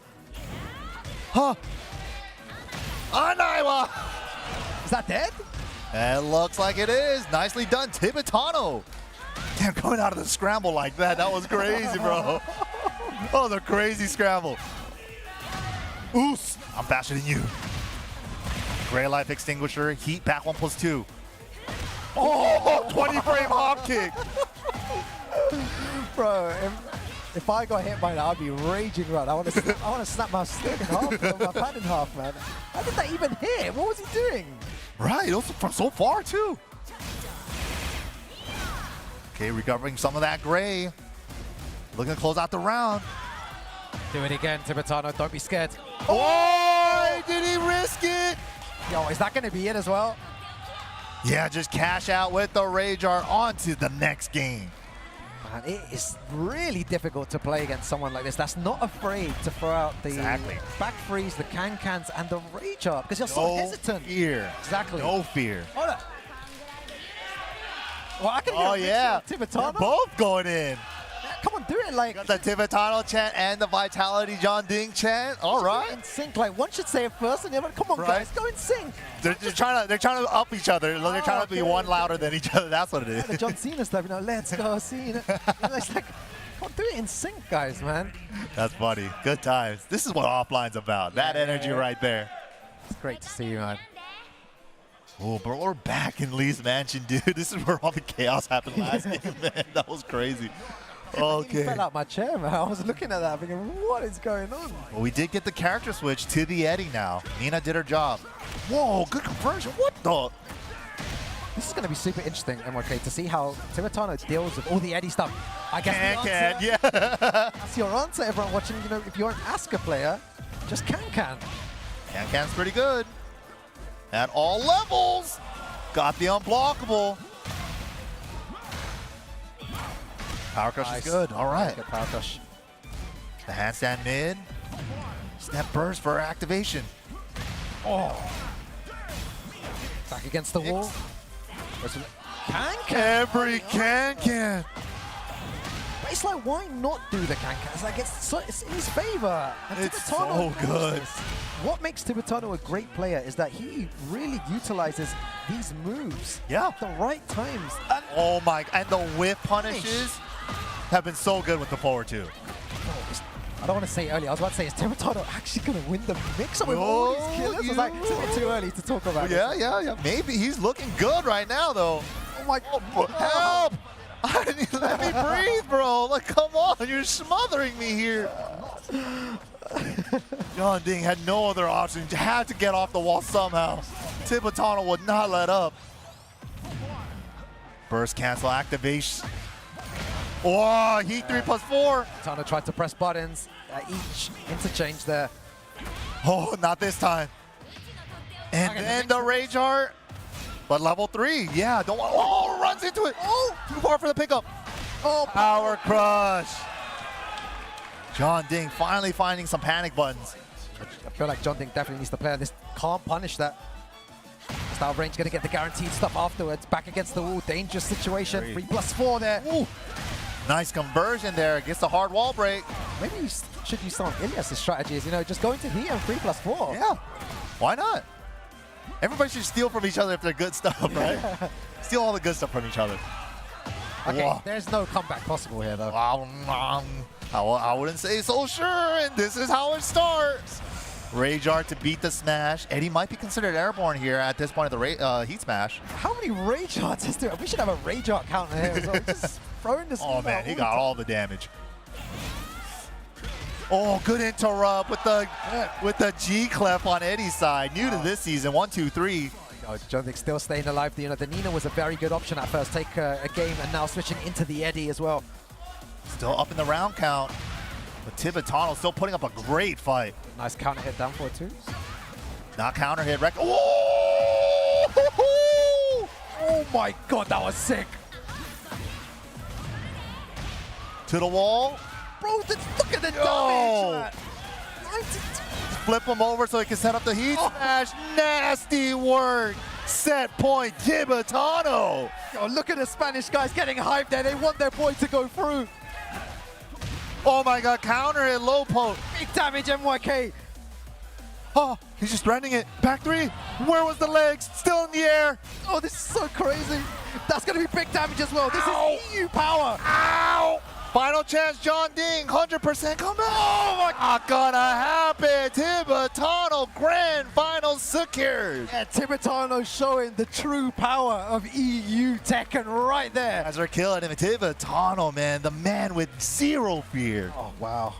Nearly lost my voice after that game. That was incredible. This is the perfect character for Tibetano. Perfect character. Oh my goodness. Yeah, I have no words really to describe that match. The hype, the energy from the crowd, the players, you know, there's so many layers of Tekken going on there as well. MYK, I nearly fell off my seat a couple of times. I was like, dude, the Kicksabaki too. I was like, oh my God, he's so ready, man. The rage arts as well, the way that he was landing majority, probably about 60 to 70% of those rage arts. Yep. And it's really tricky. Again, you have to guess when he does it. Yeah, absolutely. But okay, let's take a look at the updated brackets. Tibetano with that exciting winners final set secures his position on the winner side of grand finals. But then coming up next is going to be loser semis with Lowhigh versus Ilias. Yeah, incredible games all day today. My voice is going. I'm going to definitely need to take a break. But guys, Tekken World Tour 2025, make sure to head there to TekkenWorldTour.com for more information. Make sure to follow the socials to keep up with the newest Tekken content and to see more Tekken World Tour 2025 excitement and updates at Tekken and at BNE Esports on YouTube and X. There we go. I've really run out. I've nearly run out of voice, man. Right, dude, that's exciting matches so far, but don't go anywhere, guys. We got the top 4 to finish out. A lot more good-ass Tekken right after this.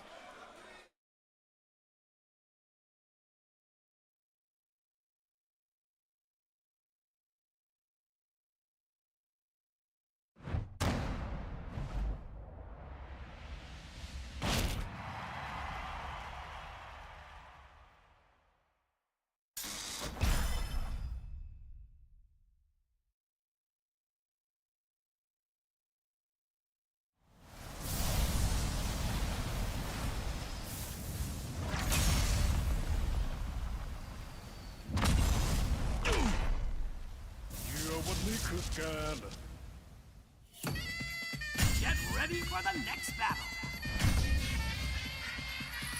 Tekken 8. New Challenger. ข้าจะสังหารเป้าหมายก็ความอยู่รอดของลูกเมีย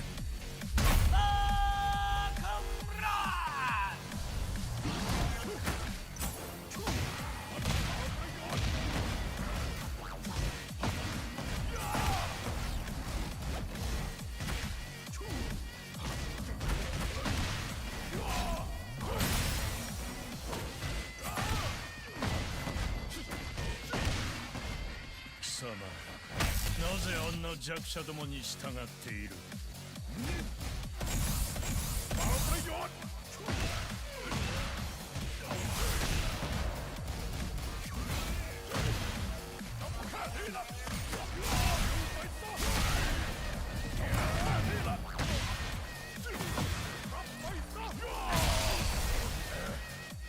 ข้าต้องทำเพื่อลูกเมียต่อให้ต้องตกนรกก็ช่าง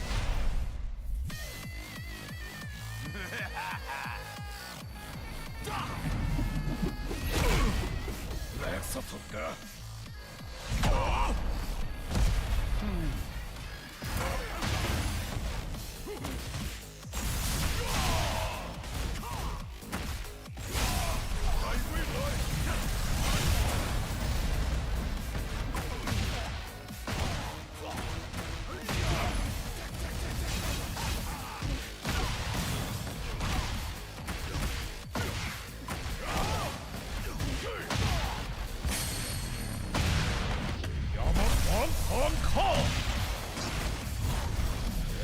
ต้องแลกลานด้วย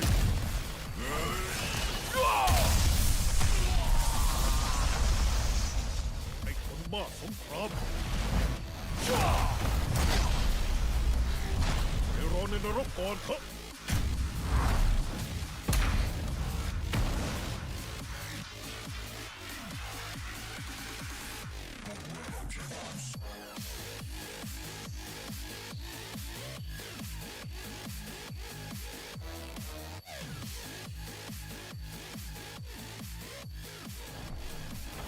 All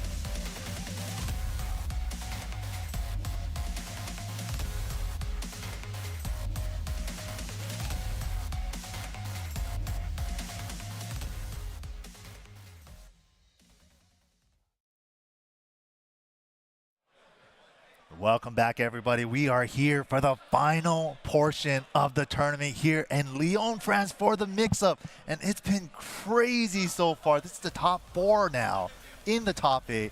And the matches have been insane. How's it going, Ruke? Oh, wow. My voice is nearly finished. I've got enough in the tank for these last few games, but every single match that we've had today has been incredible. There's so many different dynamics from, the Lowhigh playing super safe, very clean tech, and then we have Tibetano willing to use the back freeze, the can-cans in a more offensive style. And that rage art usage as well, incredible stuff. And also, a lot of Eddy players performing really well in this tournament. So many talking points for the next week or two as well. Yeah, the Eddies out here have been wreaking havoc, but let's go ahead and take one more look at that bracket right now. Tibetano with his winners finals 3-1 over Jeondding secures his spot on the winner side of grand finals. And now we're going over to the losers semifinal match. This one has been the rule change from TWT this year. This match used to be a 1st to 2, but now this is a 1st to 3. So Lowhigh going up against Ilias. One of the 2 Eddy players in this bracket remaining. Yeah, this is it, 1st to 3. That would be crazy if we get a Eddy mirror, in the in that losers final there. Very possible. It is very possible. The way that he's been playing, I wouldn't put it past Ilias going all the way, maybe even potentially taking the mix-up. And especially with they're all playing Eddy, but they all have different styles and moves that they like to use at different times. So sure. I wonder how Lowhigh is going to deal with Ilias's Eddy right now. Let's see. Let's go on next game of today. We're down to our final few games as well in this tournament. It's been an absolute honor to commentate alongside yourself. Absolutely, man. This is the first time we got to work together. This has been a blast. And honestly, it's been crazy since the first match of the K1. But here we go, starting it off early, already taking the risk and making it work. I love this already. Very high pace game. Ilias. 3+4. That word should be banned. 3+4. Let's just take away that move in the next match. Man. It's pretty good. I'm writing all these notes down anyway. But 3+4 eliminates this move. Dude, it's such a good move. It's the money maker. Wow, whip, but Lowhigh thought he got hit. All right, it's good to see Ilias really slow the game down now. That first round, super fast, and now Ilias just taking his time, trying to see what Lowhigh's doing. Kind of like a classic Eddy style with a heavy backdashing and stuff, in and out poking. All Bryan can do. He can't jet upward even though it's -15. Oh, that was very, very nice. Good timing. Tech, no, holds back. That's the way to avoid it, but that's why he tags him with a hatchet. Oh, the hop punch! So good there. Oh, he went for the same thing, but Lowhigh also aware, holding back to get up. Oh, slips under with side step 3, but the rage art is good. Very, very good stuff. He knows that he likes to push buttons after that. Big risk by Lowhigh, but paying off. Yeah, we know Lowhigh to be a little bit loose with those rage arts, right? And he's had some of the craziest rage arts in Tekken 7 as well. So you always got to keep that in the back of your head if we're going up against Lowhigh. Nice little punish there as well. Counter hit back 1. I love this back 1 combo from Bryan. Bryan combos are so sick. Again, holding back to get up. Smart choice. Just dashing in his face. The confidence from Lowhigh here. Burst activation to get the little extra combo extender. Nice combo adjustment. The 4-1 didn't hit the way he wanted to, but nice. Closed it out with the smash. Yeah, Lowhigh using a lot of forward dash to make Ilias panic. And he is pressing into a lot of Bryan's moves here. And that's Lowhigh getting a lot of counter hits. Exactly what a Bryan player wants. He's the little shimmy? He's trying. Shimmy this. All right, nice combo. To burst activate. Wow, that hit him so far. Yeah, Ilias, that first round looked really strong, and now just struggling a little bit more. Lowhigh controlling the game really well. Woo! All right, still has access to heat though. Yeah, didn't even get to use it. Down for 1. Yeah, he stepped so far, he didn't want to finish the string. Oh, smart stuff. 3-3-2 only hits if you're 180 on their back. If you're even slightly to their side, you could hold down. That's why he did it. Good awareness from Ilias. Oh, the back 1. How is he getting counter hit from range 3? Like, What was he pressing there? There was nothing needed to be pressed. That was great, especially with 7 seconds left and Lowhigh just finds a back one out of nowhere. But then why is Lowhigh throwing a back one from that range as well? Like, if he whips that, he loses. But he was right. Yeah. He was right. Even got a counter hit on top of it. Lowhigh takes the first game. Yeah, that's definitely high IQ play right there. It's a classic Bryan move too. It's like nowadays you only see like cannonball, requiem, right? But good old chopping elbow back one. Back one, yeah. Well effective. A difficult move to utilize. So it definitely takes some time. Quite a slow move. Get some plus frames for it. In order for it to land as a counter hit as well, it's very difficult. So it's a skill in itself. It's not a move you can just run in and just. Yeah, it's throw, definitely right? not like a Steve back one. That's for sure. Yeah.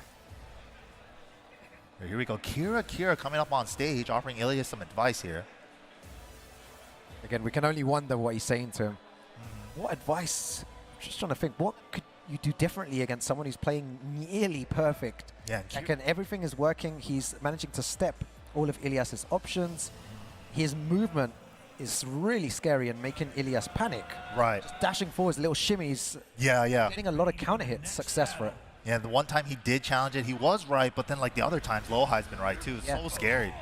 And it's just, you're going band for band on counter hit knees, like it's kind of scary. Similar when a Mishima player wave dashes in your face, they want you to panic and to do something. And do I do 2 waves into electric or do I do 3 or 4, you know?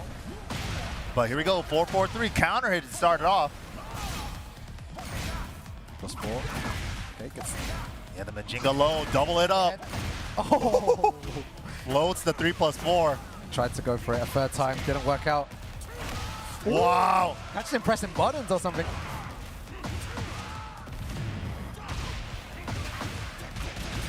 Like the way he says, die. Big damage, yeah. Oh my god, the back 3 confirmations have been so good. Out of nowhere.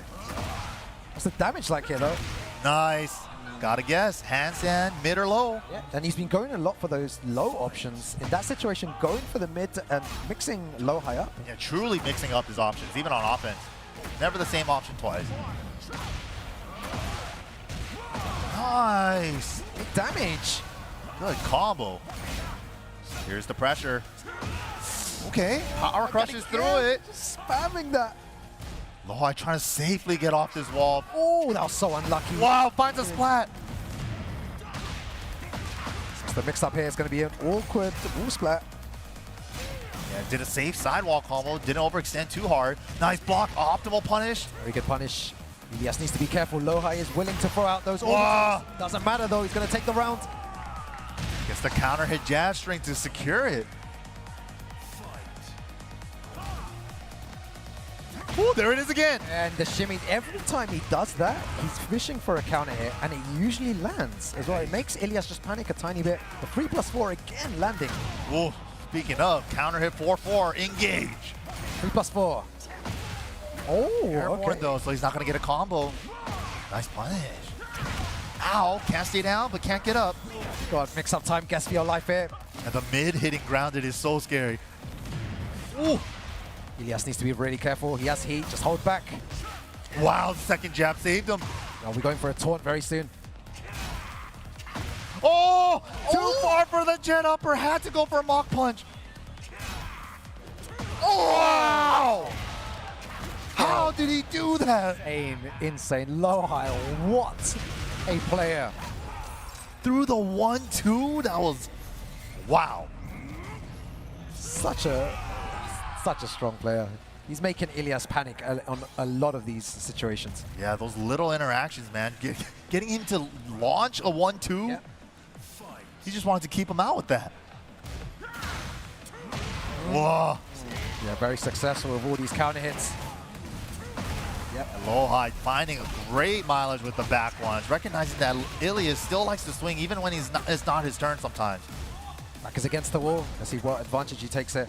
Drops down to relax, avoiding the low. Pops the heat. Definitely a good idea. Oh, so many buttons coming out from Ilias. Oh, it didn't splat the way he wanted. What's going on? Oh, the taunts are so scary. Oh, nice dog. Big call out on the cannonball. Very, very good. The wall's going to be slightly awkward here, though. Nice. What's the adjustment like? Ooh, ground stun, unscaled. Oh my! Huge! That was insane.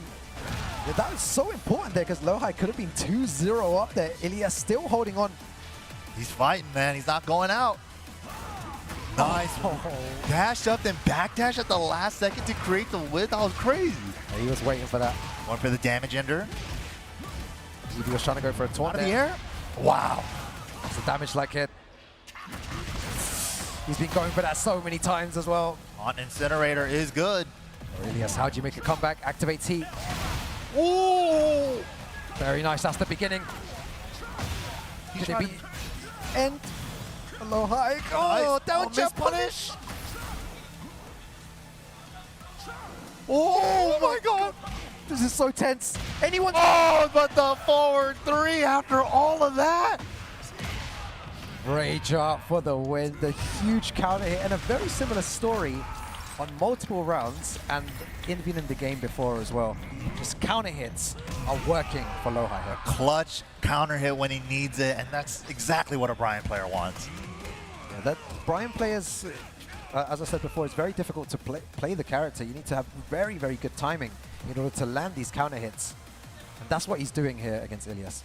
Man, there was a joke in Tekken 7 I used to say about Bryan. He's poking with counter hit launchers. Yeah. Everything he does is a poke that's a counter hit launcher. So many counter hit launches. Yeah, right? especially the forward 3 in this game, though. It's always been the moneymaker, right? Up close, just that shimmy. What are you going to do with forward 3? Forward 3. And 3+4 as well, also good. The damage is not nice as well. You know, you get very good damage off that, even, and then it goes to the wall. You know, taunt setup and all these other. Especially with the new up forward 2 wall combo, it does so much damage now. Well, character switch, possibly. Wow, shades of Tekken Master. We saw Tekken Master do the exact same thing, right? Eddy main into Clive. Yeah. Pocket Clive. Huh. This could turn out interesting here. He's given up on the Eddy for now. It seems like Lowhigh he knows the Eddy matchup. He knows what to do in these situations. He's out poking, getting these counter hits in, but Clive, a completely different monster of a character in itself. Yeah, and I know a lot of players in Korea were playing Clive in the Super tournaments as well, but maybe he lost the character experience. Maybe they haven't been playing him as much anymore. Who knows? Very nice confirm at the end there. Let's see if this Clive makes a difference. Back one again, fishing. Doesn't break the throw there. Damn, step burst. Oh, didn't hit the wall the way he wanted to, but eats the smash. Yeah, you know, I would have pressed there as well. Maybe thought he was going for like a taunt or something. Goes for the heat smash instead. Oh, looking for the flame bash, but just scouts out the down back 4. Yeah, he is not looking good for him here. Lowhigh playing like a monster at the moment. Dude, the shimmy into block on a dime? It's terrifying to play again. Right. It's like, I can't just let him dance in my face like this. It's like, and then I press the button and I die for it again. Yep. Like, there it is again. He's fishing, man. Yeah, he's fishing for it. Making him panic so much. Okay, caught him ducking with the flame bash. +4. What are we doing with it? Again, yeah. Wasting all his heat timer with it, and then cannonball out of nowhere. That's the combo I like here. It's the mix-up as well. Terrifying mix-up coming up.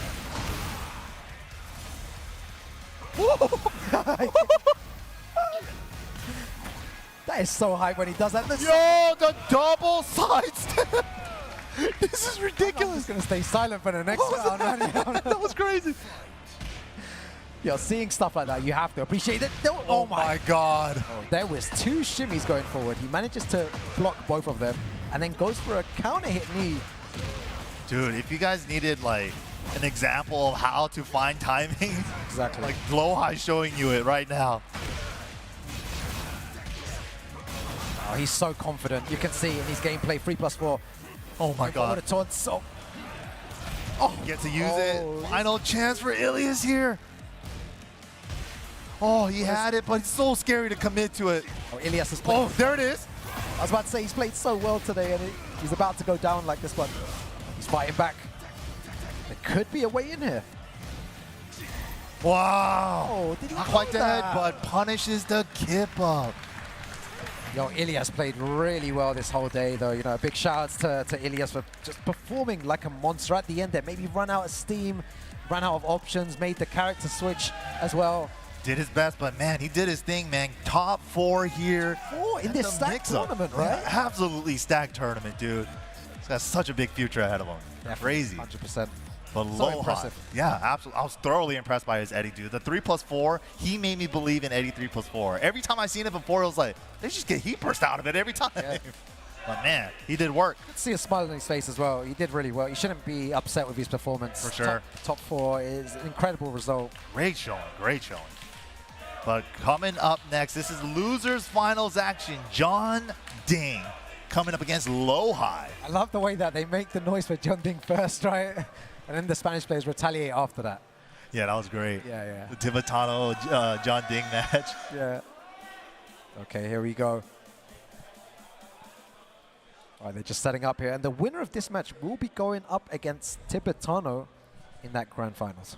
Ooh, Tibetano with that Asuka looking scary. And he's still got two lives. You know, he could lose that first to 3, and then he'll have time to reset.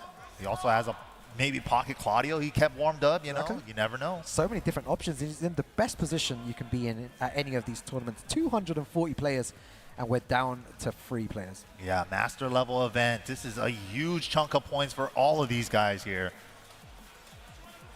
But of course, they want that first place to maximize the profits.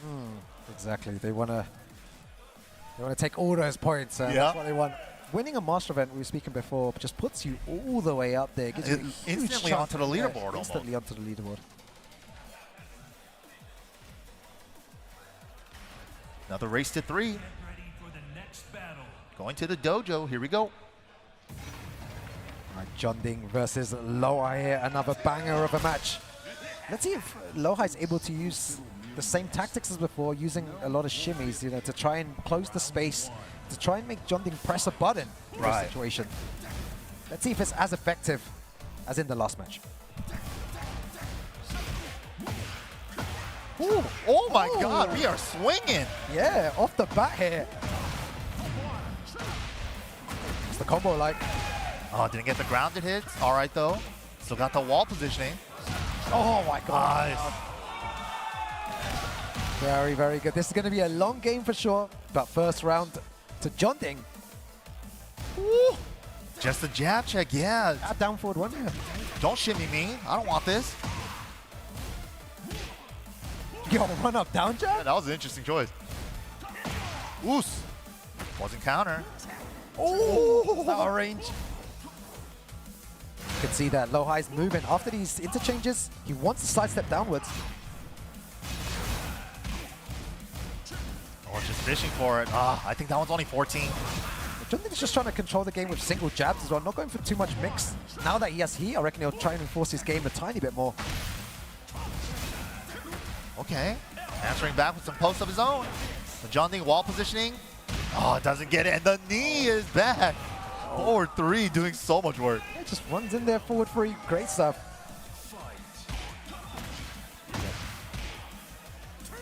God, trying to figure out his timing here. That back 1 usage there. All right. Oh, just runs right into the orbital. In my mind, I was like, Jeondding, don't run in. Lowhigh's setting you up for something. Dude, there was like 2-3 seconds of just nothing happening, and then he just runs straight into the orbital. Okay. Very nice. Yeah, good activation there. Gets in safely. Oh, Good armor. Blowing through the heat move. yo, MIXUP. He's going to go for the low this time. Still opts to go for the mid. That's 3 mids in a row. Didn't stick. Oh, nice. Mangja low to close it out. Yeah. Going for the low. So Lowhigh trying to find the right opportunity to strike here. Jeondding's just not giving him any opportunity. Not anything big to work with here. Yeah, just jab. Down 4-1. So small. Guaranteed damage afterwards. Like he's trying to look for a big whip, but there's nothing happening, and he can't get his timing either. Unscaled. Damage. Is he going to go for the low this time? No. Just a mid-check. Misses the link. But luckily, Jeondding didn't duck. Goes for the low. Very brave there from Jeondding. I think you put it perfectly, MYK. what Lowhigh was looking for there was just one opportunity to whiff punish, but Jeondding is not giving him the opportunity at all. Nothing. Just so small, just jab, down forward one, just little pokes, hit and run style. Yeah.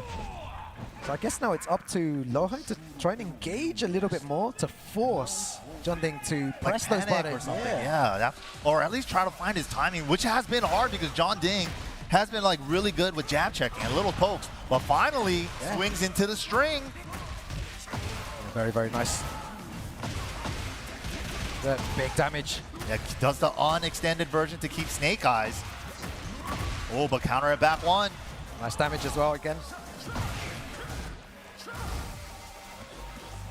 Oh, we're getting It's so tense. we're getting fancy. Oh no, it's not that bad. Only 13. Oh, only minus 13 on that. Out of the air. The heat though on both players. No one opting to use it. Ooh, so tense. Good throw break. Yo, rage up potential. Doesn't matter. And that same position last time you hit him with the low. Yeah.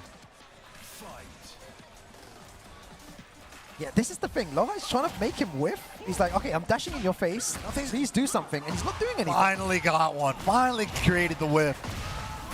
Whoa. Yeah, that's like 1 out of how many times he's tried it. Again, not giving him anything at all to work with. Jeondding. Oh, he messed up the jet upper though.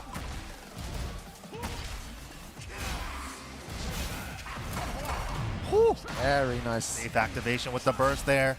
Through the jab string. What a step! Nice step! Oh, is he going to get the combo as well? Beautiful. Fixes the axis, and we're going downstairs for more damage. And not much time remaining as well. Going to be very difficult for Jeondding to make a comeback here. I like that. Using the Ender for the Snake Eye install. All right, one apiece. What's happening as well is that at range 3, Jeondding doesn't want to press anything at all, and Lowhigh needs to definitely capitalize on that. Yeah, at this range here, doesn't really want to press anything. He's really being so cautious there, that range. And that's kind of where Eddy wants to be at, so he can threaten that 4-4-3, the forward 3+4s. Very nice. Wow, up forward 2 is good. This is such a masterclass then, how to stop someone that's trying to get your timing, trying to make you whiff, just not scared whatsoever. There you go, again. Jeondding, yeah, like the way he's, like even though like Lowhigh's trying to be aggressive, trying to find his timing, Jeondding's not giving him anything, bro. Nothing at all. There you go again. Well, he's not cracking, what is this? And then he times it correctly. Like it's my turn now, finally gets a lucky low crush there. This is the thing, Lowhigh sometimes is getting the read, but not on the majority of the occasions. Oh, big drop, that's gonna hurt my back. Unbreakable throw, the angle's not good for the splat, but takes the low. Again, not giving him nothing there. Defense is insane. Oh. Finally whiffs one. Yeah, 1 out of like... Yeah, right? Finally whiffs something. Oh, very nice. Rachel?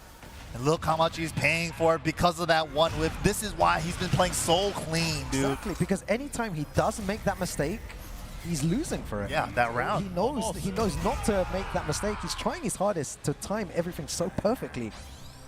Jeondding's been doing a great job of like controlling the pace too, not getting himself countered a lot of times. But counter hit throw, harder to break. Say that. Okay, the low blocks are starting now. So tense. QCB4 just blocked. Power crush burst out. Good punish. Called out exactly when he's going to do it. Oh, so good as well. Really good timing. Using it as a defensive tool in that situation. Nice. Gets the level 2 off of that. Well, finally stuffing the 3+4. He still has heat though. Needs to be careful. The down jab. Spending it on the heat dash to keep it safe. Keep it plus. Oh, my God. Oh, good jab check. Oh, good throw break. Oh my God. Time 15 seconds. Oh, not a big enough whiff. That's why he didn't pull the second hit. Look at the life, it's so even. Smallest lead. MYK. Gotta worry about Rage Art. Jeondding, no fear. 1, 2, 3, keep out. Jesus, what am I watching here? And Lowhigh after that too, tapping his head. He's like, I should have known, I should have known. My God, I need to go back home and dissect all these like That was matches. There's the not, way there's not Jeondding- enough time here to dissect everything, but the way that he's playing It's is phenomenal. It's actually ridiculous right now. for everyone watching at home as well. Just pay attention to what Jeondding does at that. Like when there's a bit of space between them, Jeondding is being super safe, waiting for the optimum time to press a button. And Yeah. the majority of the time, it's working for Jeondding. It's been so sick too because we got to see like a couple different Eddy styles too. We Yeah. saw Lowhigh play Ilias earlier too. But then it's just like the different styles and the way that Jeondding is controlling like that shimmy with the jab and the down forward ones. But here we go. Lowhigh gets a big while standing 3 here.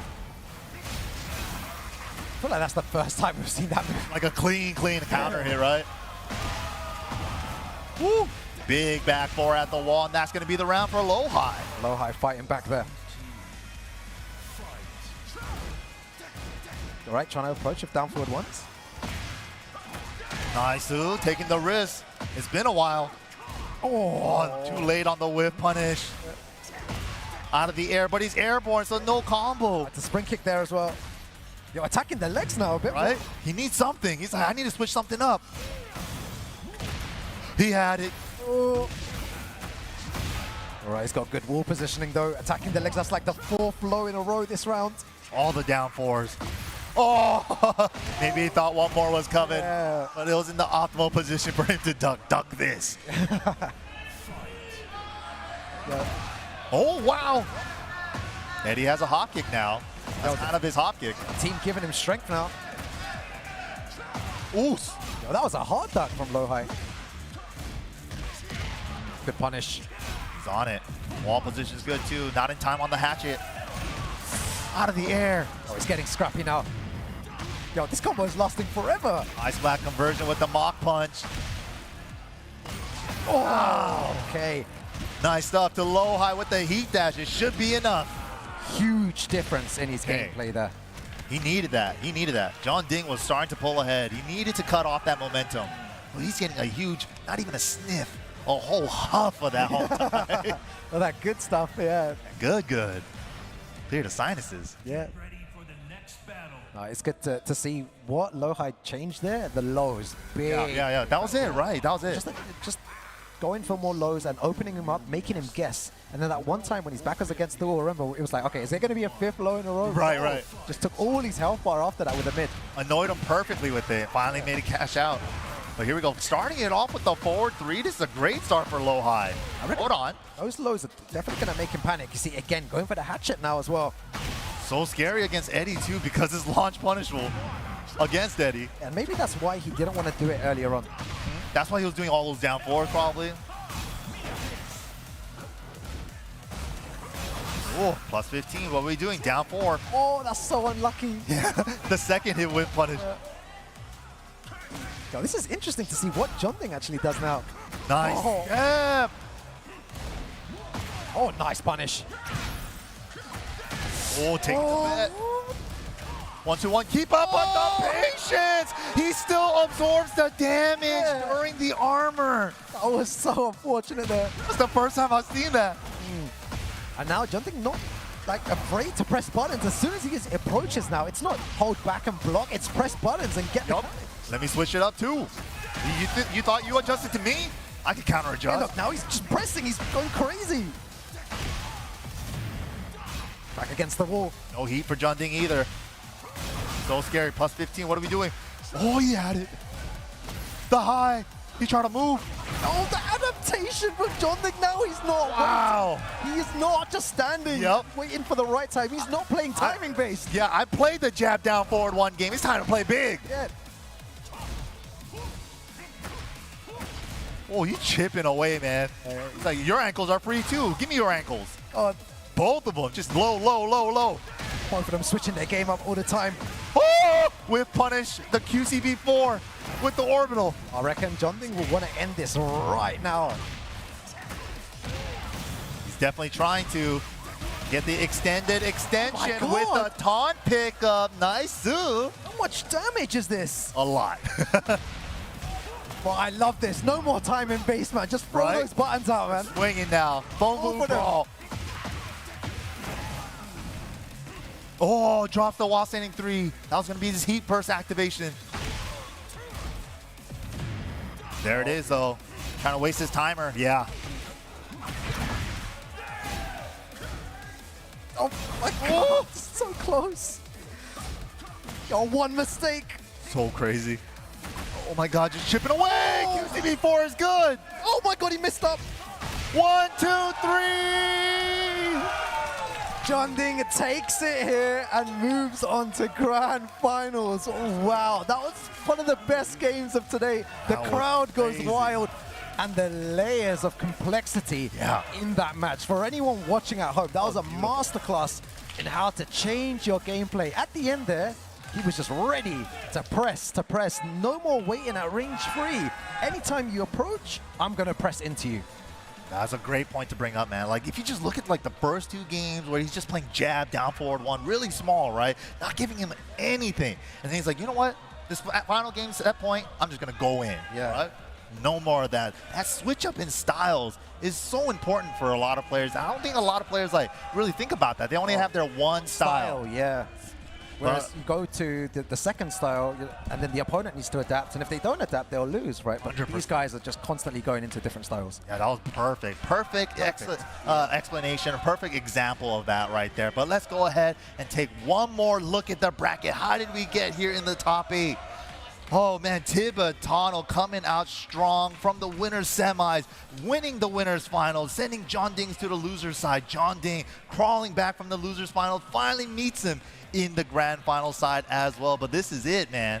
Tibetano, winner side, has that extra life, 1 extra set that Jeondding needs to reset if he wants to win the whole tournament. Wow, what a set of games we've had today, MYK. It's been incredible, especially this top 8. This top 8 was definitely very, very special because of the amount of games and the amount of interesting matches and the variety of characters, apart from Eddy, of course. But even with the Eddies, too, the different styles and the different move choices between so the players. Interesting to watch this spectacle here. And now we're down to the final 2 players to see who will take the mix-up this year. Tibetano from the EU region showing his resilience. Just how strong EU is, yeah. I mean, I got to give it up to you guys. You guys got it, grand final. I appreciate you. I appreciate you. You got to give credit where it's due, man. Thank you, man. There you go. Thank you for that, man. You know, I'm sure the EU community and the people You say I love you guys. I mean, that's the next step, man. You need to don't kill me at all. No, you're not there, man. Don't worry, you're in EU right now, man. You can say how much you love us. You can tell everyone that you love us. Yeah. Just the right amount. But this is it, guys. Grand finals action. Tibetano, man. I love that, man. I love that. This Asuka. This no fear Asuka from Tibetano, man. What do you do? What do you do? It's difficult. Even I've been playing with him for many years now. I've seen him play 5-6 years ago when he started really grinding the game, and now he just seems like the complete player. He has the no fear, but mixed with the knowledge, you know, the grinding, like I said, 10, 12 hours a day, taking this game very seriously, playing loads of games. And once you master that defense, and you have that crazy, you know, Latino, Spanish side of you, that will press, do rage art and stuff. And can, I don't care. Free. Sabakis and everything, man. Become this complete player, which is what I think. This game is not just aggression, and that's what I've started to realize recently as well. Everyone spoke about aggression is the key to the game. Yes, of course, you need to be aggressive in order to win, but those defensive aspects are still very important. I don't think Tibetano would be there if he just played aggression. He needs to have those great reads, great timing, great defense and knowledge of the opponent. Yeah, I mean, everybody wants to discredit any player for any reason, but these guys put in the work to be here. And this is it. Grand finals action, first set. Let's get it. Tibetano versus Jeondding. It's going to be crazy. You can already hear the crowd getting wild. Bro, they're just shouting stuff at this point, man. Oh, already looking for the 1-3. Oh my goodness, up forward 1-4. The new stuff steps it. That's what I was talking about, the defense there as well. Managing to sidestep that and getting some sort of punish. Oh, nice flow to punish the 4-4-4 there with the heat burst. Set it up. Yeah, he's aware. Can you imagine these two characters in the final? of this 140-man tournament. I don't think anybody would have called these two characters, right? No one. It's like Bryan, Dragunov, They didn't know. The Rager, yeah. But Airborne, though, so it is going to be heavily scaled. But it does give Tibetano another chance of life and a little bit of gray back. How do you approach this, though, MYK? If someone's willing to throw Rage Art at the end of every round, what do you do? And especially when her Rage Art is a mix-up on how you want to deal with it. Wow! Clean forward two whip punish. Whip punishes that you mentioned earlier on today. Tibetano's been so on point when doing that. Oh, if he had Rage Art there, he could have used it. Oh, nice. But super sharp defense. Defense. Duck the highs that you can duck, you know? Make them pay. We've been looking at this game the wrong way. These guys are saying aggression is the name of the game. No. Yeah, defense and part knowledge. of it too, man.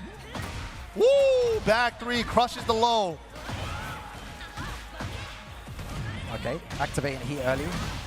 To the guaranteed unskilled. It scales a little bit, but yeah, it's a good chunk of damage. Not afraid to just spend that. Wow, third hit. The rare 2-1-4. Yeah, right now, if everyone looks at Jeondding's gameplay, he is not playing the timing game here. He's just power crushing, heat burst, pressing buttons on heat burst. He's not really doing that anymore. I feel like Tibetano makes him really uncomfortable. And man, just like that, it's almost looking like he's picking up where he left off in the winners finals. Okay, got a floater, but he was already committed to the 4, so it spiked. Maybe he needs to take more risk with those lows. Oh, ooh, clean whip punch with the Mirage. That is the danger when throwing can-cans or back free from that range. If someone calls it out, they're going to punish you big for it.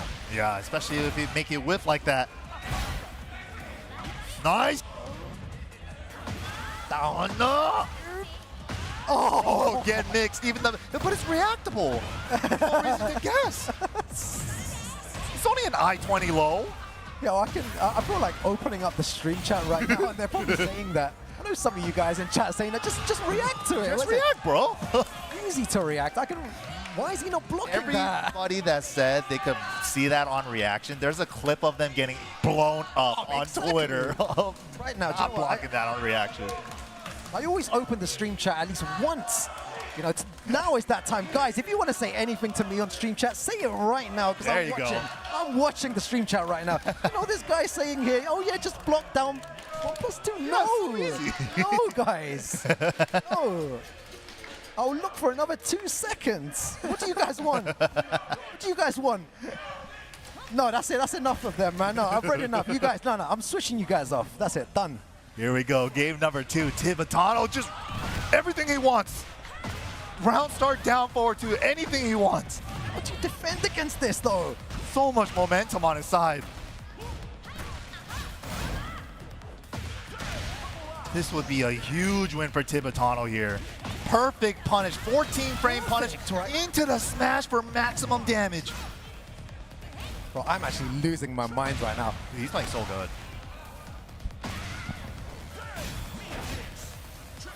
Oh, it calls out the can-can. Really dangerous. Safe mid-check. All the way to the wall. What's the mix-up here? Be careful with Rage Art. Dude, Jeondding's been so good at using that, too. 1, 2, 3. 2, 3. I mean, he played Julia. Yeah, like Julia in the past, right? It's a G-Clef style move where it's like a counter at 10 frame. So he knows how to use it. Nice link. Yeah, landed already. Oh my God, everybody's flying. Yeah, they're pressing buttons. Oh, we're gaming. Oh, we're gaming. Oh, both players actually delayed their timing there. Just Jeondding 1 step ahead. This gets clipped out of the air, though, so it's not going to be a full combo. Oh my God, he wanted to go for a forward 2. Ooh, counter hit. Caught him trying to get up. Didn't tech roll. Yeah, very good stuff there. Jeondding adapting. Tech roll, actually, after that. Ooh, second hits the launcher, but that was a big combo opportunity there. I mentioned about the 1, 2, 3. That's the second time it's landed there. Kana? Oh my goodness. Maybe Kono means it's reactable. Oh, unbreakable throw. Jeondding fighting back. Still got Tornado. And the unscaled, nice combo. Jeondding is back in the game there. I realized that the way that he was moving and pressing more buttons into Tibetano and, more importantly, baiting out the can-cans and the back three, just waiting slightly for him to panic and use those moves. Yeah. That is not working anymore. Tibetano needs to rethink his strategy. Yeah, definitely. But we'll see. Tibetano taking a breather, also getting some coaching advice as well. Currently, the score is all tied up, 1 apiece, man. Tibetano from here, he's just looking at it like another first to 2 at this point, right? So just effectively turned into first to 2 now. Just another pools match in a tournament, dude. Oracle, stay there a bit longer, man. I'm just recovering my voice. No, come on, bro. Stay there a bit longer, man. Yeah, he spent like 20 seconds on that timer. You have a full minute, dude. He's making me speak already, man. Come on. All right, here we go. Here we go. Arena. Dude, Vitality. The team is going crazy for Jeondding. Ah.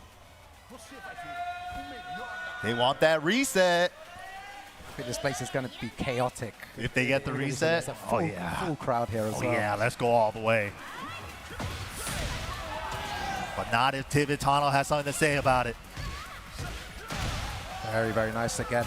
Putting the pressure. Big float. Oh, he did the 4 though. Oh, no whiff punish on that though. Again, those back threes, they're not working as much anymore. Wow. So Tibetano needs to change it up here.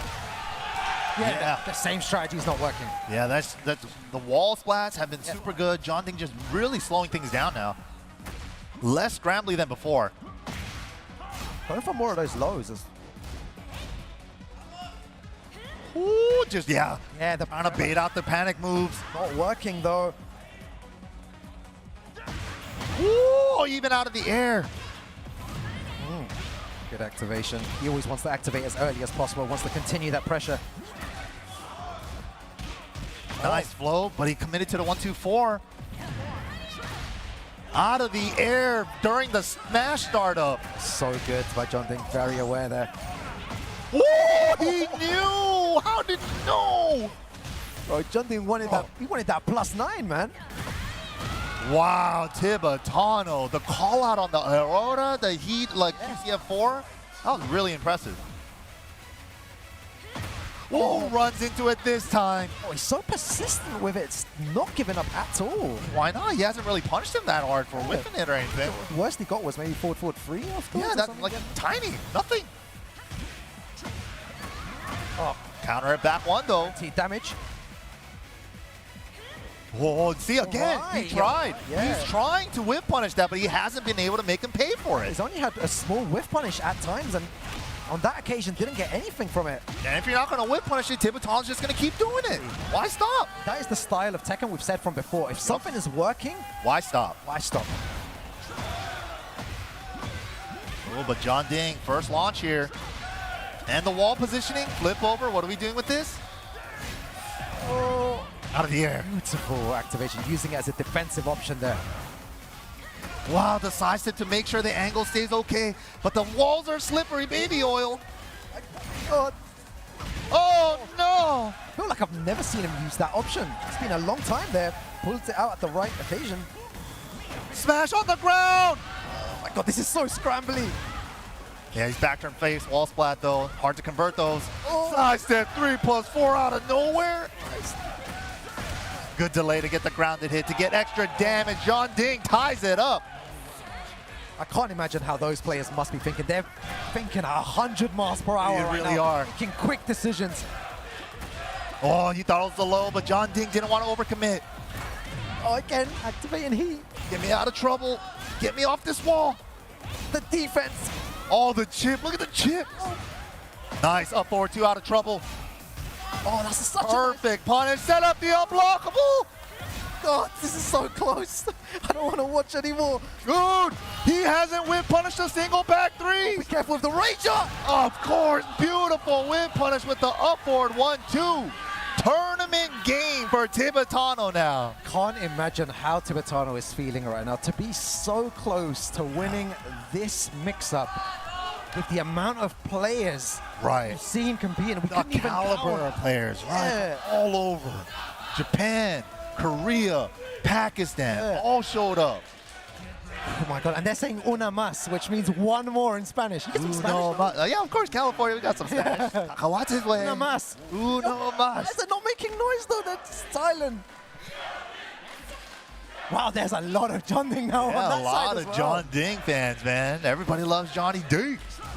Sometimes I wish I was in the crowd as well. Too. Right? I would sit right there and just celebrate as well. Best seat in the house right there.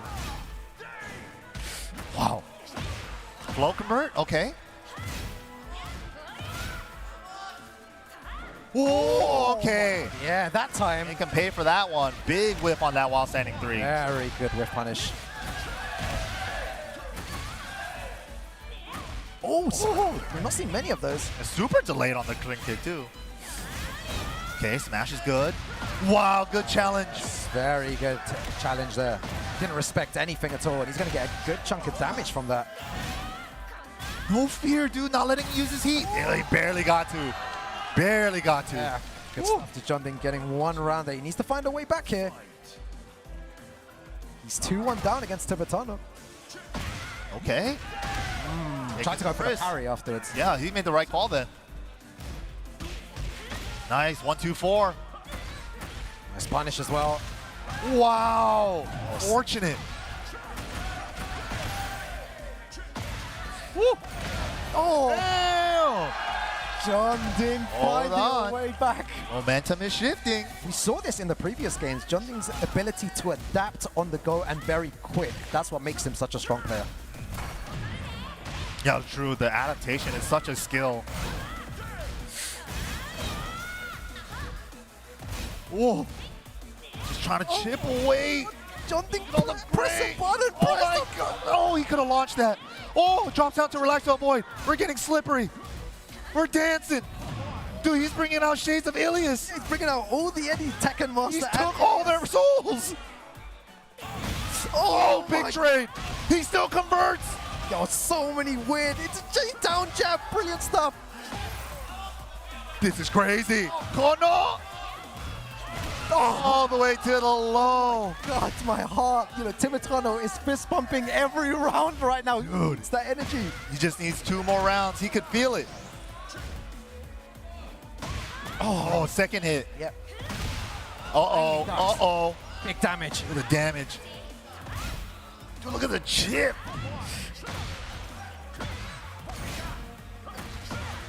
Goodness, I can't even Oh, the spring kick. Risky spring kick, but light punish. Yeah, didn't punish it. Oh, the drop down to hand. It's the MYK. Yes, it is. We're all tied up. Maybe I shouldn't stand up to encourage them. I shouldn't do that. This is crazy. Are we going to get the reset, though? Oh, my God. Are we going to get the reset, though? I'm sure Tibetano wants to close it out right here. No reset. He don't want no reset, but Jeondding says, I can go the distance. Oh, my God. The Jeondding chants have increased. You know, powering him up, man. It's Very working. loud in here. It's very difficult to hear right now. This is sick. Here we go, though. Tournament, game, or reset. You know what? Tibetano will want to end this right now. He does not want to go into another first to 3, and Jeondding just fighting to hold on. Ooh, this is crazy. Here we go. This is some of the best Tekken I've seen this year. Yeah, this tournament has been phenomenal since start to finish. Out of the air? Oh, that's what I'm used to seeing with Heat 3+4. That's like the first time it's happened, maybe 1 or 2 times today. Wow, clean step. Oh, that was sick. That was from the most recent patch. Yeah, going for all the lows right now. Oh, parry this. Oh! I have to stand up. Oh, what the hell was that? Was that a low counter? That was sick. Oh my God. Bro, I'm gonna mute my mic for a little Dude, they're bit. playing out of their minds. I feel like we were part of the crowd. Yeah, dude, I had to jump out of my seat. Dude, this is crazy. Oh, next time, just pick me up, power bomb me through this table, bro. Yo, Smash is good, fighting off the wall. Oh, wow. He finds the clap. Everything is working right now for Jeondding. He's doing so good. Airborne, though, airborne. Okay, so guys at home, we've seen this situation many, many times. What happens here? Does Tibetano run in? Does he wait for the whiff punish? He got all the damage. He runs in. He's running in. He's not scared. Oh, he's not scared. My goodness. Everyone is on their feet. Yeah, it was crazy. One apiece, man. Oh, This has to be one of the... no punish again and gets Sabaki'd. You're not going to punish my back three. Get Sabaki'd. Yo, what's the mix-up at the wall, MYK? He's got very good advantage here. Help? Oh, no. Oh my With the extra extension. Smash. What are we doing? 1-3. Tournament point. Tibetano. This place is going to erupt in a second. They're already getting crazy for Jeondding. Yeah, They're rooting for him, dude. everyone's standing up. Tibetano, one more. Oh, wall jump. Huge whiff. Huge whiff. Yo, MYK, I think I'm ready for it, man. I'm ready, dude. You ready, MYK? We're all ready. Are you ready? Steps up first. Let's go. Come on, Luigi. Let's get it. Tournament point or reset point. I cannot watch this. I'm going to close my eyes. Oh, my Tibetano, God. great start. Start with the engager. Oh, big sweep. Jeondding, not scared. Oh, my God. The engager. Oh, he got him. Talk to me. Is it enough damage? It's not. Couple more guesses. Oh, what? It's the reset. Follow up, man. This is crazy. It's not over yet. Strap yourselves back in. We got another set to go. This is insane. I don't know where the mute button is, man. They're both going for the RPS. It's a brand new set. They can pick sides again. Oh my God, my eyes. I'm about to, look at my eyes, bro. Look. Dude, this is crazy. This is crazy. Cry. All right, Tibetano getting the one-piece side. Oh my God. Tibetano was right there, man. For him, like, he was one round away, but he's still got to play this set with a fresh mind, dude. Exactly, man. Wow. You can't be heartbroken over that. I almost got the set, blah, blah, blah. The reset already happened. You got to focus on this set now. This is brand new. But how do you eliminate the fact that you were so close to winning the MIXUP 2025, securing all those points? Right there. You're one round away. Right there. And Jeondding manages to bring it back. That was crazy. What a champion. It's not over yet. Another first to three, the last set possible. We're going the distance. Yeah, we are. I'm so happy they kept it on their screen, though. I was like, please don't switch back to us, man. Don't do that. We had to see the to the pop off for the reset, yo. Oh my God. That's crazy. Dude. I hope these guys take like at least 20 seconds to think. Right. I'm just praying that Tibetano, sort your stick out at least for I like. think everybody needs a little breather after that one. I think everyone's a little lightheaded after that one. I am as well. I have never seen anything like this before. You know, big shout outs. I hope everyone at home is also enjoying the stream. Let me see what these guys are up to. You know, I usually open it once. I'm going to open it one more time for exactly 5 seconds, guys. Let's see what you guys are saying. Are you not enjoying this Tekken? Let me see. Crazy reset. Wait, I'm waiting to see. All right, we got the side switch all settled in, refreshed, rehydrated, reconnected to the console. We're ready to go. I saw someone say nerf and, okay, closing you down again. That's the end of you guys. If I see the word nerf or buff, that's Instantly, it. right? That's it. Finished. But I know everyone is enjoying this Tekken. It's That was incredible to see the players just go at it. Giving us Final a show. round as well at the end there. And I've recovered my strength right now. MYK, are you ready for the... I'm ready. Are you guys ready for the final set of the mix-up? Let's go. And there you go. There's the roar from the crowd. They are ready. They wanted more Tekken. I think secretly deep down. Of course. You wanted We some all more wanted it. Who doesn't? Except Tibetano. yeah. I think it's like the one guy in the room that was like, all right, I don't want this to go on anymore. Wow, great jab check there to get the float. If he does manage to win this, we have to praise his mental fortitude for just being able to recover from that, because not many players can recover from being so close. Yeah. And then the heartbreak, and you start getting in your own head about it. Yeah. Just play it's just another set, bro. Optimal punish. Hey, still looking strong. Oh my God. Nice up. Oh, that full cross. crouch kick is so good. Okay, mini sidestep. Doesn't really do anything with it, though. Wow, clean! Seems like both players are a bit more cautious now. It was all scrappy before, and now it's slowed down a tiny bit. Unless it comes down to final round, final game again. Yo, so clean with the movement this game. You know, I'm really impressed by Tibetano not letting that match phase. It's so easy to just lose hope, get in your head. Yeah, exactly. You know, I'm so close. Like People get deflated. When a reset happens, they do get deflated. Yeah. And usually the person that reset has all the momentum. They're like, wow, I reset now, I'm going to just take advantage of this. But Tibetano is shutting all of that down. Yeah, dude, there's so much control this game. Jeondding hasn't even got to play yet. Maybe Jeondding's gone a bit more passive when the offense was actually working in his favor. Side step 2, heat dash. That's going to put him in a bad situation. I don't think that's going to be enough to kill here. 2, nice. Send him away. To final poke, double mid. Clean game 1. Tibetano said, I see that reset. I'm just going to 3-0 this. Watch this. Exactly. Wow. Just focused again. Yeah, he's locked in, man. And the support from the... He's a true competitor, dude. Like, this is sick. This is insane. I remember the first time I saw Tibetano at a first attack, and he ended up winning that one. Oh yeah, I think he needed, 7 days, needed to win that, I believe, to qualify for Tekken World Tour or something. that year. Like first or second, and he managed to take the whole thing. Yup. And guess what? He took, I think, 3 planes in order to get there. He traveled for so... Crazy. Yeah, to get there. And that's so hard to do, right? Like traveling for like 20 plus hours, and you still have to perform at your best, right? Determination. He's always wanted to perform well, and he's playing incredible so far. He's making a name for himself right now. He's already have. He's solidifying himself in the history books. Again, that's the second time we've seen him do that. Tibetano needs to take note of that. He's not afraid to throw that out when his back is against the wall. Oh, yo, mix up, Tom. Oh, that was tricky. First block with no launch. Miss punish gets rage hearted. I love the way that the Vitality people, all of the people went on. They're like, no, damn, man. Not the rage art again. Every time. Every round. Oh.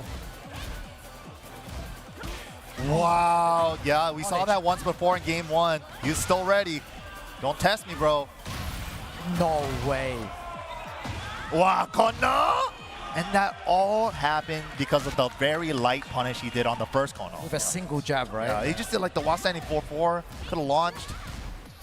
He's going to punish that. Yeah, he's playing so well at the moment. Dude, all his punishes have been so on point too for like even all the different lows too. I've never seen anyone so locked in like this after losing the reset there. Yeah, but big call out on the can, launching it because he was crouching already. It's a Lowhigh. Did he sidestep? Not far enough. Sidestep 2, trying to get some plus frames. Needs to be careful. I don't think Jeondding is going to duck in this situation. He's blocking so much here. Oh, no! He tried to jab punish the save can. That was like 10 seconds of buttons, and he still carried on. Dude, Jeondding hasn't won a round since the reset. This could be 6 rounds straight here. This is crazy. Reaches the wall. But there was no right time for Jeondding to press there. Every single time Tibetano was ready. So, big running 3. Chance. Wait, he got himself in trouble with that. MIXUP. Wow, 6 rounds straight. Oh my goodness. It's absolutely destroying Jeondding right now. Out of nowhere. Again, we have to just praise the mental fortitude there in Tibetano. How is he able to just wipe out everything that happened? Goldfish memory. You gotta just, like 20-second memory. You hear that? Tibetano's here at the front. Man, this place is going crazy. Tibet chant is sick, dude. Oh, yeah. We got the Tibet chants in the crowd. That's sick. This is why people need to travel to the offline. I'll say it again, guys. Whenever there's a Tekken World Tour Master event, Challenger event, Dojo event, make sure to attend because especially if it's in an area near you. Yeah, you can only experience this in person. But we got a character switch from Jeondding. The first 2 games was a blow up. We got the Anna to return on the stage. He hasn't used Anna all tournament. We saw Nina earlier, but not Anna. I feel like this is one of the first conversations we had was about Anna, and we were like, she has so many great tools. High splat conversion. Got the little extra standing four in there. Uh-oh. And with the big low, Tibetano not messing about here. There we go. Oh, no whip punish there. I feel like Anna's going to be maybe slightly more dangerous because Tibetano's got the back three, the can-cans, when Anna's going to try and commit to those mix-ups of those lows. Right. Tibetano won't be scared of pressing it. Okay. Oh! Oh, wow. Okay, all right. Maybe everything that I just said is wrong and Anna's going to work. Finally got around. Oh, that down forward 1-2 into stance. The forward 4-3-2 has been doing so much work. Already committed to the bullet. Whoa, whoa, what the hell? She's countering back turn? Oh, this could be the answer. Is that going to hit? What?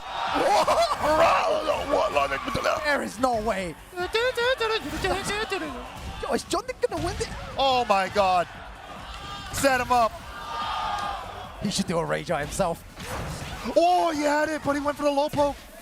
Confirmation. Oh my god! Nice, the bravery, no fear. He can get launched for that, but at the end of the round, it doesn't matter. Right.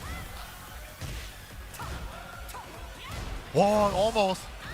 Oh, the Sabaki out of nowhere. Very nice. Tibetano just needs to win 3 more rounds. Anna may be the solution to all this pressure. Oh, so scary. Keeping the wall pressure. Not letting Jeondding off the wall. Oh my, what do you do? Barely got off the wall. Chance for Jeondding. Is he gonna keep the wall positioning here? What was that? What was that combo then? That was a very questionable combo.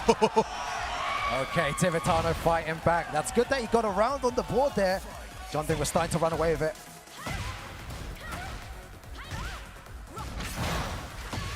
Oh, the counter at 10 frames.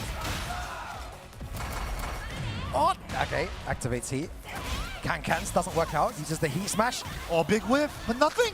Just a 2-jab. Kana! Oh, again. Double it Do it up. again, MYK. Do it again. Do it again. Oh my god, the down forward 2-whiff punish. Oh, is this it? Potentially.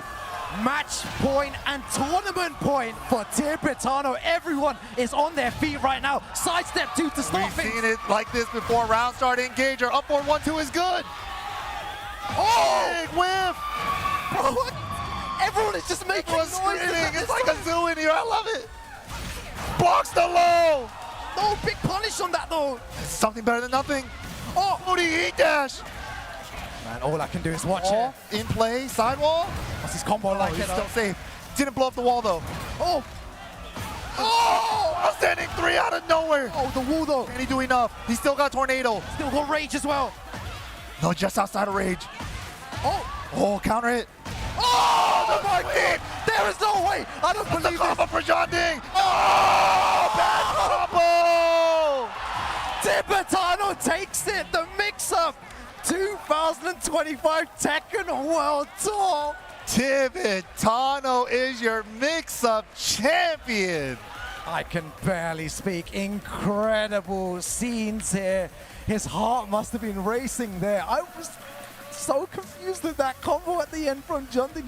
He nearly Because brought it like back he home. barely touched the wall at the end, so he had one less wall hit. Usually that wall combo does hit, Yeah. but then keeping track of those little intricate situations, like you saw how he barely touched the wall, right? So, Barely. barely. So you got one less wall hit, so he couldn't go for the 3-piece wall combo. Oh my god, Tibetano then, the chance come out. Jeondding, what a competitor. He played so well. And a reset, bro. That like. But then Tibetano asked for the RPS for the side switch. You can do that. It is allowed. It's a brand new set. So gets the 1-piece side and then just rode the momentum all the way to the championship. I thought he maybe might have equalized of that and made it 2-1 and then 2-2 and then maybe took it down to a final game situation. The Anna seemed to be working at times, but that small mistake at the end there cost him everything. And yeah, Tibetano is your champion. I hope everyone at home enjoyed that Tekken because that was insanely, It was crazy, insanely dude. hype. Honestly, it cannot get any better than this. Tekken 8 is such a great game. it's still so much fun to watch. And some of these matches today, you know, I don't even need to say some. I think every match in top 8 It was like that new to the table. The first set of the whole tournament, dude. Exactly. It's just been so incredible to watch, to spectate, to participate in this. You know, big thank you to everyone, the competitors, you know, the venue, yourself, MYK as well, Pun Life at the back, you know, the production yeah, team. the legend, everybody, man. Every single person. That makes all this possible. Give us a place to play, you know, all that stuff, man. Oh. Give it up to everybody, man. It's a community effort, right? Don't forget what the C stands for in FGC. Yeah. Crazy, crazy. But Tibetano did his thing, defended home turf of EU. In a tournament, In a master. in a master event, and also one where you had players from all over the world. Yeah. And you had players from Saudi, you had players from the US, you had players from South Korea, you had Japan, you had Pakistan, Thailand, you had Pakistan. You had all these countries compete, trying to win the tournament. And Tibetano was the one that came up on top, and I'm very happy for him. You know, as a player, he really deserves it. When you put in the work in this game, this is the reward that shows. It shows. The proof is in the pudding, man. Yep. But man, he killed it with that Asuka, dude. Yeah. Wow. The forward 2 with punishes, the aggression, the no fear, Down 1+2 as well. Yeah. Most players would say that's you know, you can react to it, but if you change your timing a little bit, it's very difficult, and people don't take into account the high pressured situation of a tournament. Absolutely, where yeah. It's difficult to react and punish the things that you would normally punish, you know, when you're in your bedroom. Right, yeah, exactly. And it's also different stimuli too. They're like, in a match, you're not looking just for one thing the whole Move thing. out of like 100 moves. Exactly, right? exactly. But of course, dude, that was an incredible top 8, incredible tournament all throughout, man. Big shout outs to Lyon, France for holding it down for the mix-up. The 7th one, right? Crazy. Yeah, that was mental, and I'm gonna sleep good tonight. That's all I know. I'm definitely sleeping good. I'm gonna you know, we'll get some good food, and then we'll you know, just pass out, because that was incredible. But all right, guys, what an incredible tournament. Okay. Yeah. What's that? Yeah. They mixed us up, man. Yeah, they definitely did. I thought I heard something else. Big love to them guys. Yeah, They gave me some good you know, analysis on Tekken themselves. It really like struck a chord when one of them was like, watching all these games, maybe aggression is not the key, even though it's been advertised as you need to be aggressive. Of course, aggressive at times. It's like the layer 1 that you see with your eyes, Exactly. right? But it's like when you defensive options is what matters in this game, the movement and your knowledge as well, because Tibetano in many situations was, you called it out, jabbing at the correct time and getting those float combos. Dude, the whiff punishes with the forward 2s, like just standing at the right spot. Yeah, and then like, it's like we're at this range, all he could do to reach me is that forward 3. Yeah. Blocks it and punishes it optimally. Like, those things matter. I think you were shocked sometimes when he was punishing -14. You were like, what? This guy is punishing everything optimally. And then the -13 low mid, the down 4-3, he was punishing that with the right option too. His punishment was on point for a lot of those instances. And squeezing out the optimal punishes makes a difference. Yeah, it does. You shouldn't leave any damage unpunished as well, for sure. And there's a lot of players out there that maybe might not punish things optimally, but when you do, this is what happens. Heat of the moment stuff too, right? Like sometimes you're so used to playing that small Tekken and only getting your quickest while standing attack, your jab punish on certain situations. That's what you default to sometimes. But like we saw it happen with Jeondding as well, right? Like he blocked the first one ever, the down 1+2, and he just did the 4-4 instead of the launch, right? So yes, exactly. Those things do matter in the end. Yeah, and those things under pressure, you're not going to punish anything. Like, no, sorry, you're not going to punish everything correctly. 100% all the time, yeah. 100% all the time. It's crazy. But all right, guys, we're going to set up the award ceremony here. The top 8 placers here today. Yeah, we're going to switch the cameras over very, very soon. We're going to award those medals. And then coming up and tied for 7th place, Tekken Master. Insane performance, right? And of course, Pinya as well in that spot. And then at 7th place as well, Varel's very own JDCR, the legend. Mangja, Ilias at 4th. Lowhigh at 3rd. Jeondding with that super exciting grand finals with the reset. Absolutely incredible stuff, man. And those great players. Look at that Tekken Master there with the 7th place MYK. So beautiful, man. Good stuff. He really did his thing. Pharrell's Pinya also tied for 7th place, did his thing with the master of the Ravens. Yeah, 5th place there as well. JDCR, one of my favorite players for sure. The way that he plays such clean Tekken, receiving his medal right there. Tied for 5th. Very well done, JD. And of course, we got Mangja, also tied for 5th. And 4th place. 240 players and getting 4th place? It's crazy. We've got Ilias. That's solid 4th place finish, yeah. Really impressive, Eddy. So many strong Eddies today. Okay, looks really happy. It's awesome. And then, of course, we got Lowhigh. Yo, we've got a 2nd place coming up as well. So much support for him.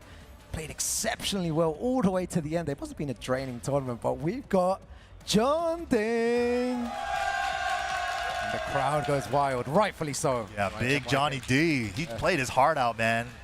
Brought the set all the way down to the reset. Well did his deserved. thing.